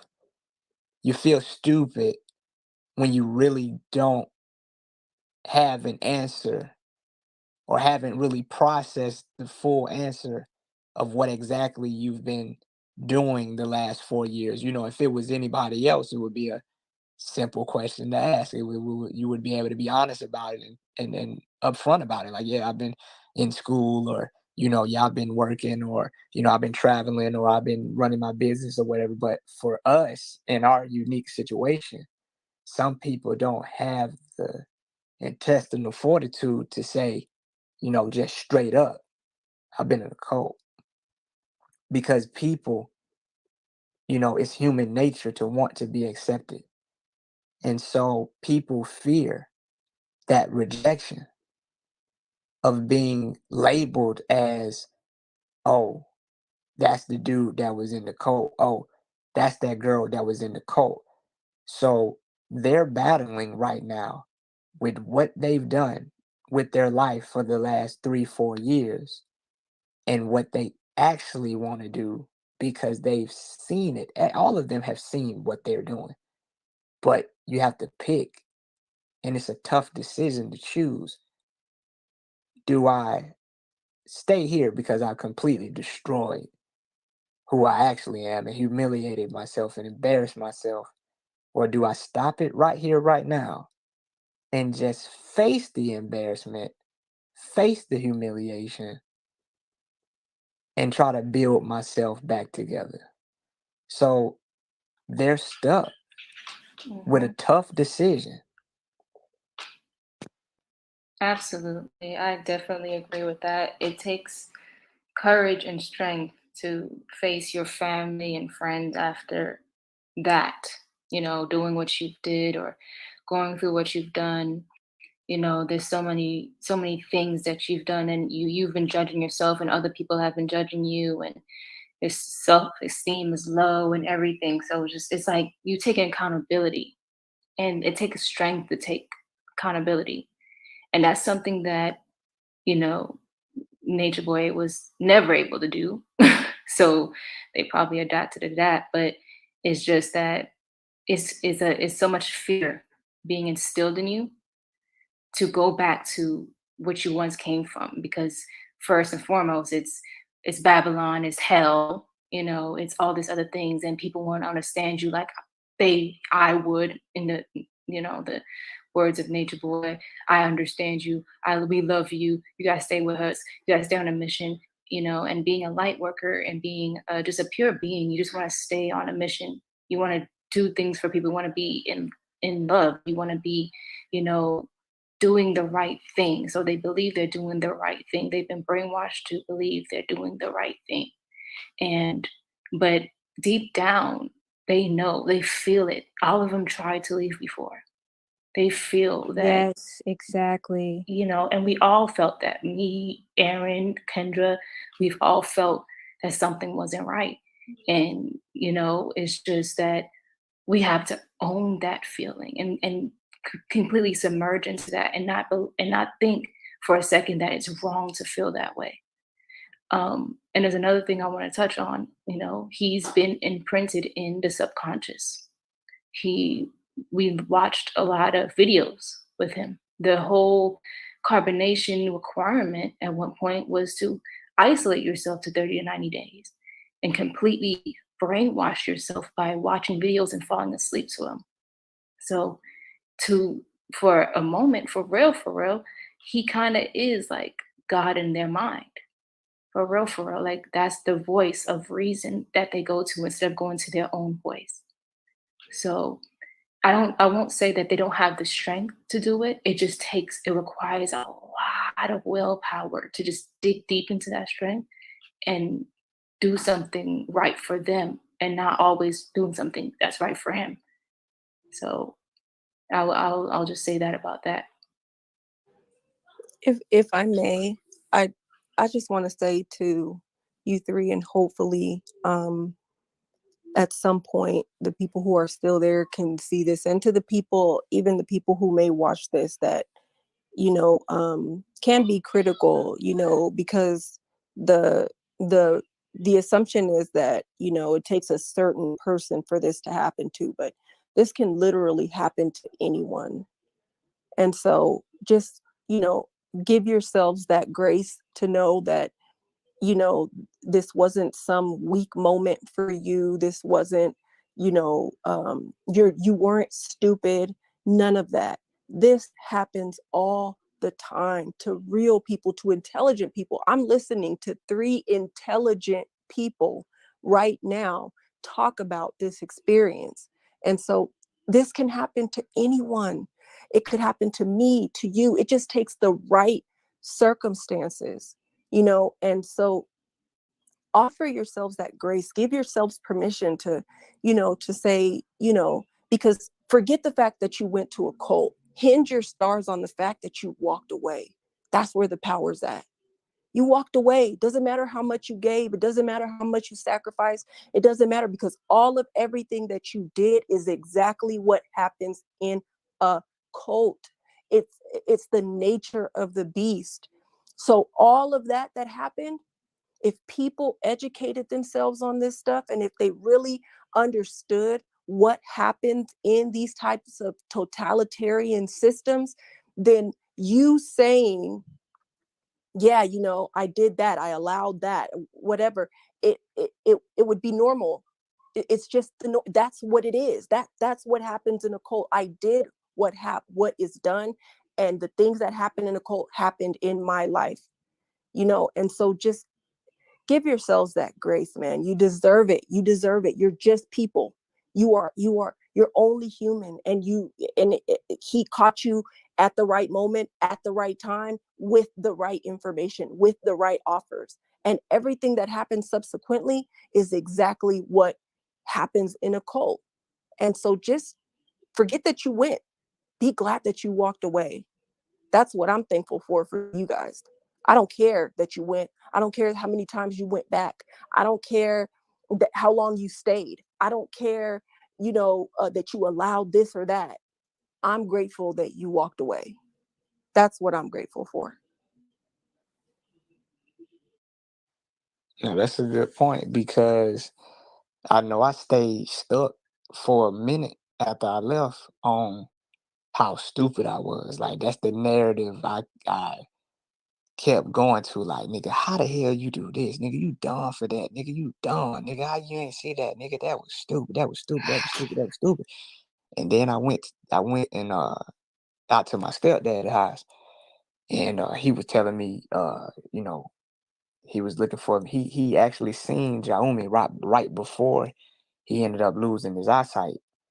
And he told me he was asking about me all the time, and his wife told me she kept reinforcing that. It's funny you doing the same thing.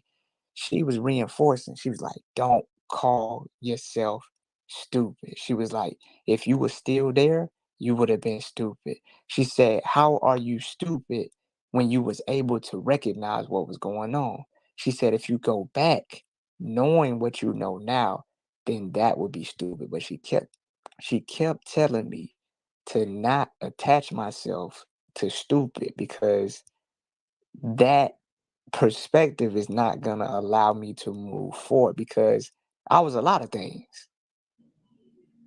But stupid doesn't have to be the closing chapter of everything that I was, because I think in itself, you know, some people was on the outside looking in thinking, I seen that shit the whole time. How you not see that? But I think the ability to get out of it in itself, rather than going into it in the first place, says a lot about the person, because Yep. people get into negative behavior patterns and some people never break them. Some people start smoking and they smoke to the day they die. Some people start drinking and they drink to the day they die. Um, but for us to be as deep as we was and to reverse that shit, when you're in it, you're told that, that's disloyal, and they switching on me and all that stuff like that. But of course, that's a contained narrative. But on a broader spectrum, that's a bad motherfucker to be able to flip that long of a programming and a belief system and really break out of it. And so I understand why the people I've talked to, and yourself included, don't want us to hang our hats on being stupid. Yeah, because, and then to the point that you just made about, because there are, these new followers, people who obviously haven't watched or just aren't educated on these types of things, that are, with the whole, oh yeah, because, he does that whole, if they'll do this to me, they'll do it to you, right? But this is not that. This is not that. We're talking about people's exodus from a cult. That is not the definition of switching up or betrayal, or no, none of that. If anything, remaining in the cult would have been a betrayal to yourself. Once you come to this realization that this isn't where it's at. This isn't what I thought it was. This isn't where I'm supposed to be. And that like, I think that's the biggest thing that I really hope that people take away from this, that they look at you all and that they hear what you sound like from a place of sobriety and clarity, and realize, like, these are people that just got caught up. This is no different. This is no different from a woman in a domestic violence situation. People do the same thing in those types of situations. Yeah, well, she stayed, so it's not that simple. That's been my biggest thing, throughout this process. When I would run across people, I was always like pushing that book, or just at least asking people to educate themselves on this. Like, you cannot look at these people and what's happening and just say, oh, they're stupid, or they're dumb, or they're weak. You're none of those things. You are none of those things. Not even when you were in there. You went through the natural progression of being a member of a cult. And so, just like you said, Aaron, it's not for y'all to hinge your stars on, because that is also a natural progression of getting out, right? Like, at first, you feel the contention toward the leader when you realize, like, this is what this Negro's been doing to me. Like, what in the world? And then after that, it turns inward, because then it's like, and that's what happens in domestic violence situations. And a lot of times that's what leads people back in, that they feel weak and stupid and all the rest of that. And it leads them back in. It sends you, it puts you back, it makes you susceptible to go back into something like that. Right. But if you hinge your stars on the fact that I walked away, I did that. I walked away with my mind intact, with the activity of all of my limbs, and went to people who love me still. Yo, Ray, that's exactly, like, you hit that right there, yo, because it's like I feel stronger than ever, like, and I ever felt in my life. Like, I feel stronger than I've ever felt. And I told somebody, I said, I don't think I've ever felt love until now. For real. Like, I've been preaching love for the last 5 years. Like, oh, love, love, love. No, no, no, no. I don't think I've ever felt love until now. Like, real love. Because, like you said, I would have been lying to myself. I was lying to myself. So if you're lying to yourself, that's not love. You know what I'm saying? It's not. You know, I realized, talking to my family, it's been 5 years, really. Like, talking to them, like, I realized, like, You got this, Kendra. You got this, girl. I realized people really do love me, because I've been taught, like, I've been programmed to think that, you know, that it's wrong for your family to love you, because he didn't have family. So he's like, oh, I'm blessed because I don't have no attachments. I don't have no family. But, like, that's no way to live, yo. Like, there's no way to be. Like, I have a family that loves me, and they always have. They always have. I had a great childhood. They always looked out for me, yo. They always did. They was always had my back. And when I got back, they had my back. Kendra, Tell them what happened when you left. That touched me so deeply. Like, tell them what your family went through, so that, like, hopefully you can help other families out there that are dealing with Yeah. this. Tell them what your family went through, what you found out that they went through. Yeah, I was talking to my little sister. She told me that when I left, you know, they were very confused. They didn't understand. I left a letter. It just said I'm going to fulfill my purpose. You know, y'all all have God in you. You know, love you. Something, you know, just like something like that. It was really really short. And I left. And I left on my sister's birthday. I left on my little sister's birthday, and she was probably turning 11. She was turning 11, and she told me that that day they got home from her birthday party, and they thought, oh, that's weird because she wasn't there. And my mom asked, where's your sister? She said, I don't know. She's not in her room, you know. And they saw the note and said, my mom just was crying. She called everybody. She called all my family. You know, I got my aunt, I got my uncles, I got cousins, I got a lot of family. And they all came over.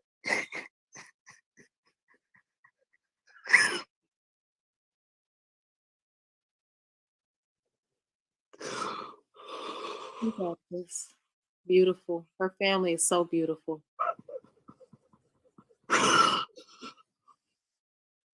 They all came over to support my mom because they just didn't know what happened to me. And here I am thinking, oh, I'm grown, you know, I'm 24. They not gonna be worried about me. You know, I've been living on my own before, they not gonna be worried. And they all came over and stayed the night here with my mom. They stayed here. Wow.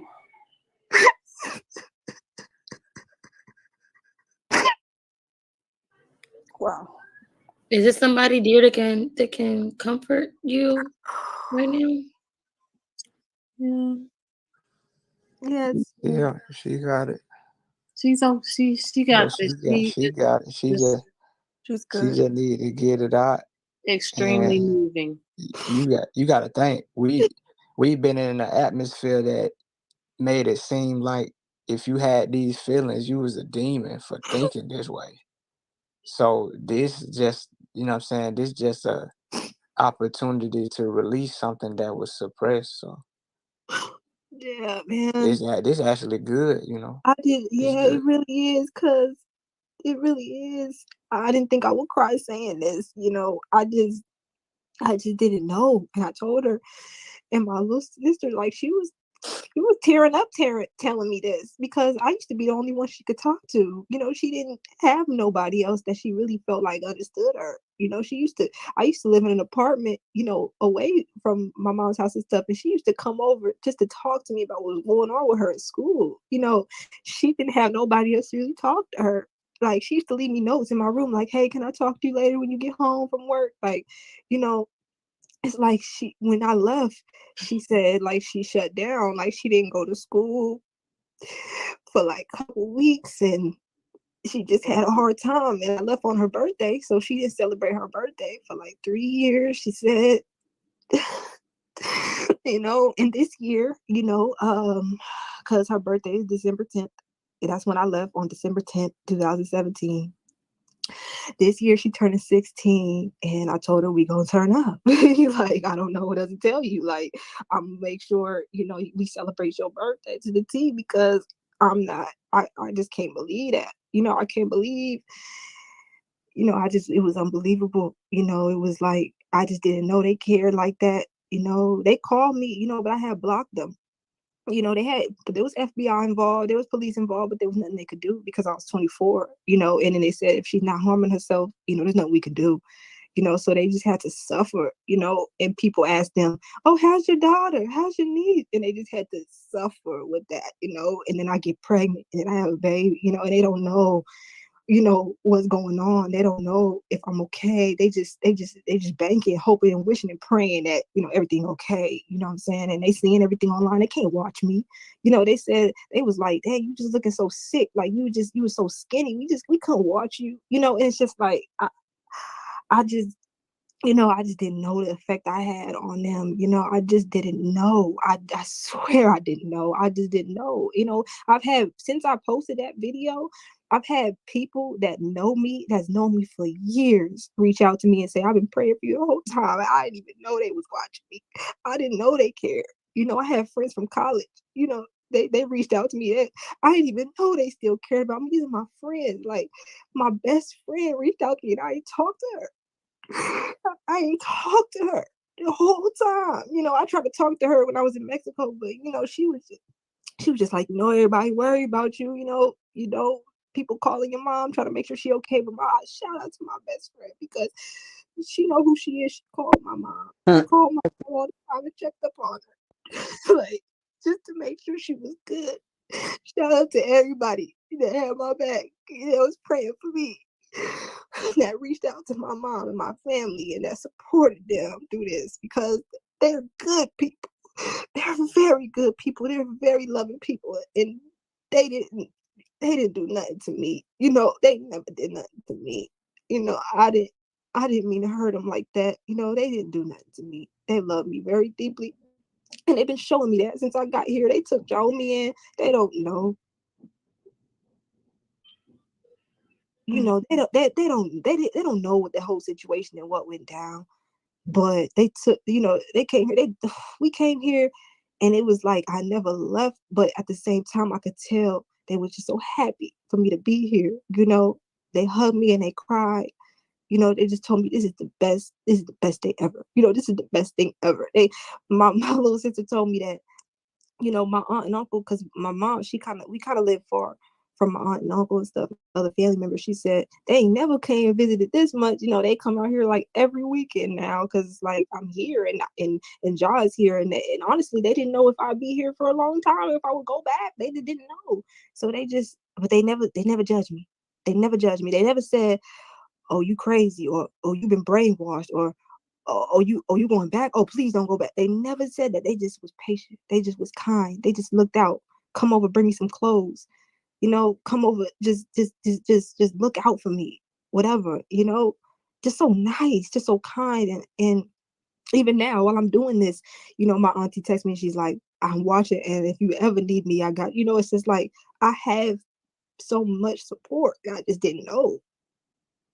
And that's why I say I feel stronger than ever. And that's why I say I never felt love till now, because I never felt like this before. I never felt like I had this much confidence in myself, and like, I think that's probably why I had to go through that, so I could really value life and family. Like I breathe different. When I wake up in the morning now, I feel like I just feel so happy to be alive. I used to dread waking up, what I'm saying, being there. I used to be like, damn, what's today gonna be?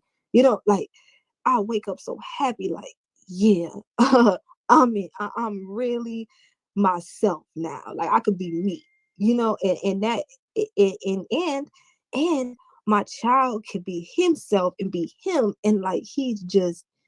And I got my husband. Like, it's like I'm just so blessed, and I'm just like, I don't even know.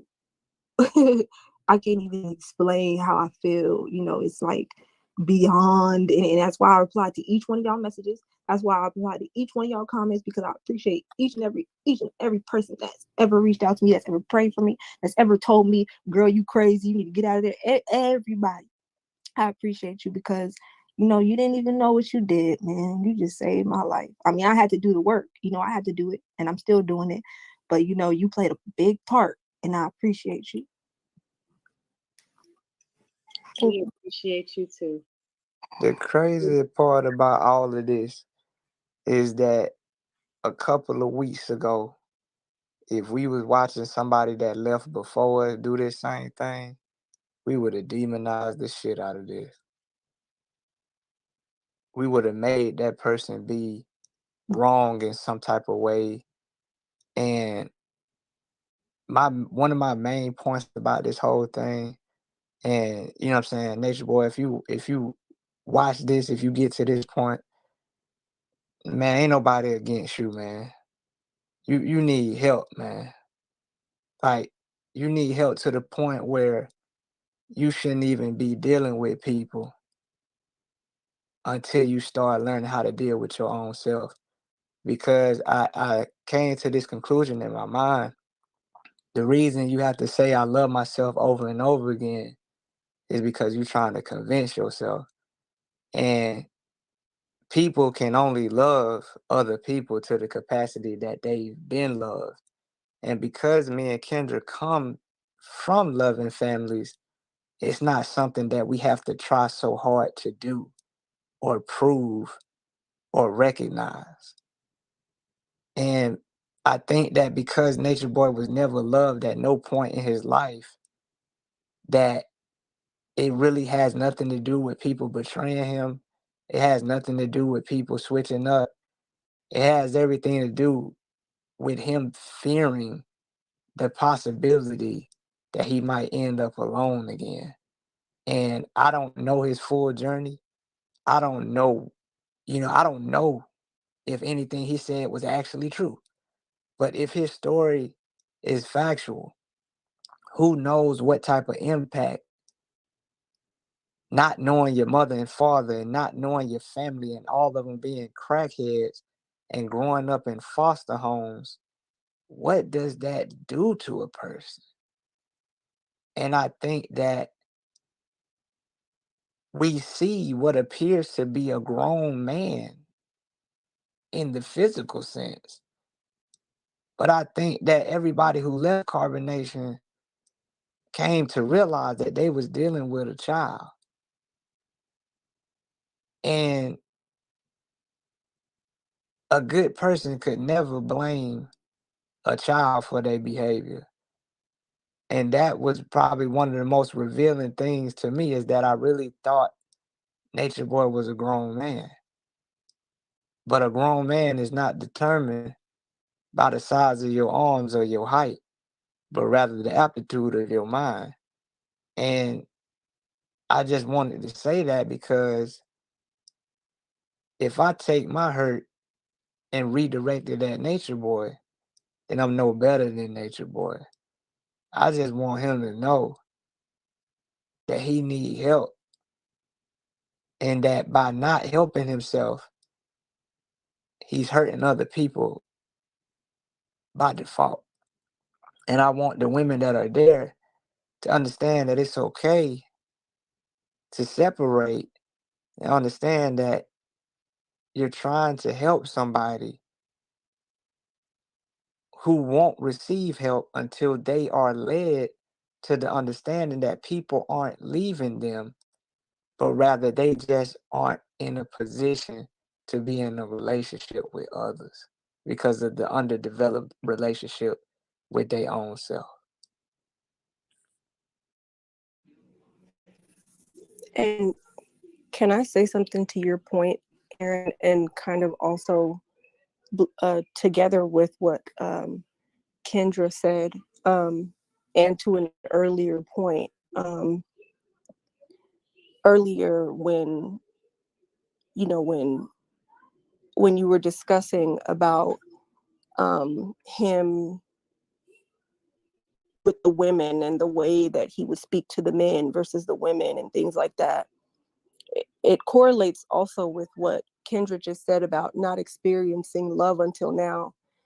If you notice in the history of Carbonation, the people who came coupled up didn't usually stay because they had defined love within each other, right? And so once he had you all there, the people who formed bonds after they got there, he maintained this kind of unbalance between you all, and this kind of contention, which was really similar to what happened in slavery, where the master would emasculate and disrespect the Black man in front of the Black woman, because his idea was always to make that man appear weak to that woman, right? And then rape the woman in front of the man to make her damaged goods to him. It was the same type of system that he was running with you all. But he kept proximity is everything, and he kept the women close to him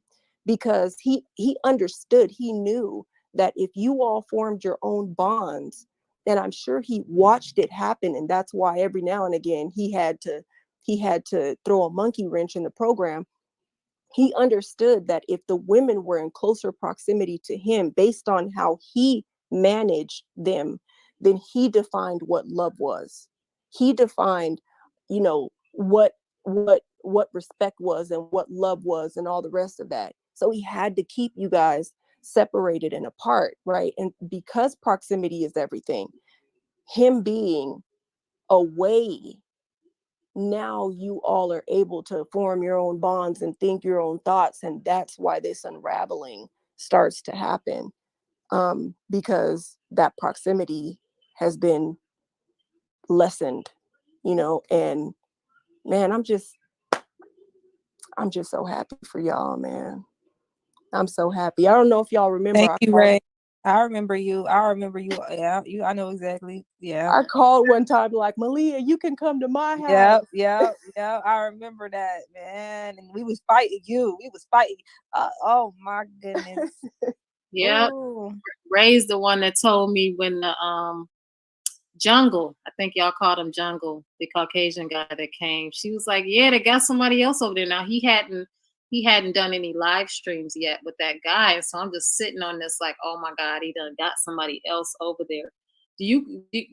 Speaking of that guy, did that guy run up out of there? Was he traumatized? Do you guys know if he was kind of traumatized by what he was seeing while he was I, there for a time? I was in the room when he ended up basically passing out. So we were standing up against the wall, and I think he might have hit the blunt during that scene where he was basically using the introduction of him being like a John B type uh persona. And after that, we were standing on the wall or whatnot. He ended up passing out, and I don't know if it was because he was high or he locked his knees. Because that's if you was in the military or former military, you know that if you lock your knees and you stand up for an extended period of time, you're gonna pass out. But he said that he had a revelation and he seen that um, Nature Boy was God or whatnot. There's been many um suspicions as to him being a police agent, but the only thing he did was he smoked a little weed. He acted like he was John B for a little bit. He said that the black man is God and I'm sorry for being white or whatever, and then he got in his car and he left. He wasn't really a big deal. He didn't. He was just a small moment in the whole shenanigans of things. So that's all I know about him. I don't know if he was actually some type of law enforcement undercover, or if he was just some random white guy that stumbled across something he thought was cool, and then might have been startled by what he seen because he didn't know if it was real or if it was acting, and decided to leave. So those are my only two possibilities that I can think of based upon what I've seen out of the guy that people call Jungle. Yeah, thank you for that. Yeah, people were speculating and wondering, and I'm like, I'm just wondering how he left. I'm glad Right. obviously, It wasn't that spectacular. He got in the car, he drove off. hey, he couldn't. And it's interesting, Aaron. Over the years, have when you guys have gotten Caucasian members coming into the cult, have has he treated that? Because I mean, how he treated him was pretty, it was pretty deep, considering the climate of the world that we're living in right now. But did you notice him treating them differently than he would treat you guys, or was it equal? Was it worse? Well, the narrative when I first got there was that, you know, there are no black people and there are no white people. Everybody's different shades of brown. So he made it a point because I remember him doing a video with the white girl named Juice, and another, what was that white girl name? Nine, something like that. It was two white girls or Yeah, whatever. her name was Nine. Yeah, Mama Nine or whatever. She was Mhm. with Keys for a little bit, but he made it a point that we shouldn't mistreat white people, that they actually didn't get burnt by the sun, and that they weren't, the narrative that is often taught, I think, by the NOI, that, they were created in a laboratory, or that they come from other planets, or they're different species. So the initial introduction to white people was, you're welcome. He had Kayla Reed from Canada or whatnot. He has a video where it's a bunch of white guys standing up there, and the understanding was that they were just a different shade of brown.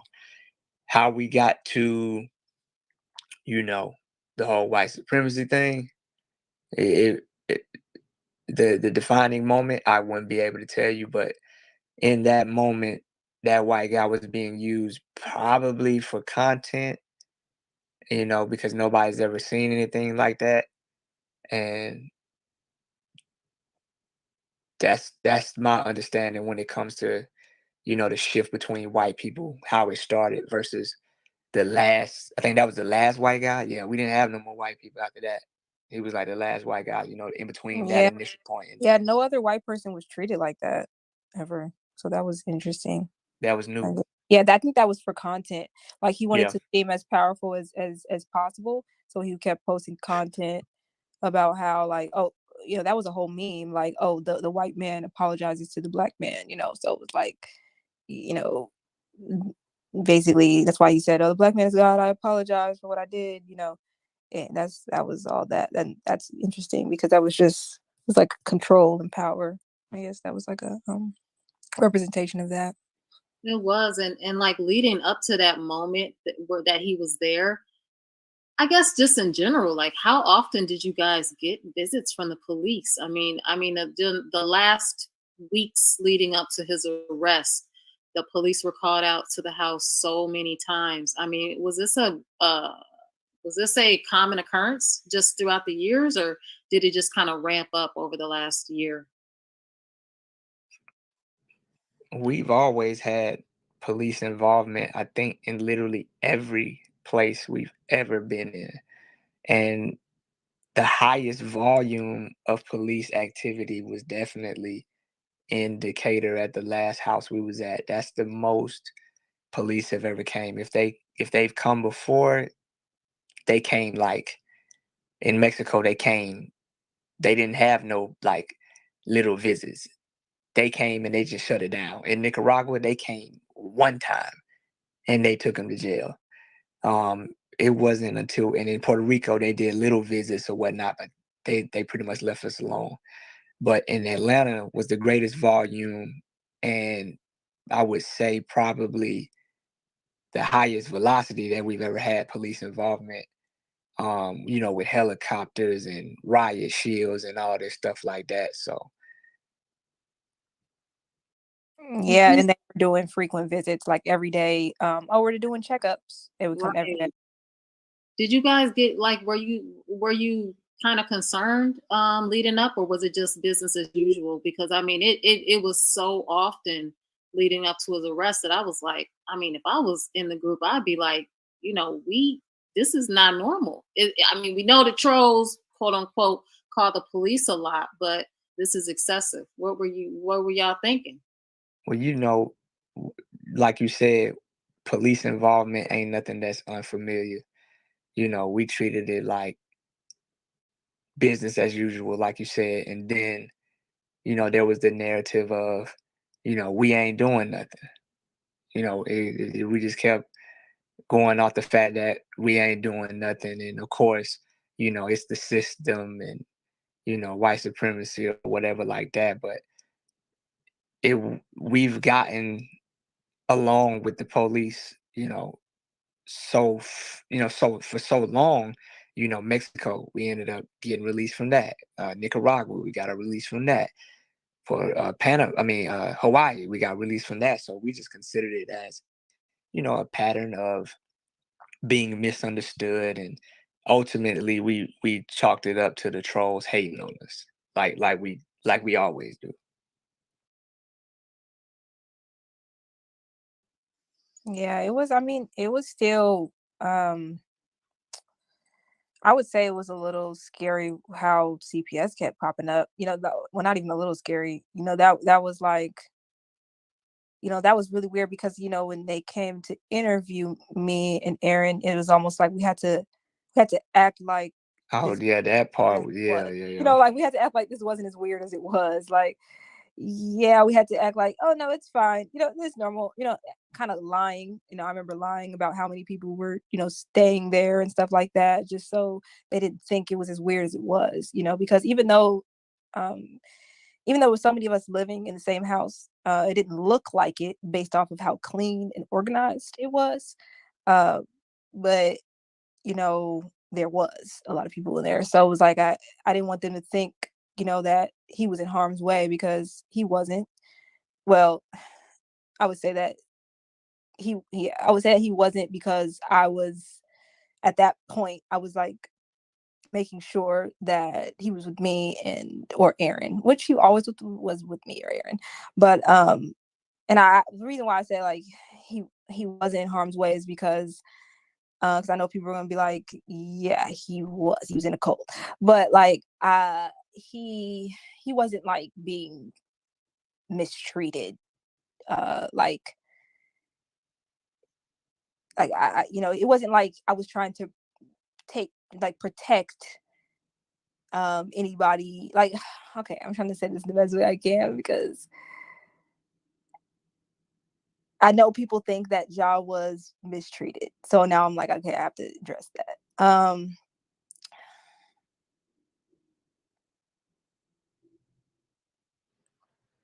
Ja's never abused. Did Ja, Eligio ever, let me ask you this real yeah, quick. Did Eligio ever direct either of you to punish your son? yeah, That's absolutely. Because oh, he really did? he punished his own children, and he punished us physically. So physical punishment was a part of his program. It was a part of that. So my form of punishment for Ja was often for him to stand in the corner, because that was our form of punishment for us and everybody. Stand in the corner for, I wouldn't have him stand in the corner for hours. That wasn't, no, absolutely not even over 10 minutes, probably. Like, I wouldn't have Ja stand in the corner for long, but I would put him in the corner because that was one of the things that was a part of the discipline program. And I never whooped Ja, because I never liked whooping Ja, but Aaron whooped Ja, but nobody else put their hands on Ja, or like, nothing like that. But also Nature Boy did discipline Ja before, when he put him in the corner. And that was really tough for me, because I didn't like how he was disciplining my child, like I don't discipline your children, like, but you know that was a weak moment for me. And but yeah, he basically, his program was that when children cry, for certain reasons, they're being weak, right? So even his own daughter, he would whoop her if she was just like doing something she wasn't supposed to be doing. He would whoop her, leave her in the room, and and just be like, oh, let's let her cry it out. Just let her cry to herself and let herself soothe and fall asleep. She'll be fine. So that was like his program of basically making strong, trying to build strong humans. Was like, well, they don't need to be over nurtured. They don't need to be nurtured when they're emotional. They need to be left alone, which is horrible, right? That's actually backwards. So we did that with Ja for a while. But that was really not working. Like, Ja was like fighting it. Like, Ja would like he would be scratching on the door like, I'm coming out of here. Or he would be like, like, he would be like, no, you don't come and get me. So we'd always have to go in there and get him. Like, whereas his daughter would just fall asleep. So he would say like, oh, well, Jaomi's rebellious because he doesn't just fall asleep. He wants to basically keep crying. But we never like did, like, it was like, I just wanted to, for me, I wanted to nurture him. That's why I never whooped him. I would put him in the corner, but I never whooped him. And for me, it was like, I just felt like physical punishment was kind of dumb. Like, I didn't like popping him or whooping him or anything like that. I just felt like that was dumb. Like, I wasn't whooped as a child, so I just didn't feel like that was necessary. But one thing that was always pronounced heavily was that Sheba Shiba was always over nurturing Ja. Oh, you're gonna make him weak because you always over nurture him. You give him everything he wants, and he would say it so much that the women started saying it to me. And you can ask many of them now. I used to argue with them, like when they would say, like, oh, you just gonna give him that extra, what he wants. Oh, you just be falling into his, oh, that he's spoiled. Oh, you gonna spoil him, all this stuff. And I'm just like, I'm gonna nurture my child. Oh, you over nurture him. You over nurture him. And I heard that so much. I mean, from everybody, literally, because, and it's not their fault. I mean, they were just under the influence. They were just repeating what he said. But it was like, it was just so irritating because I'm just like, he's a baby. I'm gonna nurture him. And so, but the great thing is that like Ja didn't experience anything that was truly like traumatic. Like he didn't experience, like he did experience discipline from me and Aaron that was influenced by Nature Boy. But I think that it wasn't, I'm not gonna say that it wasn't that bad. That's probably insensitive.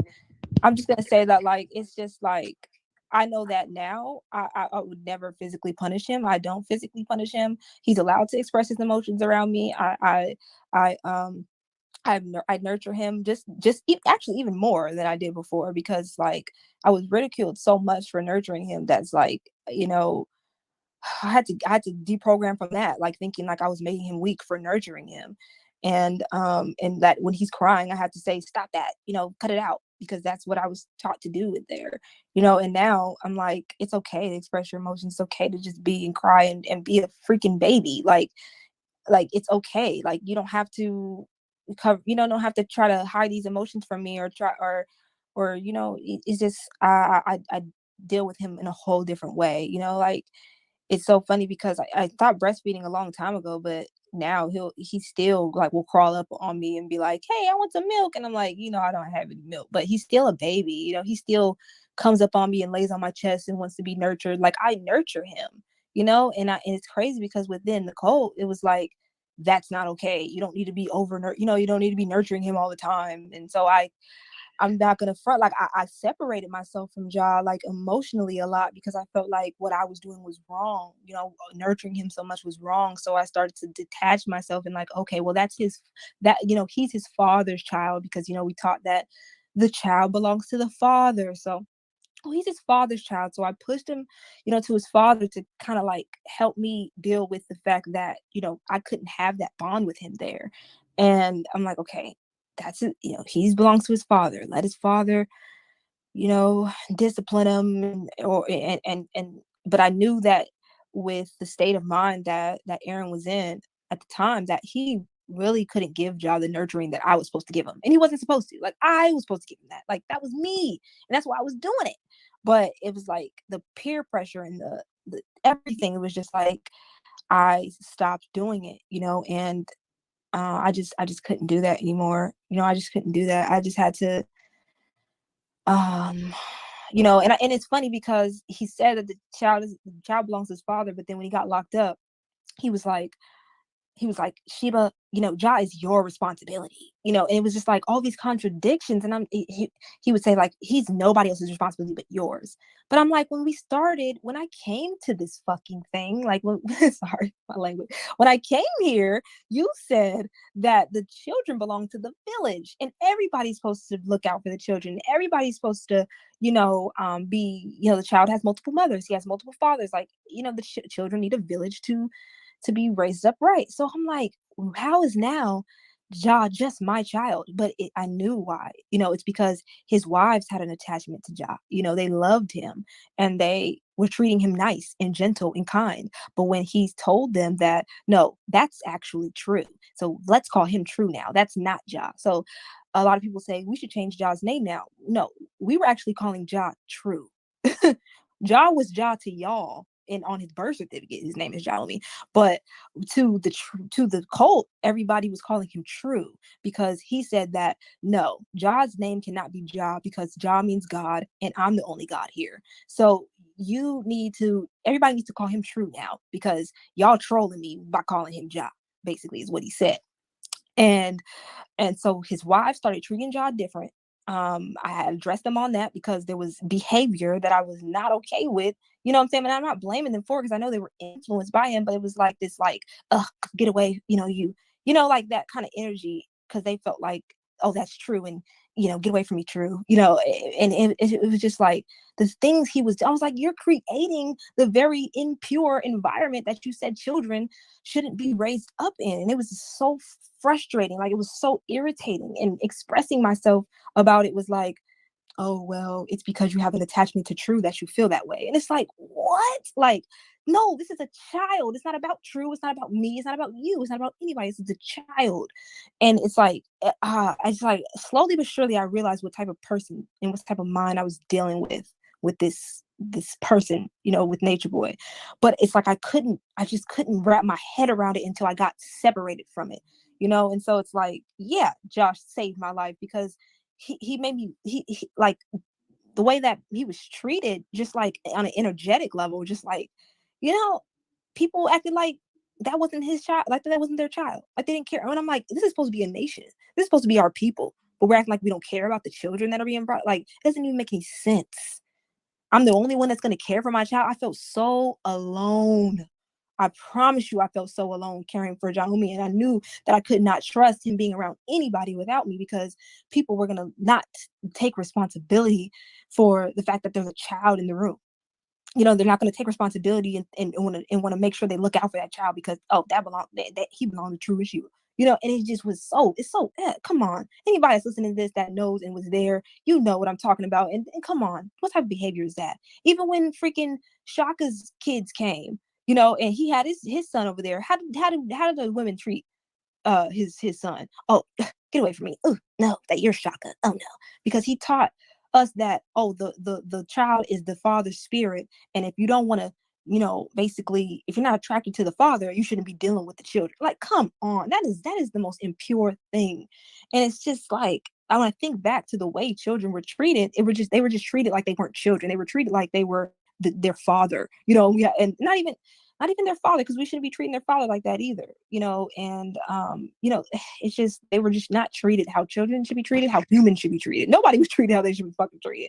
But it just boils my blood, because it's like, this is my child, and that hit home for me, because I'm like, this is my child, and you're just gonna, like, because everybody has to bow down to your child, everybody has to stand up when your child comes in the room, a fucking baby comes into the room. But when my child comes around, people can kind of ignore him, and that's okay.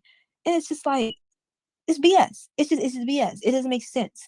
But it's not. I didn't have this clarity like I did before. So I do forgive myself, but I know people are gonna have their feelings about that, because I get it. It's a child, and it's like, it seems like I'm an unfit parent. It seems like we weren't fit parents, and it seems like a child's life is in danger. But I promise you, that's not the case. I promise you that's not the case. Like, I make sure of that. Every single day, that I make sure that he's safe now, he's loved and he's nurtured. But yeah, I get it. I get everybody's feelings about that, and I just want to express that. I know that shit wasn't right. I know that shit was wrong. Kendra, yeah. We know Tanisha and Portia have children who are not with them. Uh, and there have been moments when it seems that Eligio is actually insecure or jealous when they mention their children or they think about their children. Do you think it's actually beneficial that their children weren't there? And have they ever expressed that they miss and want to be with them? I think it's beneficial that anybody not be around that guy. I think it's beneficial that anybody not be around. So I'm glad their children weren't there. I'm glad their children, even though their children don't have their mothers, I'm glad that they weren't there. As far as do they think about that? I know they think about them. What? But also, out of sight, out of mind. When this guy is in your mind all the time, you kind of don't really think about your child so much. But I do know that Tanisha has definitely always checked up to see how her child is doing on like social medias. But when she does that, he does get upset, and he does get upset with her, and it that Yeah, there was a moment where there was like I don't know if it was, I don't know if it was real or fake, but there was a moment when he was pulling up pictures of her child, and then she decided to look at the photos as well, and you could see in her face that she was missing him, and Yeah. she made a statement about how she missed him or something, and his personality completely changed. He said he didn't care about anybody else's child, and she should forget about him. Were there more moments like that? I mean, it was a constant teaching that the children belong with the father, and that as an alpha, apparently, quote unquote, as an alpha, I don't care about anybody else's children, because just like in nature, the certain animals, they don't care about the other Gorilla. animals, you know, yeah, they don't care about the other male's children. They'll kill their children. He'll say stuff like that, like they would, because they don't need those genes. They're about reproducing their own genes. That's why he wanted to do the inbreed, all that. So it's like of a line breeding thing, because it's all about his genetics. It's very narcissistic. Because how do you not care about children but you're preaching love? That don't make sense. It doesn't make sense. But you're backing it up with nature. Oh, it's because it's in nature that it makes sense, because I'm an alpha. Oh, I'm an alpha, so all other children can just be erased. And it's just like, okay, like, no. But yeah, those women, they do think about their children. I've seen a video that Aya made for her son, and she was kind of afraid to post it. I don't know if she ever did post it, but she made a video for him, and she showed it to me. Um, you know, because she really wants her son to know that she's trying to do the right thing. She thinks she's doing the right thing. So even though, she misses him and she wants to be in his life, she thinks that what she's doing right now is something that she has to do, for the betterment of humanity and the betterment of the world and her soul. So, leaving behind her child is like a sacrifice that she's willing to make. Same with Tanisha. But Tanisha didn't want to leave her child, but she thought, oh well, back then Nature Boy was preaching that you got to leave your children behind if your baby daddy or your baby mama not gonna let you bring them, and or if they name on the birth certificate, then they gonna fight you for them, and you don't want to go to the court because the court is Babylon. So you just need to give them up, basically. Release everything you have, because just like in the Bible, Jesus says, I come before your father and your mother and your brother and even your own life. So he says, like, I'm the Messiah. So these translations in the Bible are referring to me.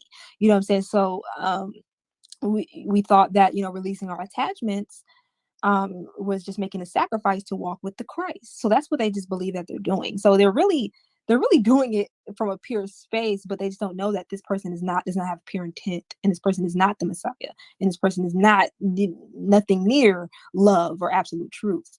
But it's just that they don't know that yet. So they're, and I think that does kind of probably keep them away, just thinking about how it would even feel going back into their kids' life right now, after all this. But they should know that their kids are going to enjoy them, and they're going to love them, being back with them, and they're going to mend a lot of relationships. They're actually going to value relationships so much more, because that's how I feel. I feel like I value relationships so much more than I ever have before. So like now I can actually appreciate my relationships with family, my relationship with my child. I have a way deeper bond with John than I've ever had.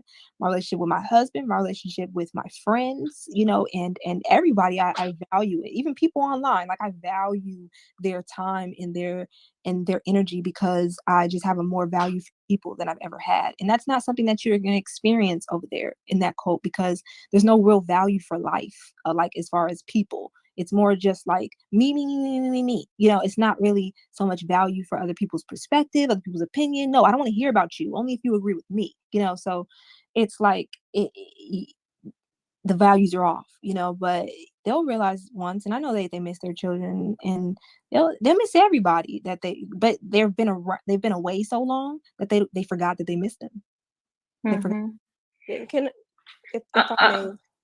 Let me add real quickly. I'm not gonna be too long. There was a time, Kendra, I think there was a time, wasn't there a time where Tanisha said something, or someone said something about his chart, her son's chart wouldn't match up with the frequency of the tribe Yeah, where like she looked up his chart, and I think like he convinced her that because he had a lot of Leo energy that he would be rebellious really.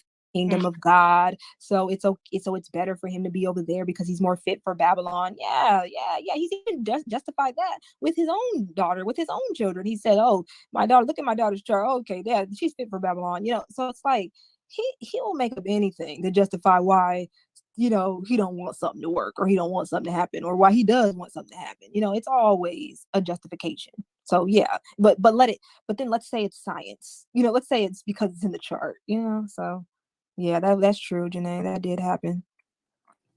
Man, people got to understand how important it is to have these type of discussions and to hear somebody talk, because they can take you back to things that you could have potentially forgot about. Because as you're talking, my mind is traveling to those events because I directly experienced them. And I'm also acknowledging the feelings that I have. And there's a lot of anger there, for the statements and the reminders that you just gave me concerning his behavior and viewpoints. And intuitively, for myself, no matter what was done and no matter what was said, I cannot look at him. And when I say him, I'm talking about Nature Boy. I can't look at him any other way than somebody that need serious help. Like I ain't mad at him, because if I carry around that anger, it's gonna rot me from the inside out. And if I'm carrying around that same anger and hurt, it's just like I'm still there. And it's like intuitively I know that leaving is not simply a matter of relocating my body, but just releasing all of the pain and the hurt and the anger associated with that experience. Because some people, I think, mistakenly make, you know, Eligio Bishop a target, an enemy, but that's what he does. And I feel like doing what he does makes you no better than him. So as I recall these situations so vividly, and the statements and the contradictions, and science working for this but not working for that, and painting the picture contingent upon what he wanted the picture to look like, I can't help but bypass all of that. The persona, the I'm God, the I'm a big strong man and I was in prison for 5 years. I see past all of that. And the only logical conclusion I can reach as to why somebody would do the things we've seen, we dealing with a neglected child that needs to be God to receive the praise and worship that would have otherwise been a normal childhood experience. And he always, I'm sorry. I'm sorry. huh? Go ahead. Yeah, I just wanted to say this last point is that he always talked about filling voids as if that was a bad thing. When you don't have a father, you search for a father. When your stomach is empty, which is a void, you're not bad for putting food in it. When your lungs are void of oxygen, you breathe in. So I think that there's deep rooted psychological issues that we thought and believed that had been overcome, but are actually, in fact, the root cause of all of his actions. This man ain't healed a motherfucking thing, because ain't no way a healed person can cause so much pain and suffering. Aaron, do you think he can get the healing and the um, assistance that you see him getting? Do you think he can get that outside of a prison, outside of a correctional facility? Or do you think he is where he needs to be to work on getting the help he needs? And that's a good question you asked, real talk, because like I said earlier, me and Kendra have talked so much that we've kind of like already calculated y'all questions, and like we already have taken our minds to all of the possibilities that y'all can ask. So that's why this is so fun. Um, what I want is bigger than Eligio Bishop. I want the behavior to stop. If a person can rehabilitate, I will never hold them to what they did to me or anybody else because you changed. That's the best way to apologize. That's why a lot of Eligio Bishop's apologies were empty because he would never change his behavior. Saying one thing and doing another, that is not the sign of somebody who's aware of what they're doing. If Eligio Bishop can change and really see, not the illusion that he carries in his mind, but if he can really see what he's done and how he's caused the very thing that he's complaining about, then I'm all for that. But if Eligio Bishop is to the point where he can't be rehabilitated, Eligio Bishop does not need to be in society. Eligio Bishop does not need an opportunity to speak to nobody, to be in a relationship with nobody. And it has nothing to do with me targeting Eligio Bishop. I'm targeting this behavior, whether it be your uncle, whether it be your next door neighbor, anybody that has an inability to see what they're doing wrong does not need to be around other people because by default, the only thing they can do is hurt.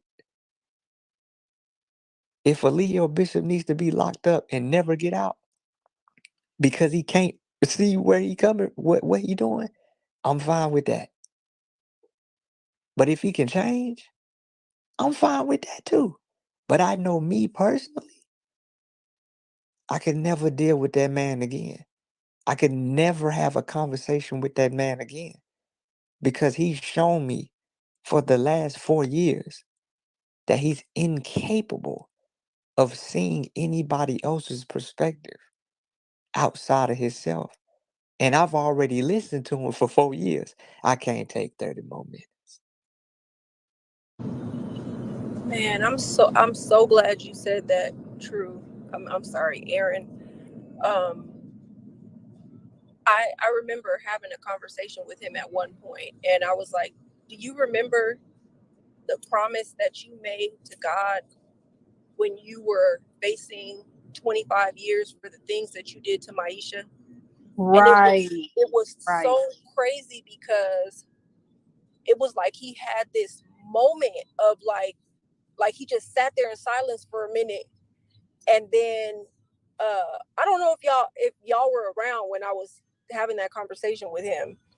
Uh but if you guys were, I don't know if you remember, he like got silent for a minute and kind of just like looked, and it seemed like for a quick second he might want to say something, like respond to the actual question, but instead he responded with, "I am God."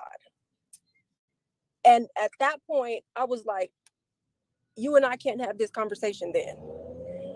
You like, because he had come to me like, I really want to try to make you understand, and this and that. I just feel like you misunderstand me and this and that. And I was like, okay, well then let me ask you a question. Do you remember the promise that you made when you were facing 25 years for what you did to Maisha? And his response to me was, "I am God." And I was like, all right, cool. I was like, all right.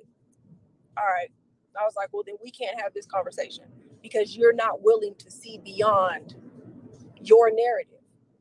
I can't speak to any place inside of you that's logical, that's rational, even remorseful, for that matter. And man, I'm really glad that you said that, Aaron, because and I respect so much the fact that you you said it's not about him, it's about the behavior. And that can be in anybody, because that is the truth, that is the fact. And I think that's why a lot of people didn't understand, like, even my association with him, that it was like this, like I didn't come at him with the, on text message sometimes I would talk crazy to him, but for the most part, like, I really would try to reason with him, like ask him questions to make, and sometimes I would do it when I knew his followers, his people were around, because I was hoping that y'all would hear those questions and hear the dialogue and ask yourselves those questions.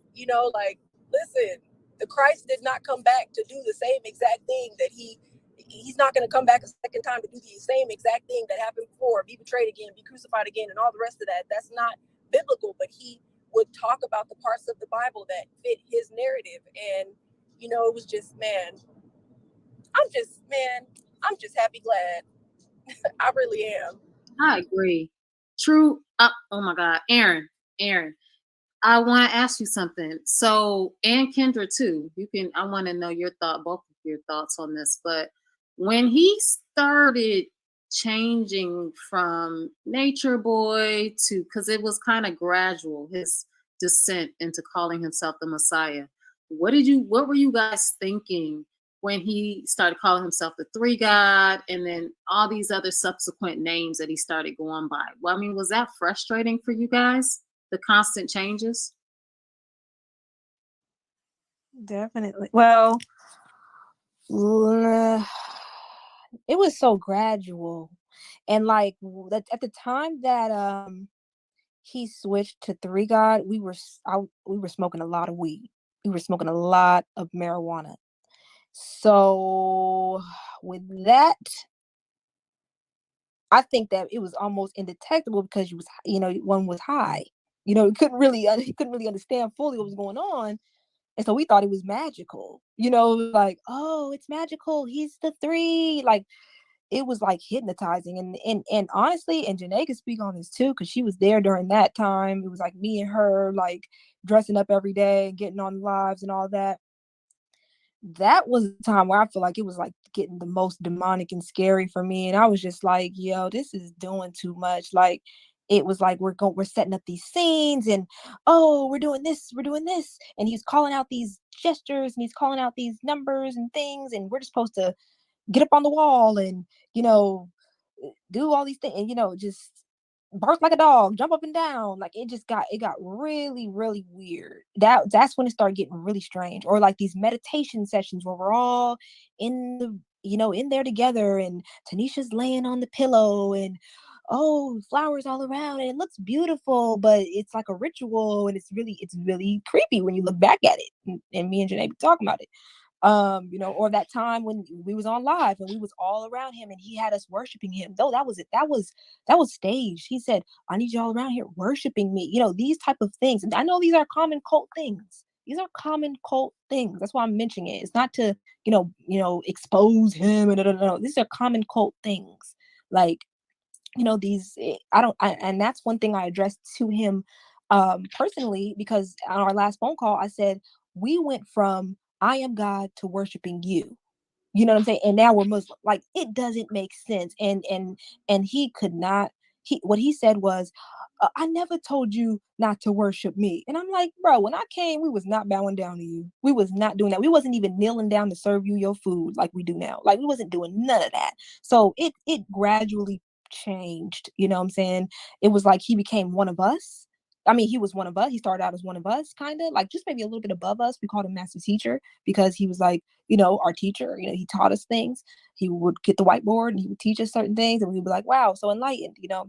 So we called him master teacher. Then it was like, oh, I'm Tahuti now, and then it was like, oh, I'm father something. It was like, oh, now I'm Elihu, and now I'm this, the Messiah, call me Chief. And then it was Chief. And Chief was cool because I felt like we all wanted that tribal life. So we was like, yeah, Chief, we can call you Chief. That's cool. But then, then it went up from there. And it was like we had to say the most honorable Chief. We had to say it all. We had to say that full thing. So we were constantly, and I remember me and Aaron was talking about this the other night. I remember, doing videos and saying the most honorable Chief. And I, in my head, I'm like, this nigga is not that honorable. Like, why am I saying this? But it was like, it just became a habit so much that it was like I had to say it, because if you didn't say it, it was like you thought you was going to get in trouble or something. And when I first came, like when I first entered into his life, I didn't even recognize him. Like, I wouldn't even post him on my Instagram. And I remember him being like, you don't post me. Like, what are you doing? Like, how are you going to be my student? You don't even post me, and I just thought that was so weird, because I'm like, I didn't come here for you. I came here for what we're doing and what we're teaching. So, he was really offended when people didn't acknowledge him. And I know, I've even made videos like, everybody that's out here in nature needs to acknowledge him. I know I did that, but that's because that was what I was taught, that because he sparked me to go out into this lifestyle, I needed to acknowledge him as my savior, my Lord and Savior. He saved me from the hell of Babylon. I needed to acknowledge him as that.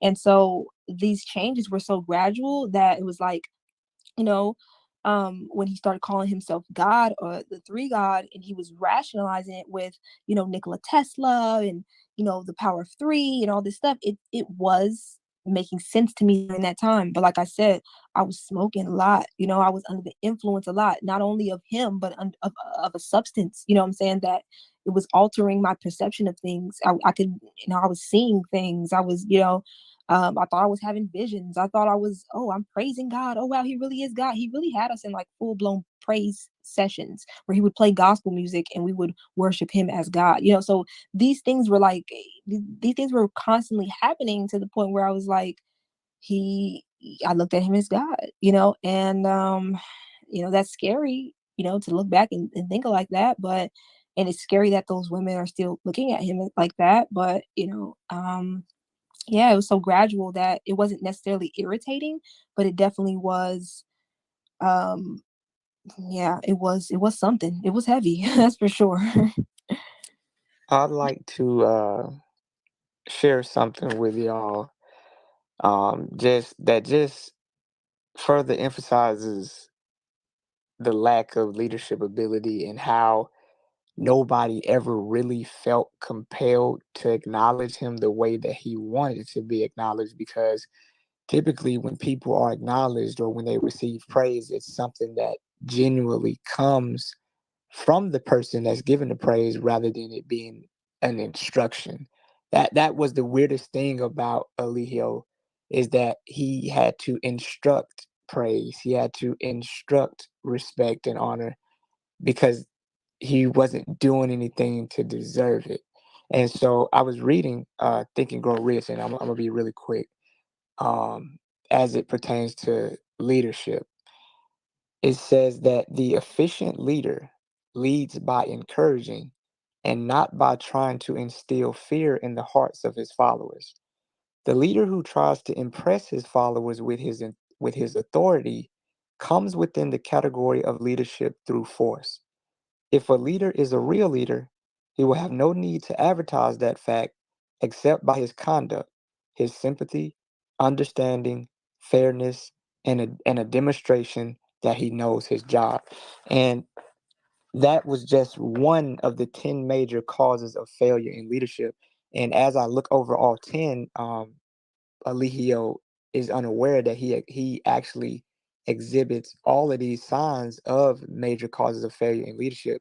And I will say that sometimes I beat myself up, because I was actually a part of a actual successful organization. I've experienced successful leadership, and one of the character traits of a good leader is that they lead by example. They don't lead by telling you what you should do. It's just a natural occurrence, and that respect is developed by the behaviors of the leader rather than the demands of the leader. And I like I said, my stance is going to stay the same from now until the day I die. Is that Leo Bishop needs serious help. He's not mentally competent, even though he has the capacity to articulate words in a manner that may make it seem that way. His competence as far as a leader, his competence as far as his ability to love others is not intact. And if he can't come to terms with that, by default, he will be a goddamn detriment to anybody whose life he's allowed to enter. That is eloquently put, Aaron, because that's one thing I know that Ray and I have talked often about Eligio's behaviors over the years. And one thing that I always mentioned to her was the fact that, you know, amongst everything that we see him exhibiting over the past few years, the one thing that stands out in my mind is his lack of civility, his lack of, he's uncivilized. And it's just, it's, it's almost easy. It's almost kind of easy to gloss over that fact because of, like you said, Aaron, he is able to articulate himself, but there is absolutely a void there that is detrimental and dangerous with anybody who comes into contact with him. And so thank you for putting that. Kendra, Absolutely. do you because I know that Eligio's sister was there for a while living with you guys when you were in Atlanta. Do you know by chance why she left and if they were still communicating? I remember the day that she left.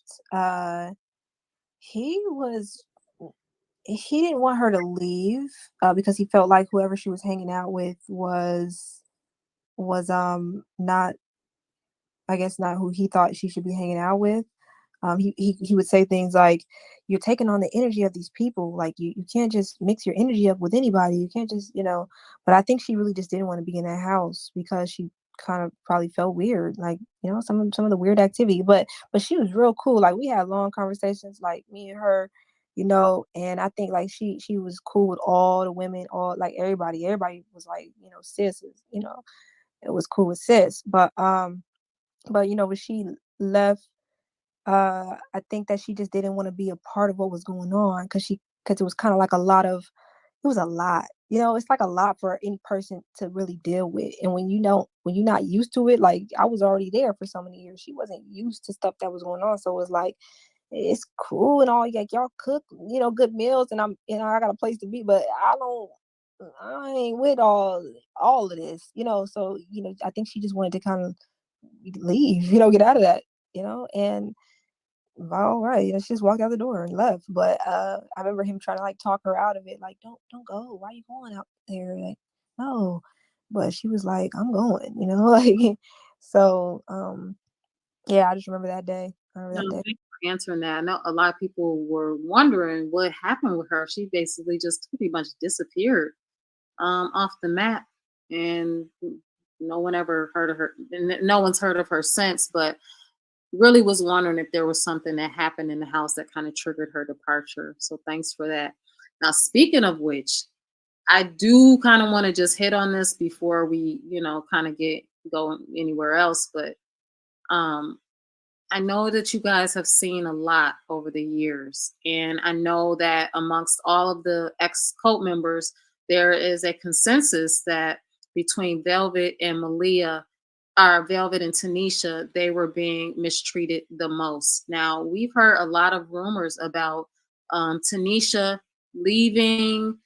We've heard that she ran out of the house one time, but naked, ran to a neighbor's house, was, trying to get some help for herself. She's run off and, slept outdoors overnight with just a cell phone, with no service, things like that. And then we've heard also of instances where she left and some of the girls were directed to bring her back. From your standpoints and from what you guys have seen, do you guys truly believe that Malia or that Tanisha wants to be there? What do you guys think is going to be the final thing that kind of brings her out of it, or is her situation the most detrimental of all the women there, in your opinion? Yeah, my heart just got heavy thinking about that. She definitely is in the most she definitely is in the heaviest position, I think, right now, because she's being showered with love right now. No, I keep saying love, but it's not love. It's just like attention. It's just like she's being showered with attention. Oh, you're my baby. You know I love you. You're my queen. They're gonna worship you. They're gonna bow down to your feet. So and they are. So she's being showered with this love, and we actually did this. I'll talk about it. I'll talk about this too, but we did this for a lot of women that came through that he felt like were beautiful, and he wanted to like kind of groom them in. We would love bomb them, so they would come in and we would give them baths, and we would give them all, oh my gosh, you're so beautiful, we love you, oh my goodness. He would want us to kind of just be extra attentive to her.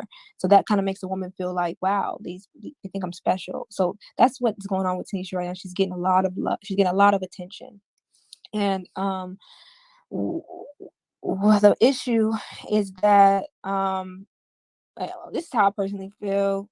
I feel like she's getting that attention, not because he likes her and not because she likes him, because I don't think she likes him at all. I think she's kind of irritated in his presence, and that's why she was kind of off. And that's why for a long period, you didn't see her in the camera, because they irritated each other, and he would send her off to the other room and like just give her, space. Give space between them, because they don't really like each other, but they don't really get along too well. Just like him and Velvet didn't really get along too well. But I mean, how can you get along with somebody like this? But yeah, but she definitely is in the most heavy position, because she's trying to keep it loyal, she's trying to stay down, she's trying to ride or die, and he's giving her all this attention. And I personally believe that the reason for it is that if she ever wake up and come to her senses,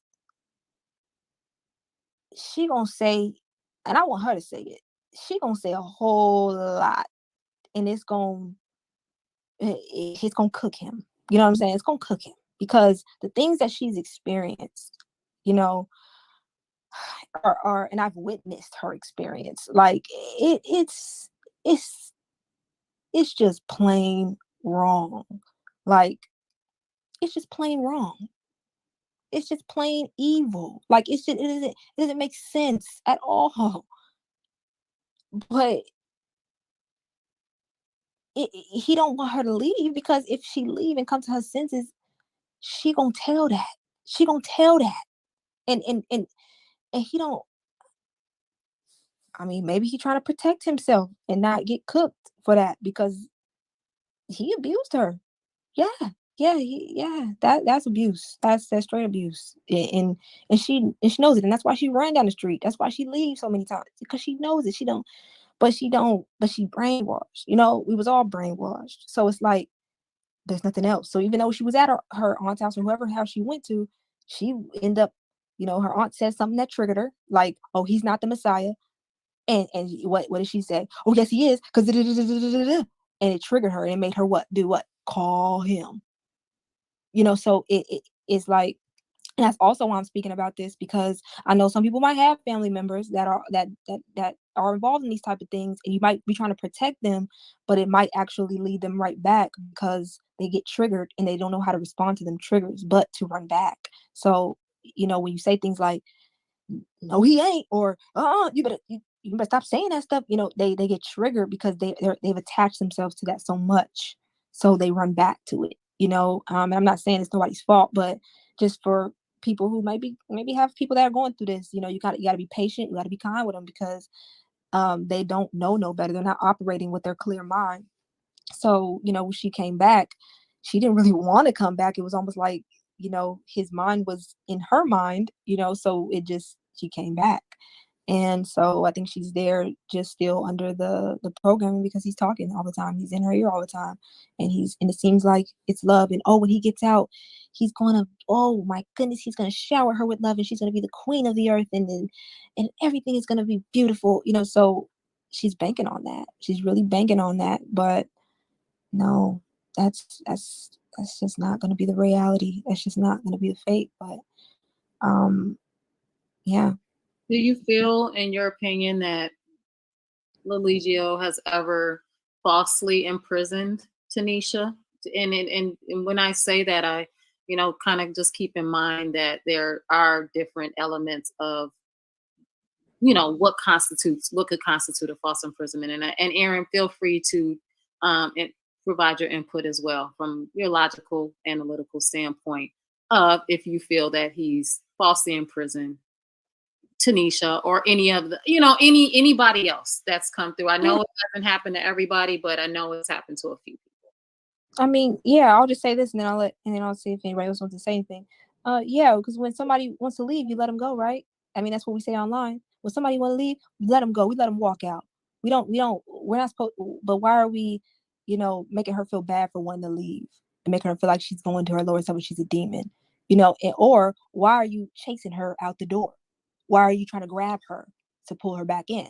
That is not, every time she ran off, he was trying to grab her. She got away in Puerto Rico. She got away in certain places where, like you said, like she was sleeping outside or whatever when she went out, the phone and stuff, and came back. Like there's so many times where Tanisha has left and she was able to run out. She literally always runs out the door because she knows he's going to try to catch her and bring her back in and then sit her down and then try to, talk her back into, or maybe even hit her back into, his program. So, yeah, it's false imprisonment, definitely. That's what I'm gonna say. I would say you got two standpoints. You got the standpoint of what, Georgia law says, and then you got the actual psychological element of people literally being afraid to leave because of what's been said to them, as well as the reckless nature of this person. One day he might let you walk out the door. One day he might punch your ass. One day he might grab you. Who knows? So the element of uncertainty in itself is a form of intimidation, which can be considered a form of force. Now, then you have the Georgia element, as it says in the judicial code, that is not false imprisonment if there's a means of escape and the doors is always, open, able to be open and unlocked. Ain't no bars on the doors or nothing like that. So it depends upon what stance you want to take.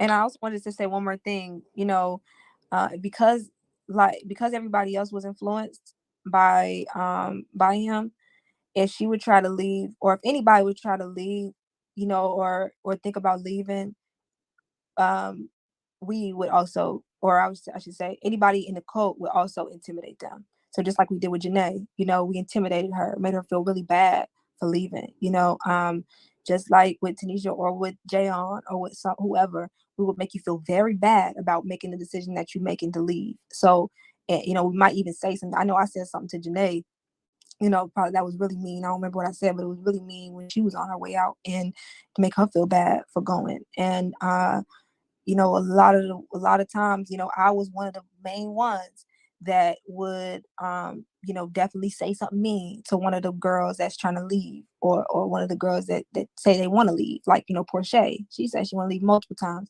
and I've, you know, talked her down, what I'm saying, and talked her back to the program, so everybody around you is supposed to reinforce, the program. So no matter where you turn, you get in the program, so that if you ever think about leaving, you really can't tell nobody. This is why people leave in the middle of the night. This is why people leave without saying anything, because you can't tell nobody that you're doing it, because they're just going to try to talk you back into it.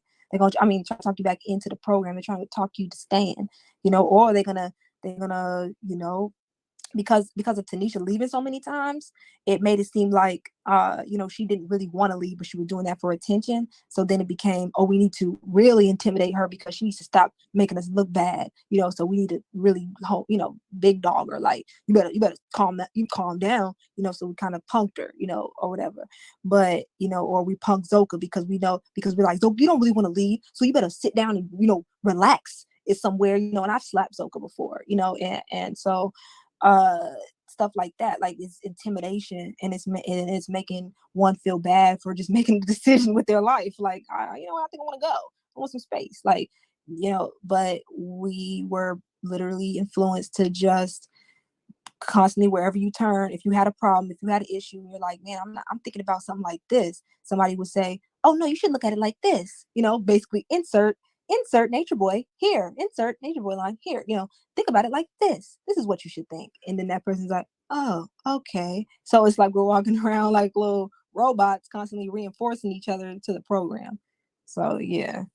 Because you've seen to what degree, when Janae left, you've seen to what extent I was going to discredit her statement without any attempt to really consider if this was a possibility or not. I was already subconsciously conditioned and trained to immediately make someone an enemy who is in disagreement with what we believe in. And so, contrary and ironically to love is understanding, we were the least understanding motherfuckers I ever seen, myself included. Because when somebody said they wanted to leave, if our motto was love is understanding, we should sit there and try to understand why the person wants to leave and see what type of adjustments and policies we can put into place to keep that person to stay. But rather, what do? We exercise a form of failing leadership and try to force the person, whether that be physically or mentally, that what they believe in is wrong and that they're a demon for leaving. That's not love, and that's not appropriate leadership necessary to build the nation. So, just looking back at, I wouldn't say me, but the characters we was playing, and we can see just how contradictory and hypocritical we were. And of course, and it's funny that we use Bible verses, and one of the ones that popped up the most to justify y'all's attitude towards us. When I say y'all, I'm saying quote unquote trolls or quote unquote outsiders, is the world hates the disciples. And I've been telling myself, looking at the character True that I was playing and the other people around me, is that the world should hate the fucking disciples. If they was anything like me, like True, if they was anything like Musa or any other disciple there, the world should hate the fucking disciples. Because the disciples, if they were anything like we was acting, were some hypocritical, contradictory fucks. And so the world hating them is actually a legitimate response, but it was used as a means to discredit the points that y'all was making. And rather than looking at them, they were simply reduced to lower self behavior. Wow. This was, oh my gosh. I'm sorry, y'all. I have to go. But I just want to say before I leave to, first of all, T, thank you so much for even conducting this interview. Kendra, Aaron, Janae, thank you for sharing your experiences and your stories to help the women who are still there, the women who are going through, or just people who are going through um, similar situations in abusive relationships or cult like relationships. Thank you for sharing your thoughts. Ray, um, you are amazing. She knows Eligio from when, almost like when this all began. And Divine, thank you for your support. I really hope you guys continue to um, preach the knowledge that you currently have and the awareness that you are currently living in. I really hope you continue, because it is helping so much because of the journey that you've went through. Thank you so much, you guys. I appreciate it. Thanks, Real Talk. We appreciate you. Peace, love. Thank you. Aaron, thank you so much for your perspective. Kendra as well. You guys have been so gracious with the answers tonight. I want to ask you guys, are you guys open to having people come up and ask you questions, or would you like to just continue this discussion as we are right now? And I know it's been almost about 5 hours now. I knew it was going to be long. I told you, Kendra, once you get into this healing space and that throat chakra starts talking, it's hard to kind of turn that off, especially when a topic is as serious as and impactful as this one. So it's up to you guys. You guys open for questions? Or I am. What do you think, Aaron? Yeah, man. I feel like the people deserve it. I feel like not only is it healing for me to finally be honest and not have to treat an interview as an instructed performance with a script that is designed to keep it within certain parameters, but to really be honest, man, I feel like we owe them. I feel like they deserve to really get, a true understanding of how we actually felt and feel to this day. well, you heard it, guys. I think I dropped the link in the chat, so you guys feel free to come up if you have any questions. We're going to continue talking as you guys decide whether or not you want to come up or not. Aaron, I want to say that I personally never thought that this moment would come, that we would be coexisting in the same space and discussing a topic that is very sensitive in nature to both you and your wife. So I want to just thank you for being so expressive and so clear and so just standing in your masculine energy tonight and really bringing a balance and a sense of peace and calm to this panel. I greatly appreciate that. I know some people were like, oh, you know how he was, but I knew that you were in a space to even to even be open to coming on the platform and being as support for Kendra and also expressing yourself. This is amazing, and I'm so happy that you have come to this place. Your voice is powerful.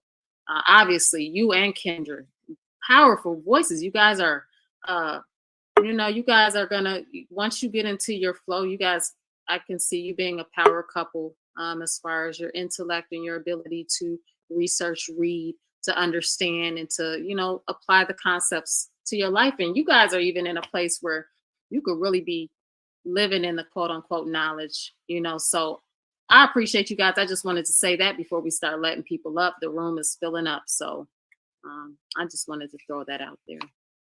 I can't say nothing but appreciate you, you know what I mean? Because, like I said, this probably about $125 an hour. You know what I'm saying? If you go talk to a therapist, but you know what I'm saying, you doing this for the free, we ain't pay you nothing and you ain't ask nothing from us.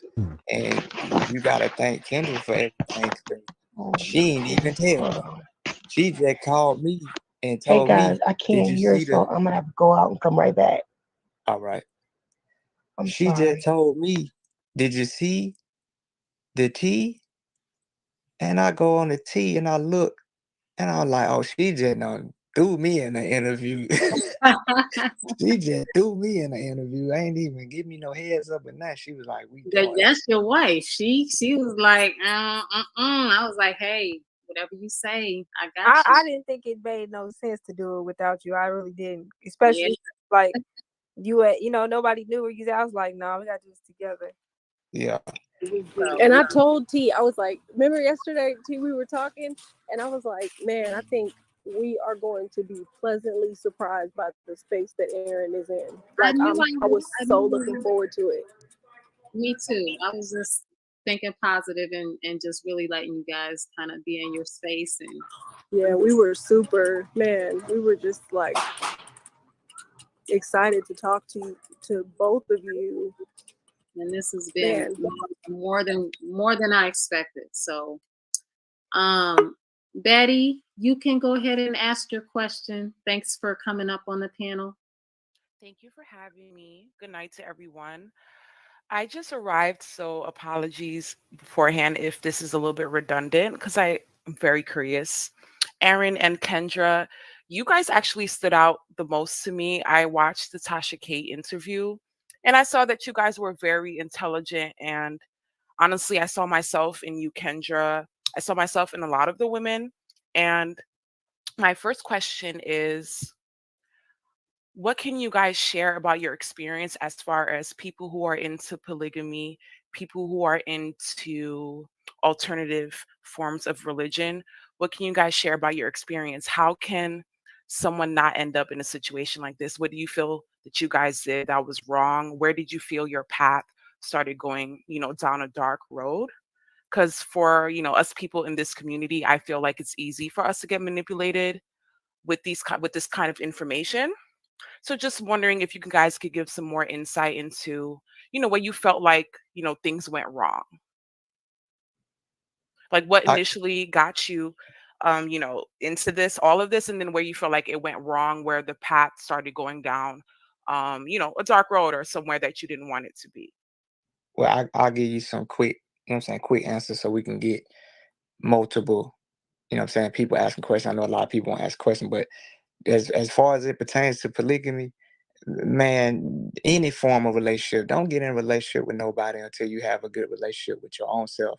And don't even think about getting multiple women till you can get in a relationship with one.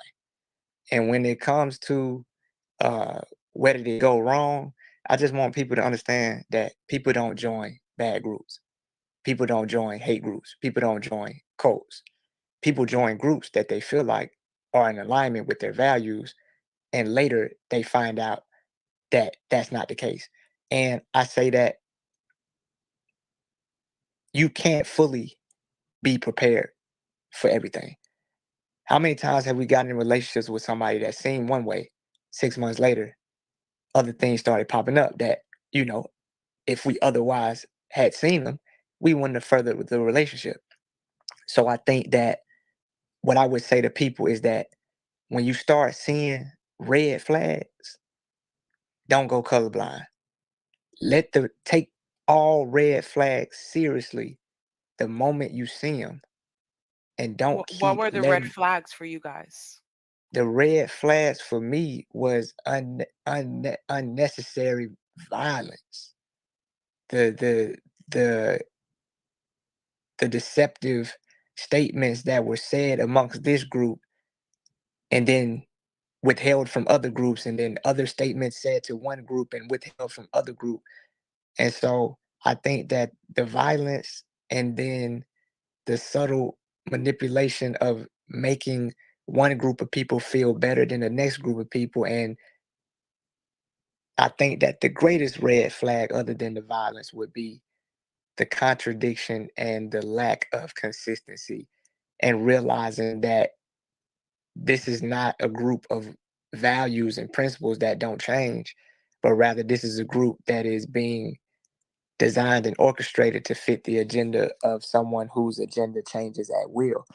And one last point I wanted to say as it pertains to the military. The military, while I was in there for 8 years, they changed the uniform, they changed the marriage policies, they changed a lot of things. But one thing they never changed was their values. The values stayed the same the whole 8 years I was there. The principles stayed the same the whole 8 years I was there. And those principles apply to the lowest ranking soldier all the way up to the 4-star general. And when you're in an organization where the values are only applicable to the people, and yet the leadership is exempt and proclaiming themselves to be God, I would say that that's no longer an organization you need to be a part of. and Thank you if so I much for may, that, Aaron. Oh, sorry, Kendra. I was just going to say, I would really like to hear from you, Kendra. Thank you so much, Aaron, oh for no, your this input. isn't Kendra. Go ahead, Kendra.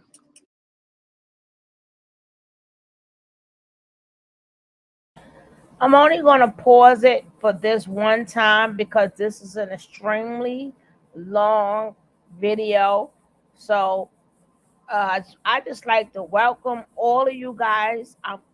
Thank you guys for staying in and suffering with me and Boss Lady. How my Boss Lady doing? What's up, Boo? What's Oh, up, my I'm doing good. Sitting up Nick? here, What's up, my they Nene? proving, What's up, my they Miss proving Real? everything What's what up, you my said. Felicia? And hey, Miss Leo, Miss Real.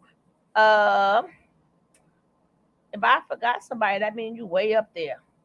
I said that, but I just want to say that I we might have to go through this over again tomorrow. We can skip stuff and then like really break it down because it's on the East Coast. Is real. I got things to do, but we're gonna try, or we just might come back tomorrow and watch pieces of it. But this is really, I really don't want to keep stopping because then it'll make this is live for one, and second, we'll be here till tomorrow. This is they already on 5 hours. Do you understand what I'm saying? Boss lady, went out, had fun, came back in, it's just too long. Shit. Boss lady talking about I'm late. I'm like, girl, this shit's still going. Boss lady, you want to say hello to a couple of people before I go back on mute? Making love to everybody. Or you broke up, Yeah, baby? Gary, Felicia, Nicole, my baby, Miss Leo, May, everybody. How y'all doing? All But right, guys. Uh, they proving everything you said, though, Sugar Love. hmm? Everything you said is coming out in this video. It's so crazy to me. Every time they open their mouth, I'll be like, oh, Suge said that. Suge said that. And I've already been broke down Pisces and everything. But I will say, please, guys, uh, what they need to do is do research on Nature Nuts. You can realize he didn't come from a bad background. His foster people loved him. He just wanted to do what he wanted to do. Number one, you cannot save a narc. He's a narcissistic sociopath. Ain't no saving him. Ain't no behavior. Stop thinking that. First of all, he never said, hey, my parents passed away. Oh, they buried here, they buried there. It's a lot of holes in his story. So, for y'all to get clarity, y'all need to find out everything that man told you was a lie, down to him being born a crack baby. But I'm going to leave it right there because me and Boss Lady may have to go through this tomorrow. Let this finish playing because we may have to go through part two to this tomorrow. I may break it up. I don't know. But let's That go. would be good. Yeah. What you said, boss? I said that'll be good. Yeah, because sheesh. Oh, okay. Yeah, I agree with Aaron about the in regards to polygamy, and yeah, and with everything else as well. I was gonna just answer the question of of basically where I was at um Thank you, when I my decided to Nene. leave home and go out. And I just wanted to say this because I don't know, it may help somebody else. Like when you're going through like a tough space in your life, like a rough patch, I had just, quit my job of 3 years. I had just, ended a 3-year relationship.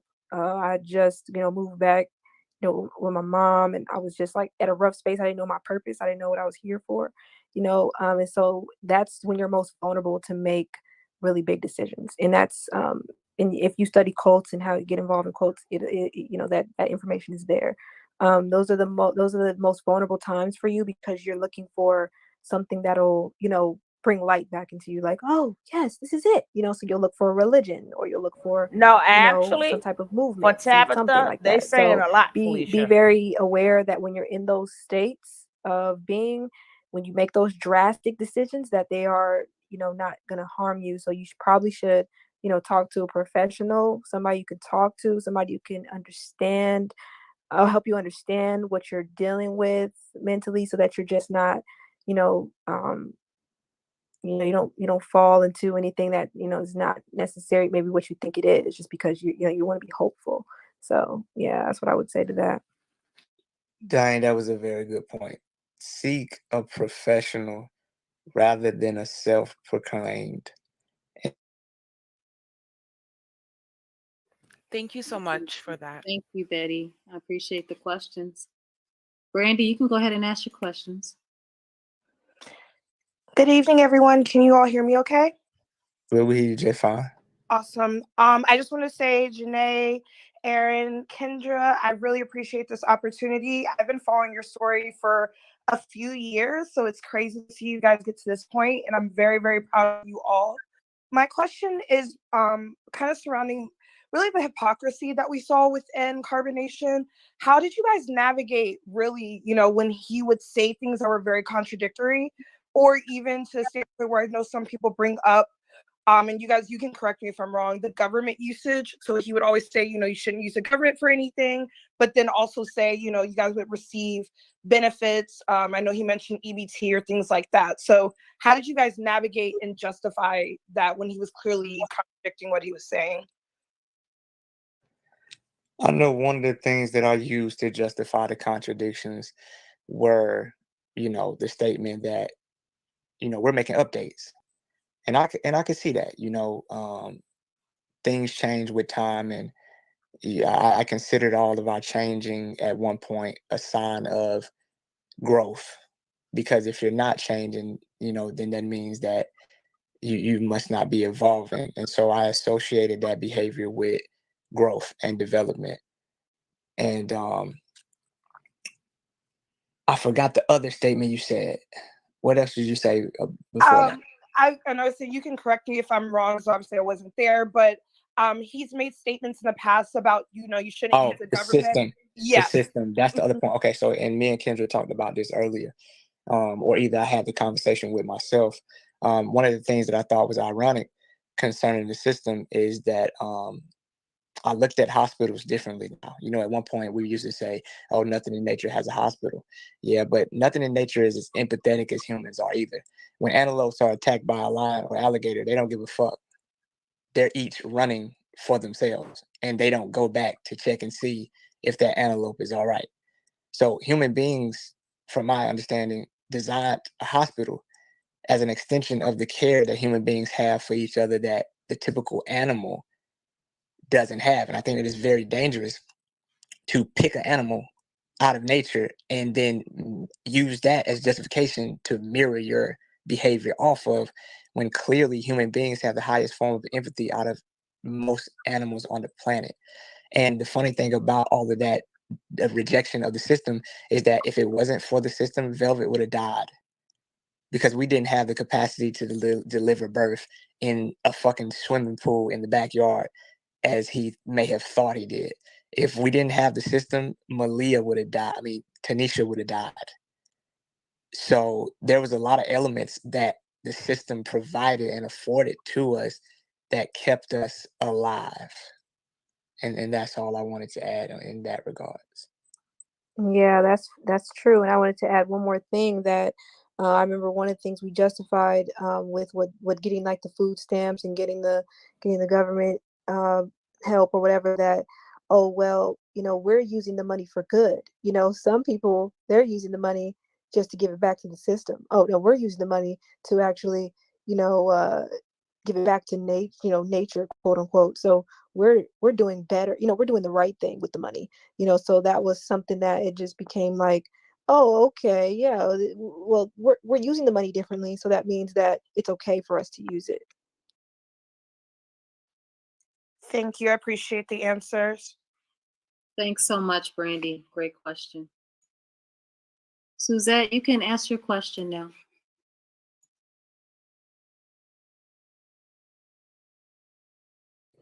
Hi, can you guys hear me? Yeah, I can hear Hello? you just fine. Okay. Hi, T.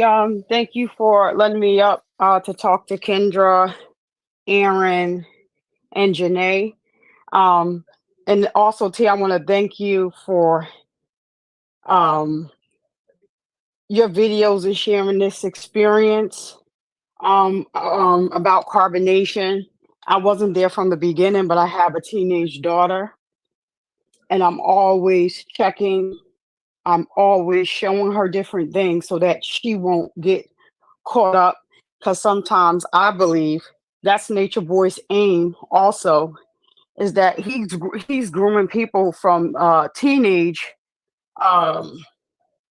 teenagers, like, to also, come to him when they're very young. Um, Aaron, I did hear you say something earlier about feeling stupid.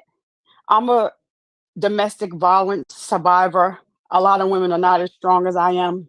My ex-husband hit me one time and I was gone. Allow Janae, Kendra, Aaron, allow yourselves to heal. And then another thing that I see, and I want you guys to be careful of, is that Nature Boy is going live lately and just saying things that he probably would say to you guys if he was still on the street. So it's like a manipulation tactic. If you listen to everything that he's saying on these phone calls, just like when Aaron left, Aaron True left and took the check. True left and took the check. So True was out here acting a plum fool over you, and all you see him as is a check. Allow yourselves time to heal, and then and get professional help. That is 100% correct. And then just taking advantage of these pages on YouTube that care. I know that the T is someone that cares about you guys' well-being, and she is a gem to have on the YouTube platform, and what she shared with the public, from the videos that was put up. Nature Boy basically uh, uh, he gave them a case, regardless as to whether somebody went to. He gave them a case. He did all this. He recorded all of this stuff and put it on Front Street from when he first went over there to now. Him being back in Atlanta, he made that bid, and some people don't realize, even as an adult, by him continuously saying things over and over again. I noticed that they have shrines where they're living now. You're constantly breathing, dreaming, eating, and drinking Nature Boy, and so that's how you Yeah. guys got brainwashed, because he's everywhere on screen TVs. You can see it when he's on live. He's everywhere. They have a picture of him everywhere. Yep, them shrines, man. Them shrines. That's that. Suzette, did Yes. you have a question that you wanted to ask Kendra and Aaron? Yeah, I just wanted to say that, but thank you guys so much. Thank you so much. Appreciate Thank that, you. Suzette. All right, have a good one.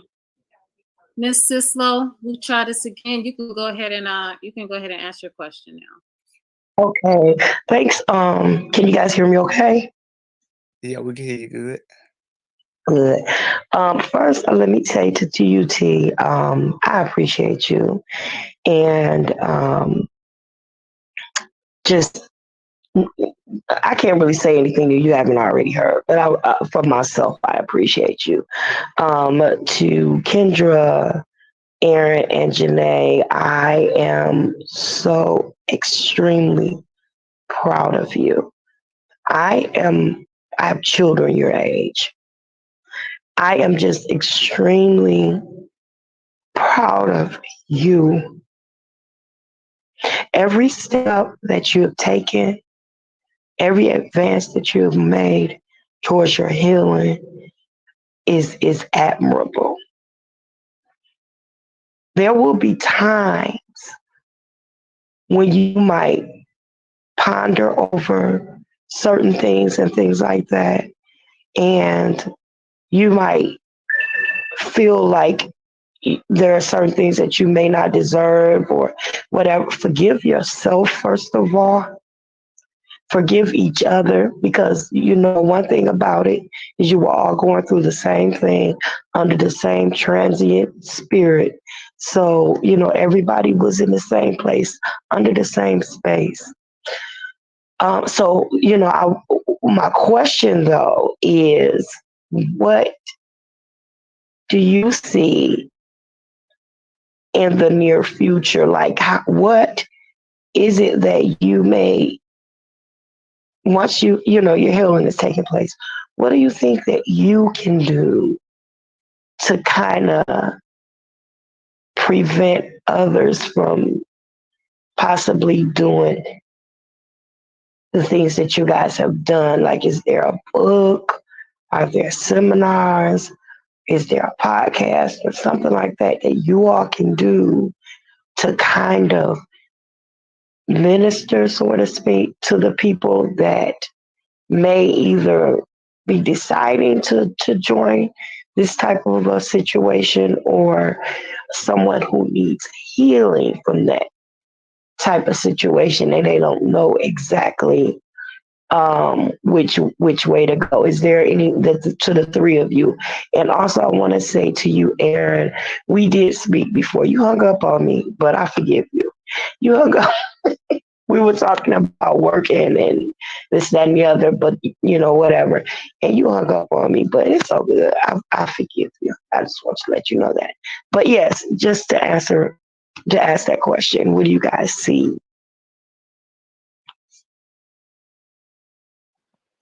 I'll be so immersed in one day that I don't even really feel no need to look towards the future. Like my value for just a person is at a level it ain't never been at before. I'll be so grateful and connected to a human being that I be having conversations with, like, people you typically don't have conversations with, like the T-Mobile phone representative. I be making connections with the lady that took my exchange at Walmart. Like, being so disconnected from people that long and demonizing people just because of superficial things, petty things, the fact that they might eat chicken, or the fact that they got on a weave. For the longest time, I've demonized people. But now I have a connection with people that make just talking to somebody from a real space a reward in itself. So what's to come in the future? I don't know. But what I do know is that my new mission in life is not to be on a phone telling you how fucking wrong you are as if I got it all figured out, but rather to meet you where you are and let you understand that we in this together, no matter what I know and no matter what you don't know, no matter where you live, no matter what you eat, no matter what you think. When you strip away from all the bullshit that we use to separate ourselves, there's the element of just humanness that brings anybody together. And I value that shit so much because it's so heightened because of the experience that I went through.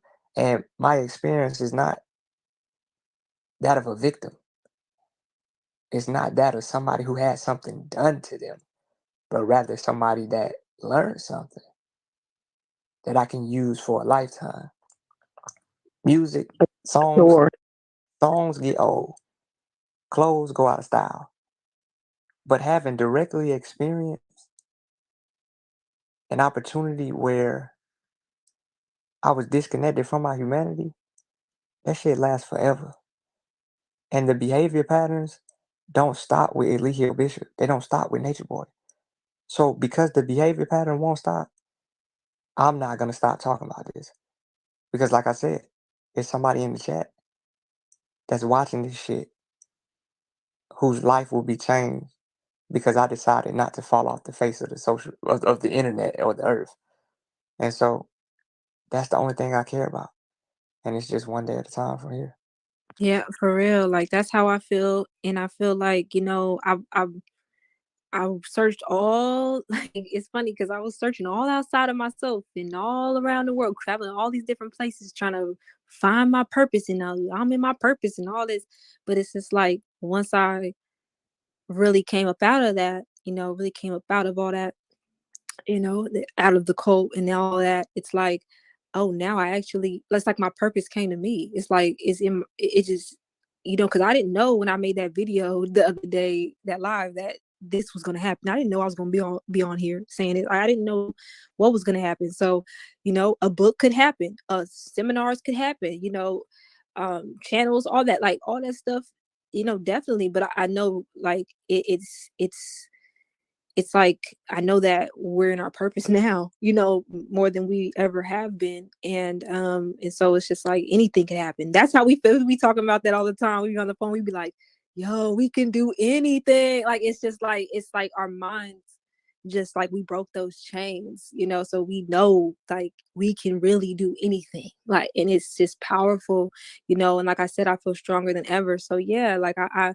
look forward to helping other people. But I gotta, there's a lot to unpack and it's a lot to deprogram. So I'm working on myself, just being, more aware of my own self first before I just start, jumping out there and trying to help others. Cause I know that, I gotta make sure I'm right, and that Jaumi's right, and that we right, like not right necessarily like there's right and wrong like that. Like, no, just making sure that we good, what I'm saying, first before, start jumping and everything. And I feel like everything's gonna unfold naturally. So yeah, just stay with us, and we're here for you.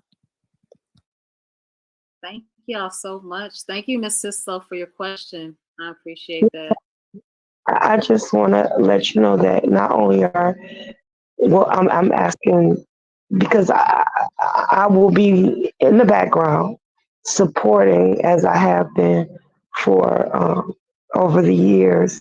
My prayers are definitely with you all, and I pray that God will meet your every need and your every provision, and that you will not run out of anything, that you will lack nothing, and that you will get everything that you need to make, to fulfill the call, you know. But what you have, as you said, and I got chills listening to Aaron, but what you have now, just like you said, somebody out there is listening.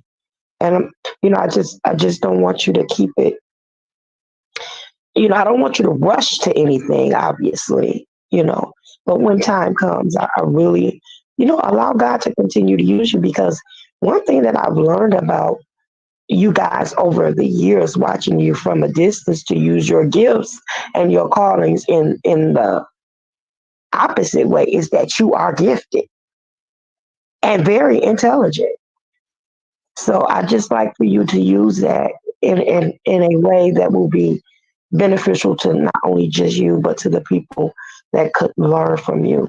T, I appreciate your time. Thank you for everything. I'll be in the background watching, and I love you on purpose, and it ain't nothing y'all can do about it. Later for Thanks. now. Well, peace. Have a good one.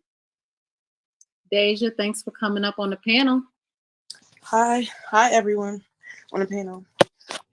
So this is so beautiful to watch. I'm so proud of y'all because I've been following y'all for a while.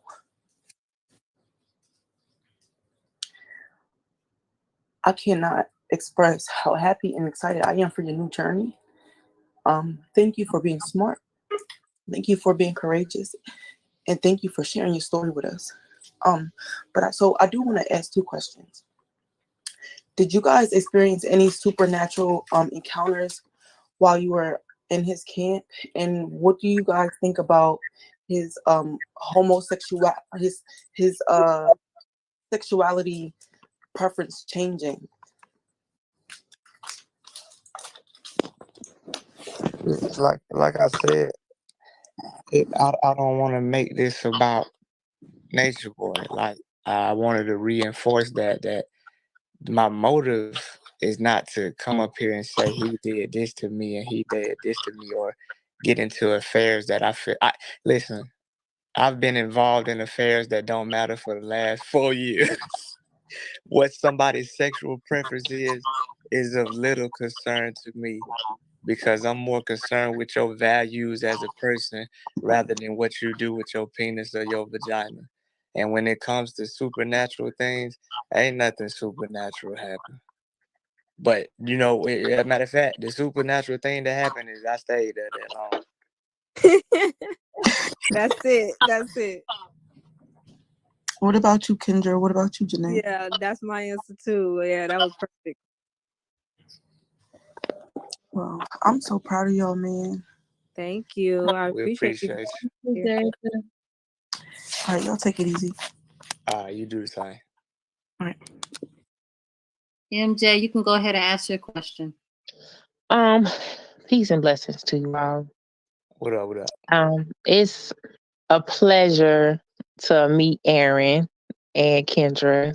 I want to thank you all for taking the time out of y'all evening and just sharing with us, because and T, thank you for using your platform, how you've been using it. We all appreciate you. My question is, um,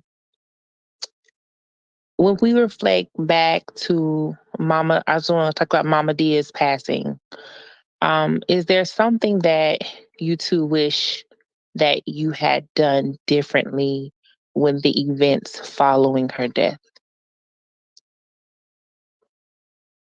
Um, that could have been more like did something like, because our family still like, it's some people that still want answers, and so many we have so many questions surrounding that incident, but it's something that you could share or something that you wish y'all had done. Nah, I feel like, even though people can die, you can die when you're 14, you can die when you're 20. But I think Mom did just died because it was her time. I don't think nothing malicious happened. You know what I'm saying? I don't think she was abused or nothing like that. I think that it just so happened to be her time. And we took the body and we didn't do nothing crazy with it. We took it immediately to the coroner, and they handled it from there. And I think the body was recovered by her family. But when it comes to Mom Dia, that's just simple, cut and dry. I think she was just, what I'm saying, in her old age, and she was looking for some excitement, Hmm. and she just happened to pass during that time. But I don't think, I don't think nobody told her, what I'm saying, to do nothing she didn't want to do, or made her do anything. I just think it was a simple matter of, she just so happened to pass in the process of looking for some excitement. Okay. All right. Yeah, Well, thank you. I'm sorry. I was Go gonna ahead. add that I remember the coroner actually confirming that it was a heart condition, that it was a part of her heart condition was the reason why she passed in her sleep. So it just happened like that. Okay. Well, I thank y'all again, and Aaron. I know we are interested in Aaron, but still keep your same energy. Like you said, you go hard and continue to go hard. Because when we used to be talking to you on Beagle, you used to roast the hell out of our ass. When we used to quote unquote troll you, but it's Nah, I much get love. nah, I get it. I get it, man. It's just uh But it's much love. It's all yeah, love, yeah, yeah, yeah, and yeah. and just keep doing y'all thing. Good Already. night. All right, good night. Thanks, MJ. Connie, I think you've been backstage for a minute. You can go ahead and ask your question. Okay, I have a question. Hey, everyone on the panel. Can What's everyone going hear on? me? Yeah, we hear you.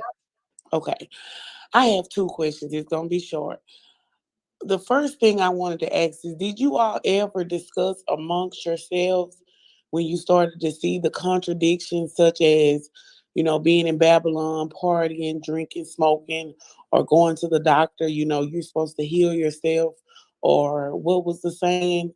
It's disease, not diseases, but he would go to the doctor and get medication and things like that. Did you all discuss that amongst yourselves? I can speak for myself because different people within the group had different relationship dynamics. We had a team, and then some people had other, similarities. They did music or whatever it may be. But I can say for myself, there's certain times where I've said certain things to Kendra. I've had certain conversations with Courtney, and I remember me and Dalen, we had got to the point where we had stopped confirming, because we had to confirm when we made purchases or whatnot, but we just stopped confirming because we was like, yo, fuck it, we want something to eat, and we're not gonna confirm this shit. We're just gonna do it. And as far as the contradictions, people just, depending upon what stage they had made it in, people would just literally pick and choose depending upon the context of the contradiction. Is this worth arguing, or is this something I can just go along with? Because we already knew that arguing, even though it was so-called encouraged and you're supposed to get in trouble and I don't want followers, the response to any opposition would usually be met with some type of like commitment to proving that you was wrong rather than a commitment to seeing it from your perspective. And then that was gradually turned into, don't even use your mind, use my mind. And if I tell you to do something, you should just do it. So people just learn to not argue if that meant solar noon was it gonna be on time. Do I want to argue or do I want to eat? Do I want to argue or do I want to go to sleep? So it basically became this process of selecting what was worth addressing and what wasn't.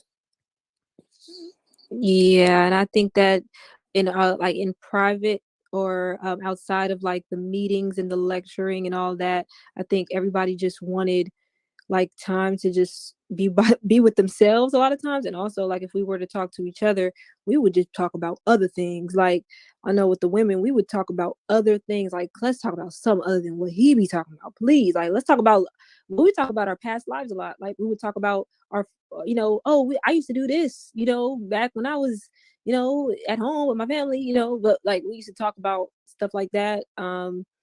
It was like, I know when me and Aaron used to talk all the time behind the scenes, we was always talking to each other about other things. It was like we just wanted to just get our minds off of the constant program sometimes, but also yeah, I don't. It was like when somebody, I was afraid to talk to anybody about like anything that I had felt like deep like contradiction, because it was like I don't want nobody to like report me or something, because I would have reported somebody. I was one of those people that's like so such and such was over here talking about, like, I was one of those people, and people do report people, so it was like I think probably with the guys it was more loose, but with the women it was more like, if you report somebody you can kind of get credit for that, so you might more than likely report. So the women didn't really go into like talking about things behind the scenes too much. Okay, well, that was all. You all have a peaceful night. Thank you. Thank you, You too. You too, Con. Scooter. You go ahead and ask your question. Hello, can you hear me? Yep. Yeah, we hear you just fine. All right, good evening, everyone. I just wanted to say I appreciate and want to thank all of you who are on the panel, and especially those of you who are finally breaking free from your mind control traps and walking away onto a new path and rediscovering who you are. My question is for Aaron. I spent a great deal of time in being blocked and muted from your Bigo page. And I felt there was a lot of massage noir transcriptions that were like transfixed to inoculate the perception of self within spirituality and oneness with the universe. It was kind of like embrooded in this like false identityhood of what it means to be a woman and womanism. And I just want to know moving, that's, the discriminants in regards to makeup, hair, body types, diet, so on, etc. And, first, poverty is a she, and the problems of women are based on patriarchy because men run this role globally. So if there's a problem with a woman, then obviously then men have to question what's their play in it on a global systemic problem, right? So moving forward, I want to know, will your message about the issues within spirituality and enculturation, indoctrination of societal imperialism and all of that, will you take more of a lens from a male masculine perspective and define and articulate the eras of the man's role in society and put less of an emphasis on what women can do to enhance themselves? Well, I don't think I'm gonna be taking no stance on none of that because, like, I don't know if you might have missed it, but my stance is helping people get out of situations where their mind has taken the background and somebody else's mind has taken the forefront.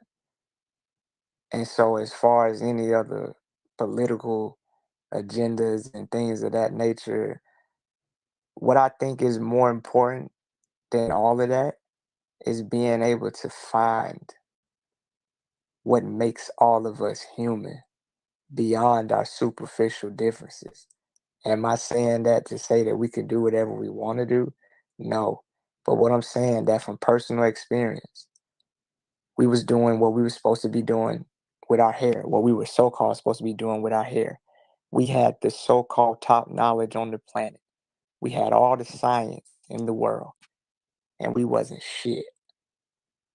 So my new movement, just for my own self, is to see everybody, whether your hair pink or fucking green, whether you fat or skinny, or whether you dark or light, is to find that thing that makes both of us human.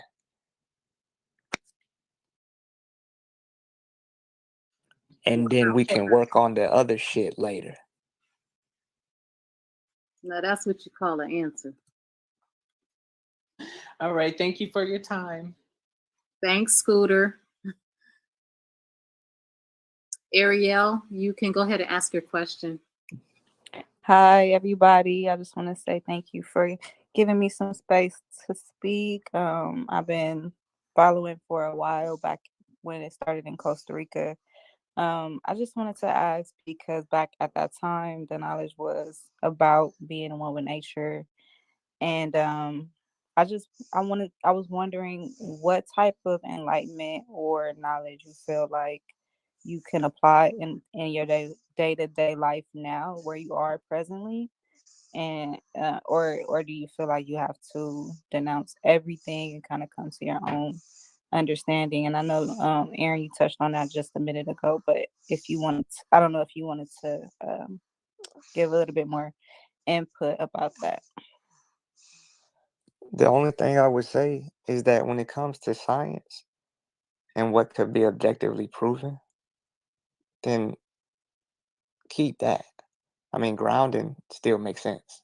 You know, it still makes sense because those were the things that caused me to move out in the first place.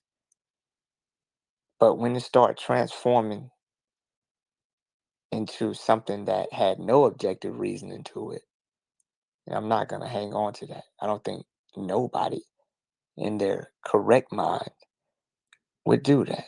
And I encourage everybody that if you're gonna take advice or instruction from someone, make sure that that instruction is objective and applies to everybody and not just their personal agenda. And I, Hello?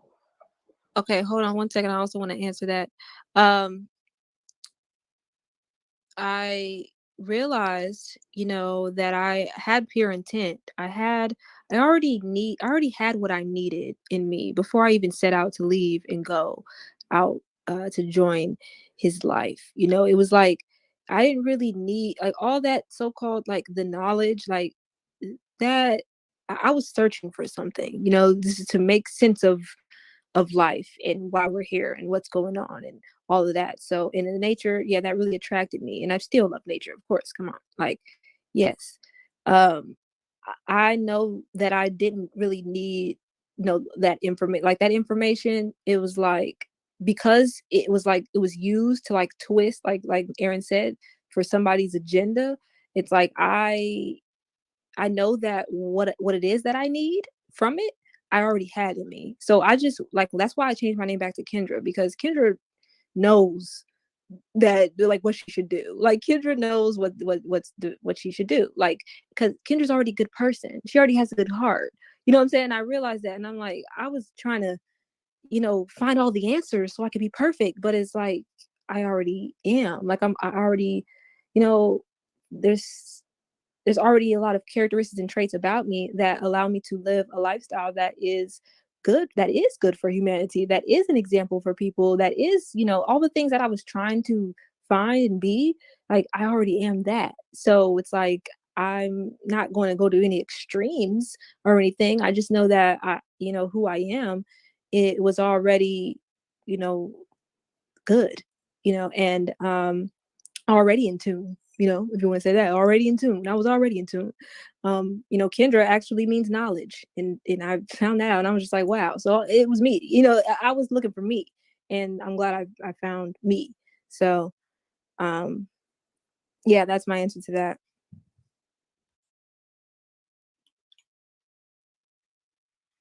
Ariel, did that answer for you? Yes, that did. Thank you very much. I Thank see the you. chat. Everyone saying who's snoring. That's my baby. He's asleep right here. Well, thank Thank you you so much all. for your question coming up, Ariel. Thank you for having me. Unapologetic, you are up. What's your question? Okay, can you hear me? Yes. Very good. My question is for Kendra.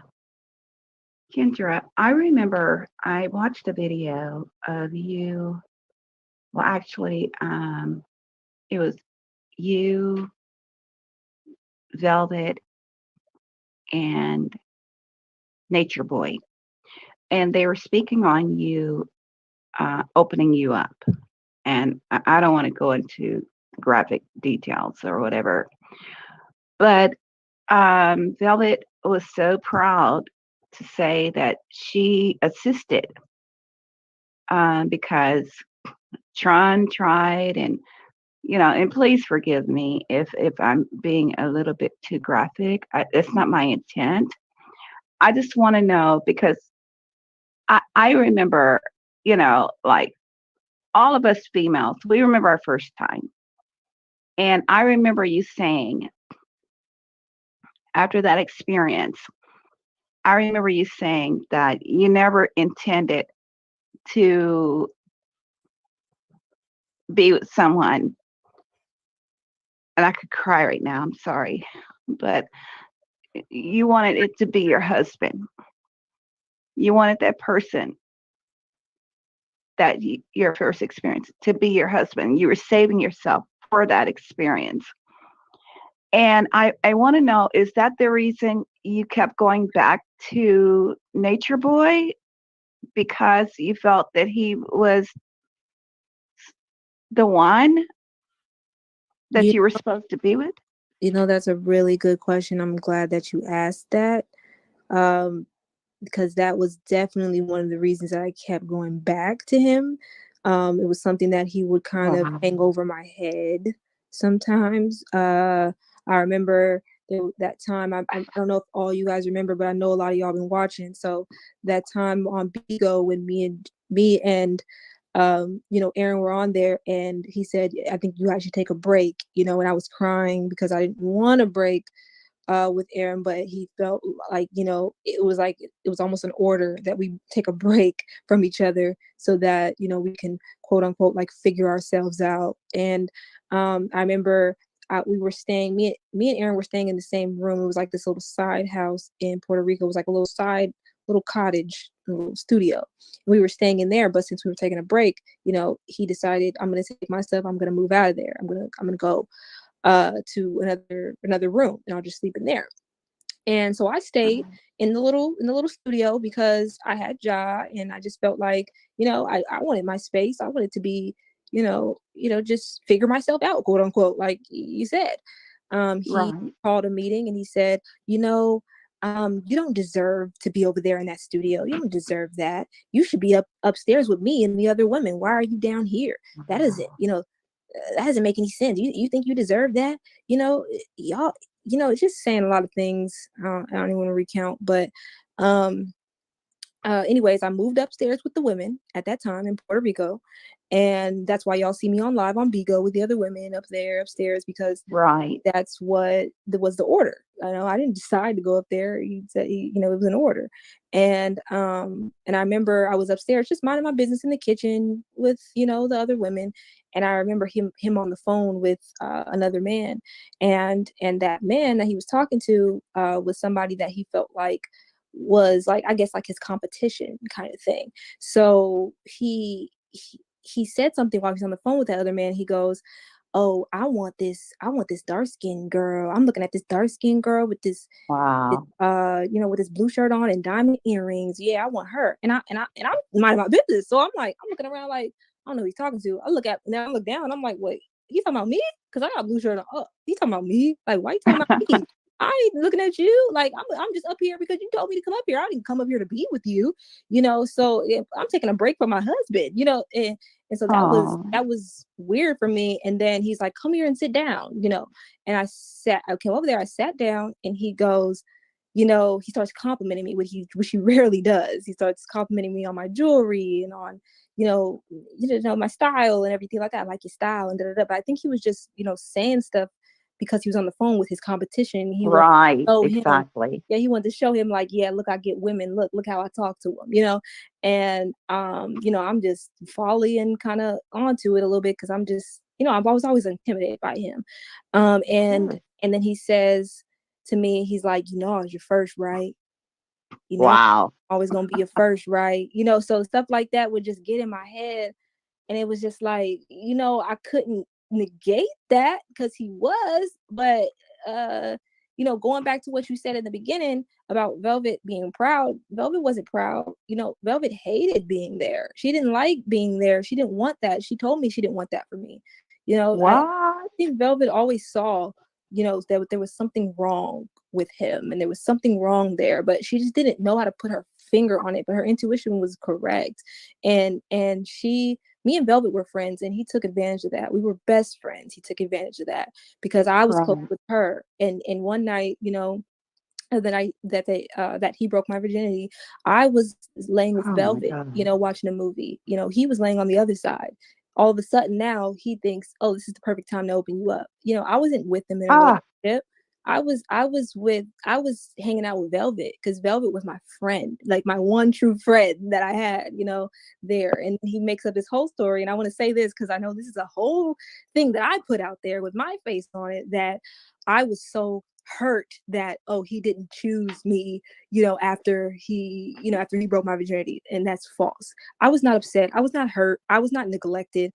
I was in pain because hold on, Kendra, I just want to say this really quick. No, don't, please don't. No, go ahead. I'm sorry. Yeah, because I just want to say this because I gotta get this. No, go ahead and get it out. Go ahead. I wasn't neglected. I wasn't. He talked. I did say that on camera though. Like, oh yeah, it hurt me. Because Velvet wasn't there for me afterwards, and he wasn't there for me afterwards. But I was reading the script. He told me that's how I felt. Off the camera, he told me that was how I felt. So when I got on the camera, I just repeated that. And when I reflect back to it, I'm like, no, that's not how I felt. I was in pain because after that experience, I believe that I had a vaginal infection. I believe that because I had never experienced so much pain. I had never experienced so much just excruciating pain, and I was peeing blood. So sorry, that's bad. But yeah, so and the only reason why I got back with Tron is because Tron could take me to the ocean, because we had to walk to the ocean, and I just needed to go to the ocean and just sit in the water because I was in that much pain, every single day for about a week, and it was pretty harsh. So I never wanted to have sex with him again. I never wanted to be with him again. But it was that idea in my head, like you said, that I thought that whoever I was with the first time should be my husband and would be my husband. So that was kind of hanging over my head throughout these whole 5 years and stuff. But I didn't enjoy that first time. He didn't really either. It was just like a way for him to kind of have his power, but I think that he found pleasure in that he was he kind of hanging it over my head, and it was hanging over me too, so yeah, I was about to give that out. Oh, Kendra, God, thank you Felicia. so much for your graciousness in answering that. I know we talked about it briefly when we talked on the phone, and I know that you wanted to touch on this because we did touch that, and you were like, I wasn't even feeling that. So I wasn't gonna bring it up, but it's interesting that it did come up anyway, and you were able to express that and tell, how you were really feeling and what you went through. When we knew that was traumatic for you, I cannot even imagine what you went through during that time, but I know that that incident helped to shape to shape the things that you went through in the carbonation code, the following year, the years following that. But very, very, very brave of you, and so, so, so courageous. Thank you for answering that question. I know it was very intimate and very private, but I do believe that you being so transparent and open is definitely helping other people. So appreciate you so much for that. Unapologetic, thank you so much for your questions. Appreciate you coming up. Mandy, you can go ahead and ask your question.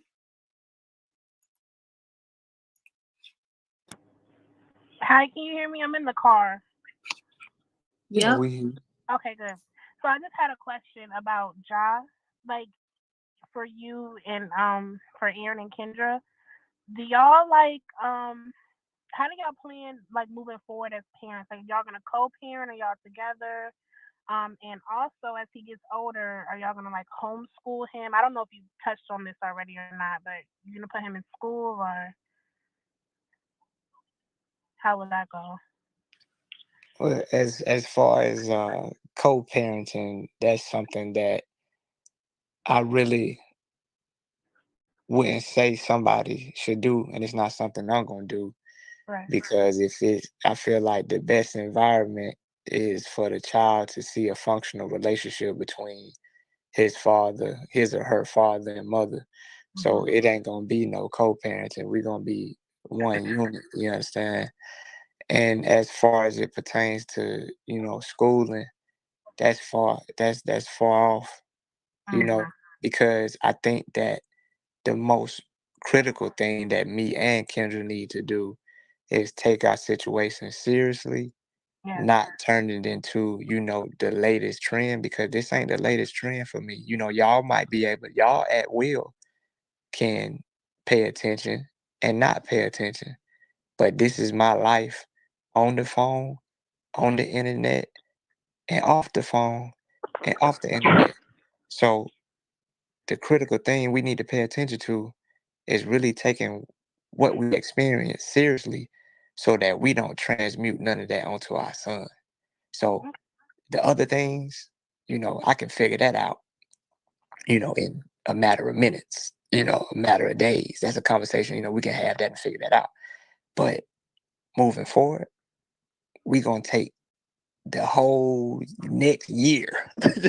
We going to take what happened seriously so that it don't become a generational curse. You understand?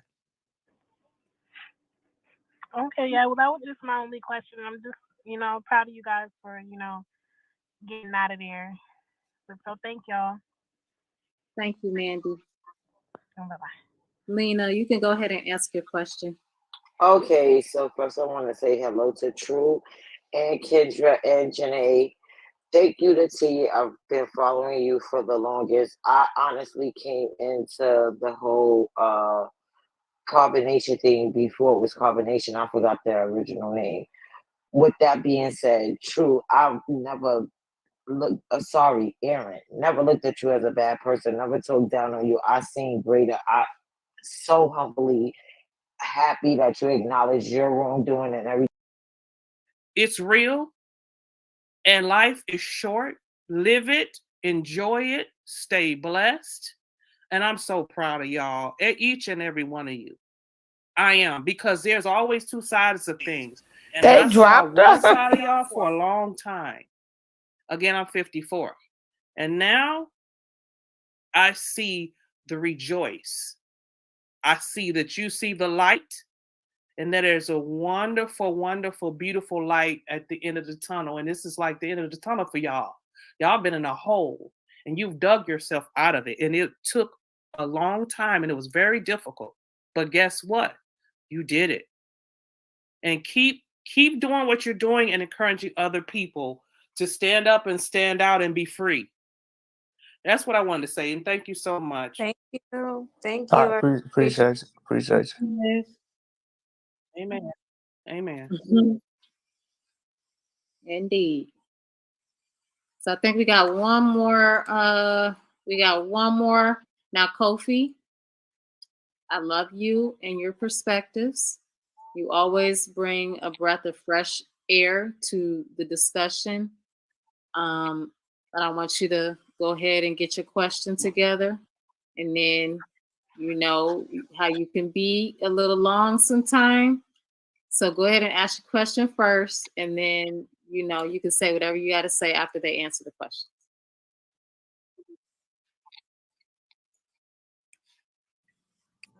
Greetings from Central America. Hope you all are well. My question is, what do y'all think? How can parents?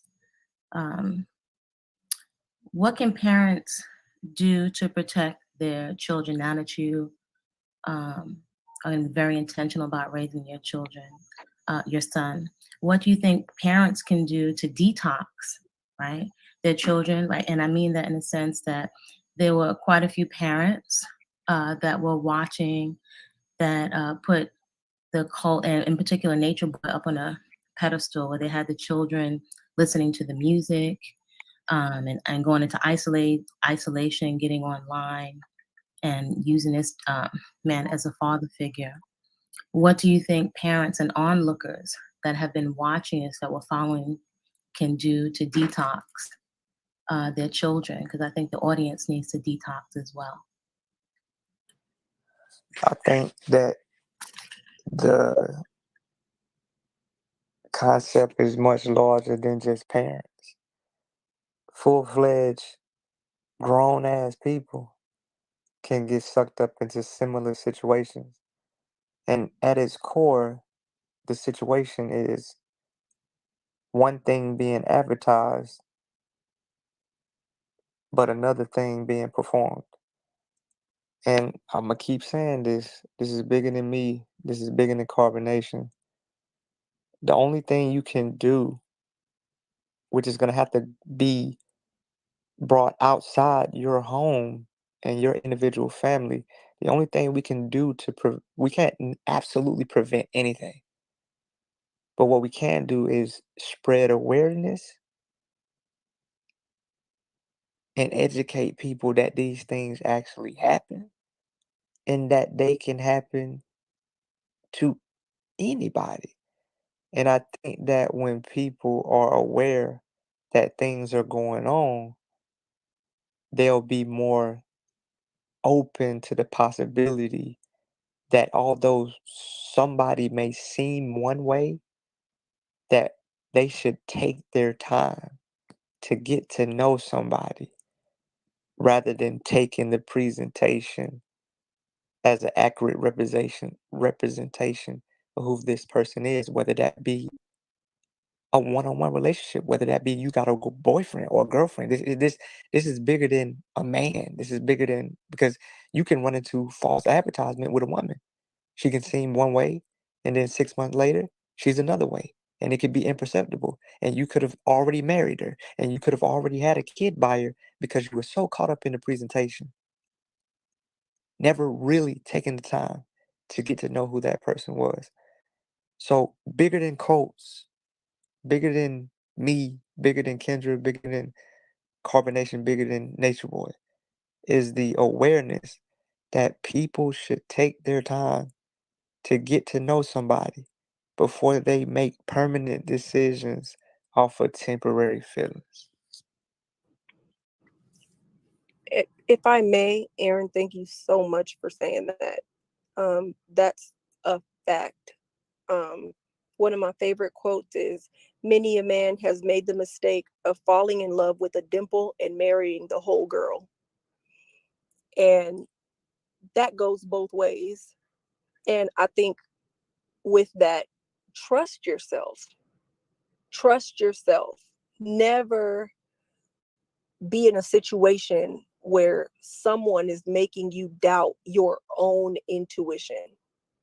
We are innately connected to spirit. We came from spirit. We are spirit beings having a physical experience. So when you feel that disconnect, when somebody's asking you to isolate yourself, when someone is monopolizing all of your time, your energy, your resources, all the rest of that, you're looking at a situation that's going to decline gradually, but definitely progressively. So just pay attention. Red flags cannot be dyed pink. They're red.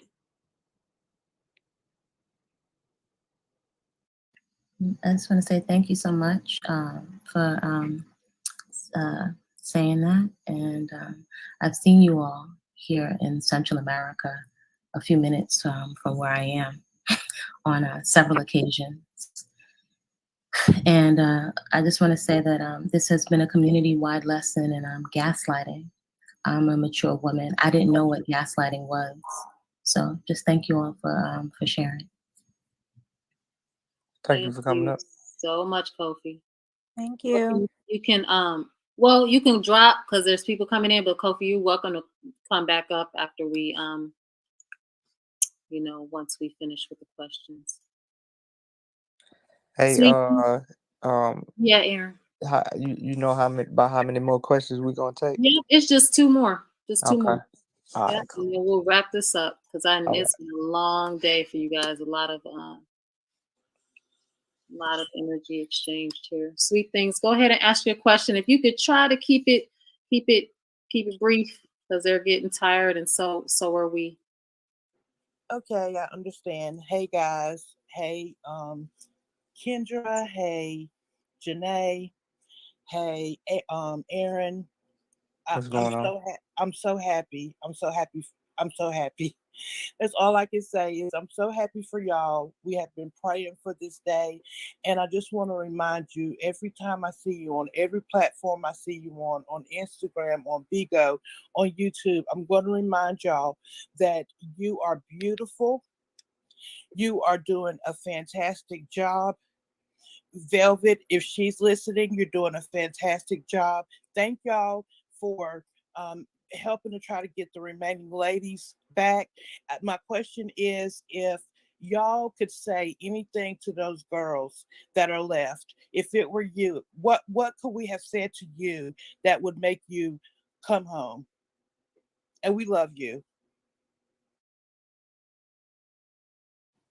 I mean, all you can do is just tell them you love them, but that don't mean they're gonna come. A person has to, they have to do the work. They have to do the work. They have to leave themselves.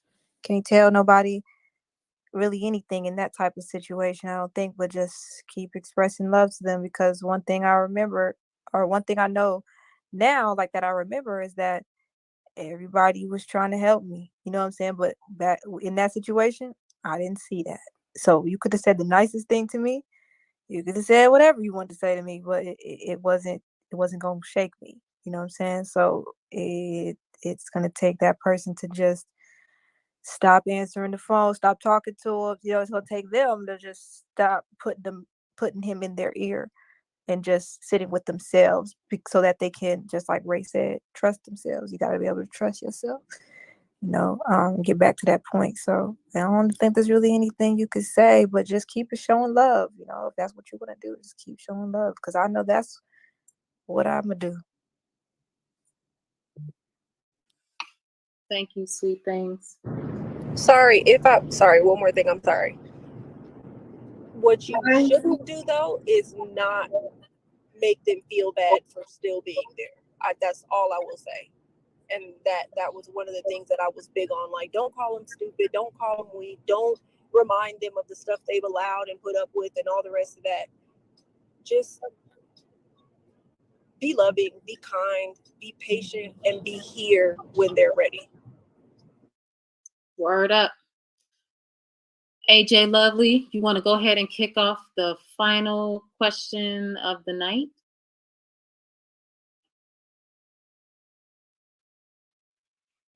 She don't went to sleep. AJ, you there?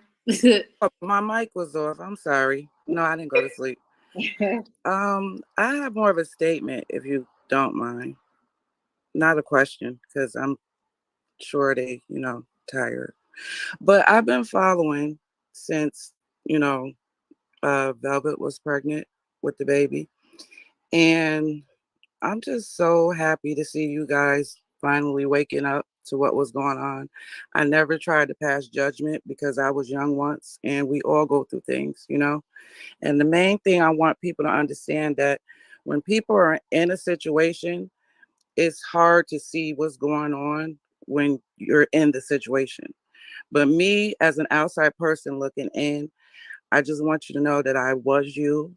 I'm still going through stuff. I admire you guys for the fact that at your young ages, you are able to internalize what you've been through, and you're doing the things you need to get and go forward. So you need to celebrate yourselves and know that a lot of people have been watching and praying on this, and that I have faith in all of you guys. You know what I mean? Like, I've never looked at you like you were stupid or none of that crazy mess. I just knew that it was something that you had to see for yourself. And I appreciate you all. Actually, how I started to watch you guys was a younger daughter of mine. She's a young adult.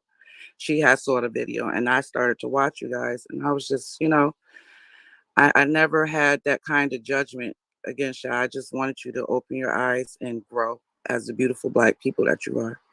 So God bless you all, and thank you, T. You are amazing. Thank you. I will appreciate you. Thank I you, appreciate all of you. Thank you so much. Yeah, have a good night. Good night. Bye, you too. Good night. Well, we made it, you guys. And this is a new record for the channel. God, I don't even know where to begin, but I've tried to express my gratitude all throughout this build that we've done, and just letting you guys know how appreciative that I am personally for you guys allowing me the chance to put your stories out, and and trusting my platform to be the place where you tell your story. And I know that you guys are not done talking. You are both very articulate, you're very intelligent, and I know that you have a lot of healing to do. Janae's still she's still in the healing stages as well.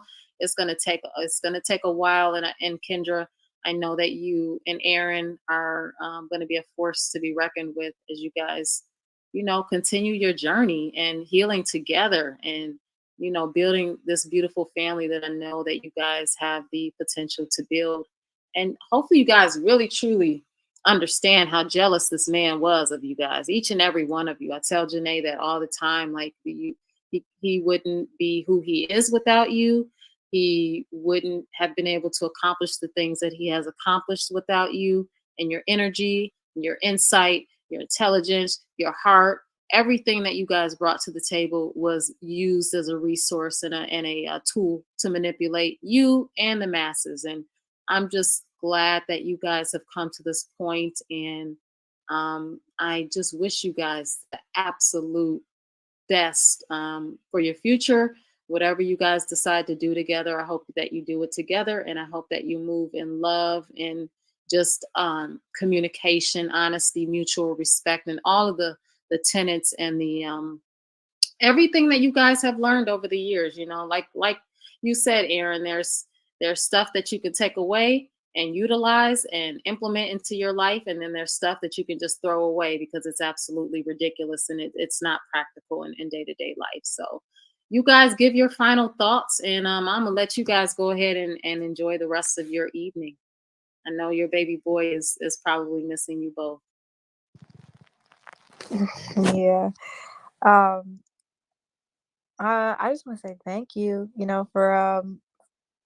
for having this platform, for all you've done over the years, and just for being real and just allowing me to, be real on here. And thank you for everybody that's watching, listening.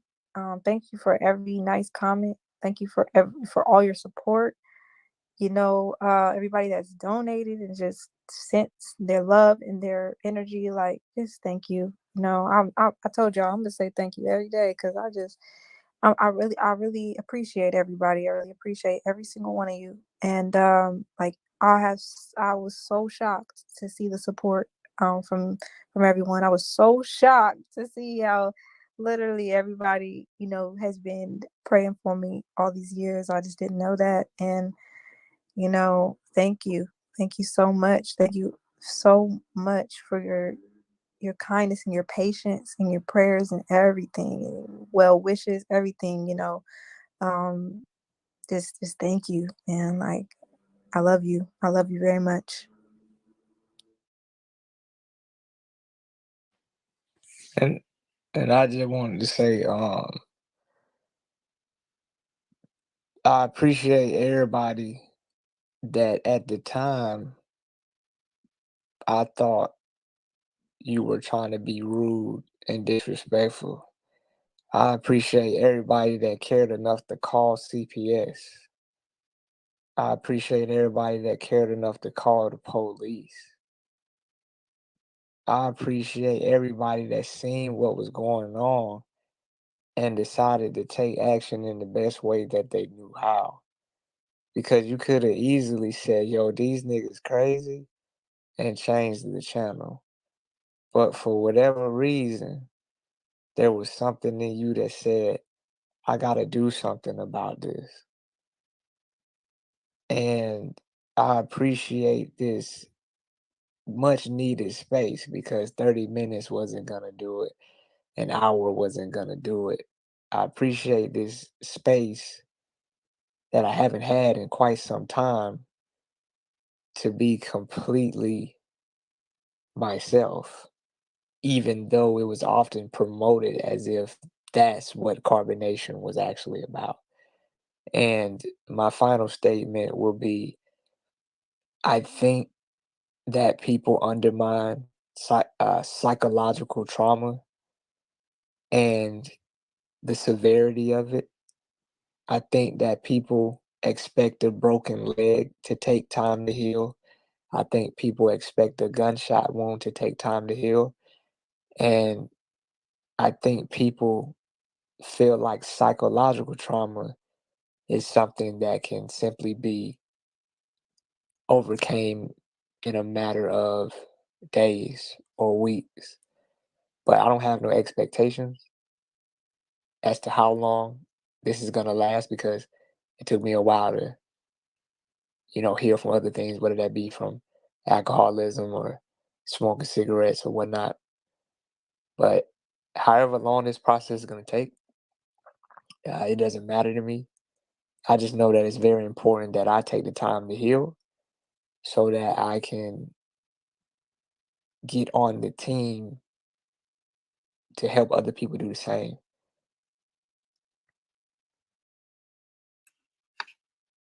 Janae?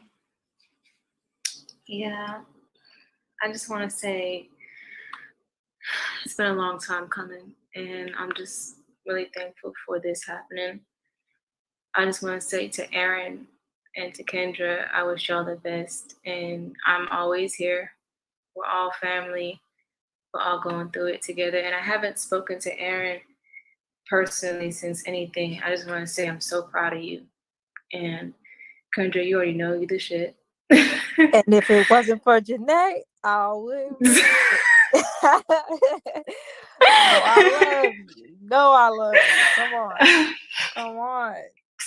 You know I love you. I love y'all too, yo. I'm sorry. I love y'all too. No, And I I'm know. so sorry. I'm gonna mute my fucking self. I can't wait to see you and reconnect, y'all. I cannot wait to hug you. You know, I just love you so much. For real.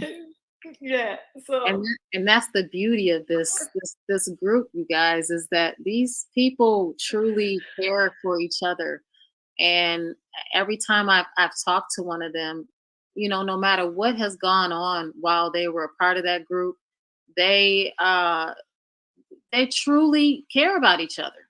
So, you know, while we might like Ray said earlier, you know, we got to show compassion for the girls that are still there. I know it's very difficult because of the things that they say and the influence that they're currently under, but I found in my years of documenting this cult that the best way to reach people is to be compassionate and to be present and to be consistent.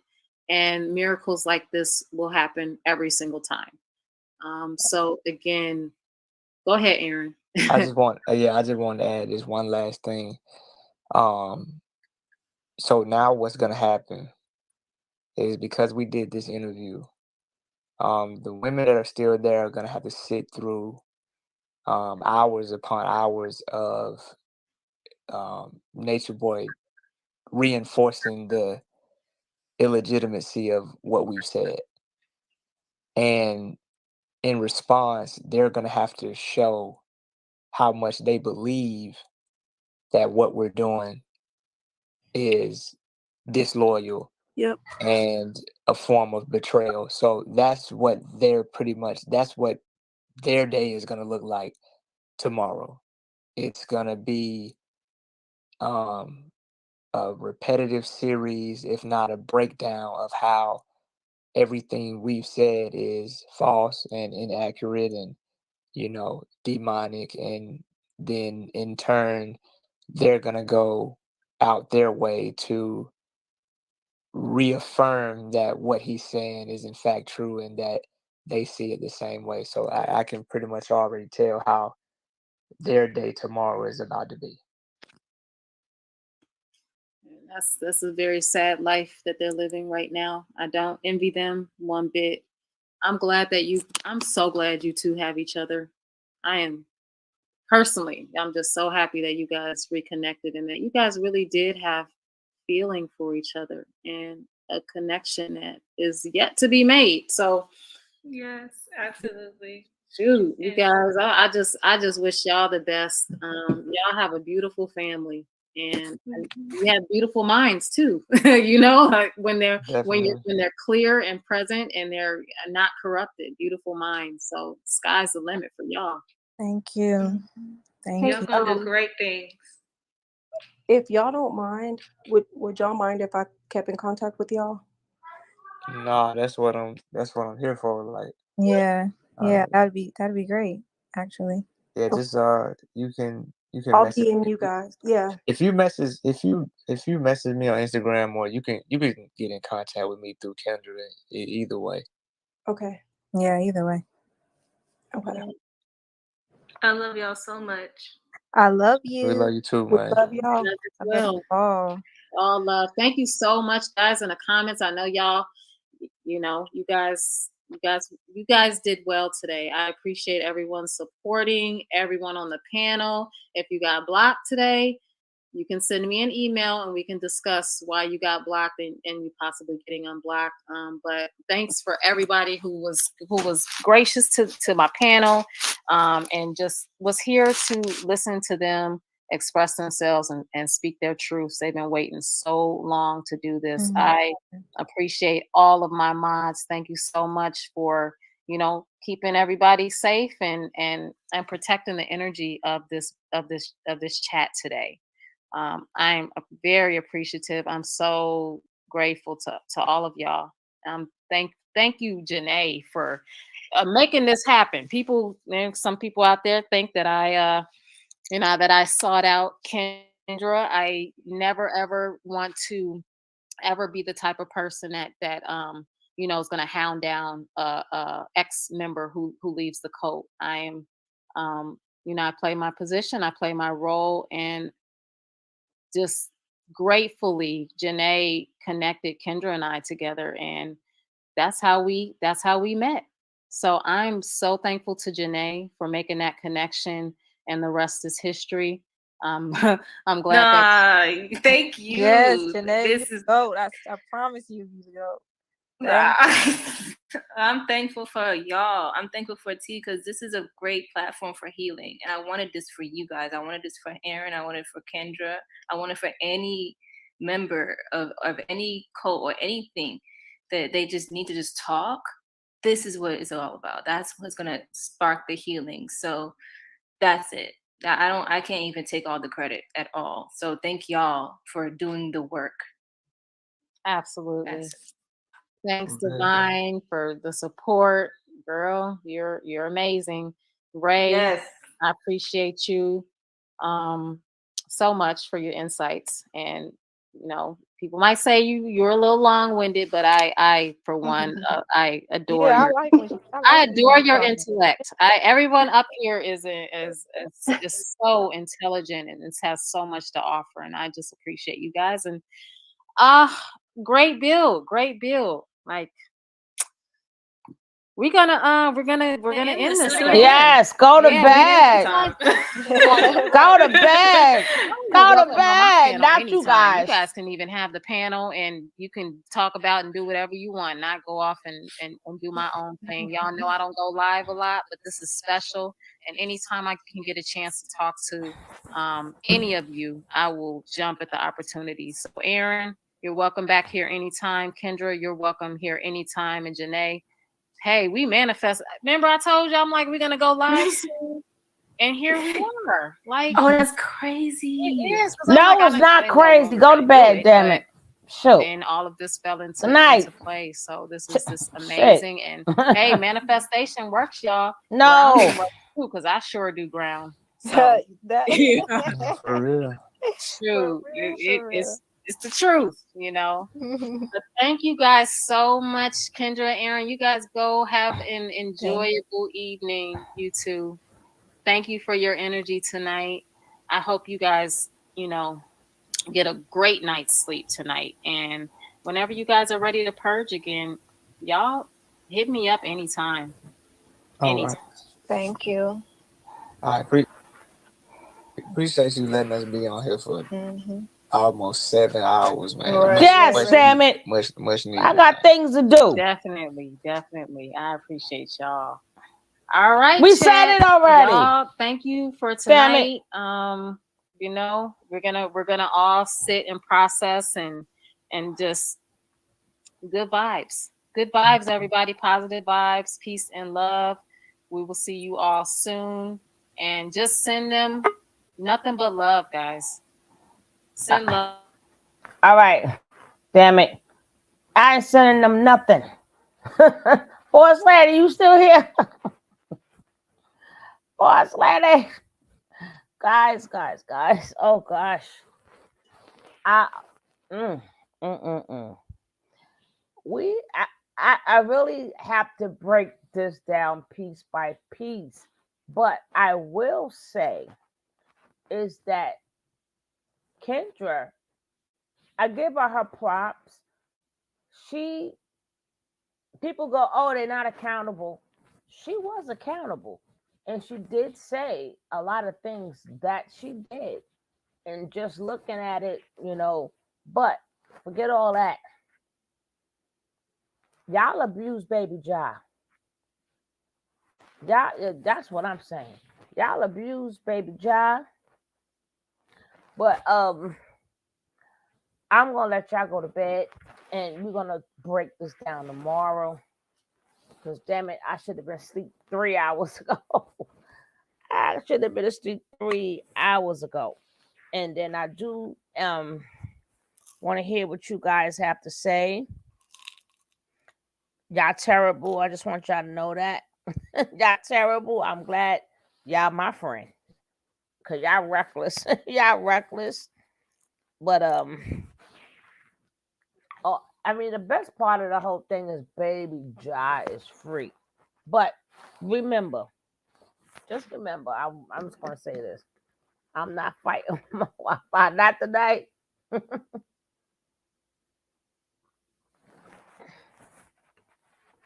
You have to remember a lot of questions that y'all want answered, y'all not gonna get answered. Okay. And even if I was put in the same predicament, certain answers I cannot give you. It's bad enough I'm in a damn coat. Well, not me. I don't want to be in an orange suit too. I don't waste a lot of them wasted 4 years, 5 years with this man. Now you think I'm gonna put on an orange suit for this man? So certain questions y'all want answered, you're not going to get it. That is something strictly for Tabitha. Tabitha and Tabitha ears only because they have to cut a deal. Okay? So stop with the whole it's not gonna happen. And if you guys was in the same shoes, you would have to watch what you say too. I don't like I already suffered enough from nature, but I'm not putting on an orange suit for him too. But but she did say some stuff. I will go live tomorrow. Why? I have to be up really early. Oh, that's too much. Well, we did a whole shift. I thank you guys for hanging with your sister. I appreciate you guys. Thank you very much.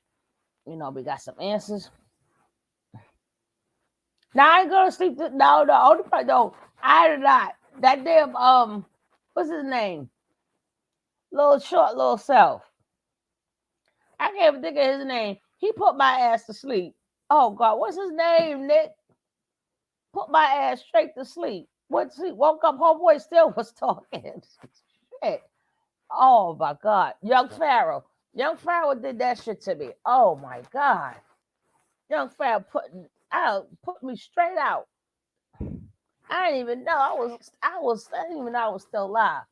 But yeah, we'll have a little talk about it tomorrow. And so you guys have a wonderful night. We're gonna just leave what is said. Let it marinate, and we go back over it tomorrow. I may only do like 3 hours, and then do the next 3 hours. 3.5 hours, then do the next 3.5 hours.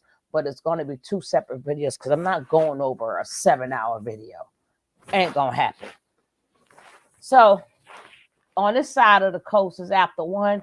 Whoever on the other side of the coast, y'all right on time, but it's still late too. All right, peace, family. Thank you guys. I appreciate you so much. Please don't forget to like, comment, and subscribe. Especially hit that like and support the channel. If you're new here, you know what to do. Hit that subscribe. Peace. I am out. Mwah, mwah, mwah, mwah. To all of you. All right, Nay, my baby. Miss Rod, Jack, Nick, and the whole kit and caboodle. I am out. Boss lady, we better be ready for tomorrow, boss lady. Peace.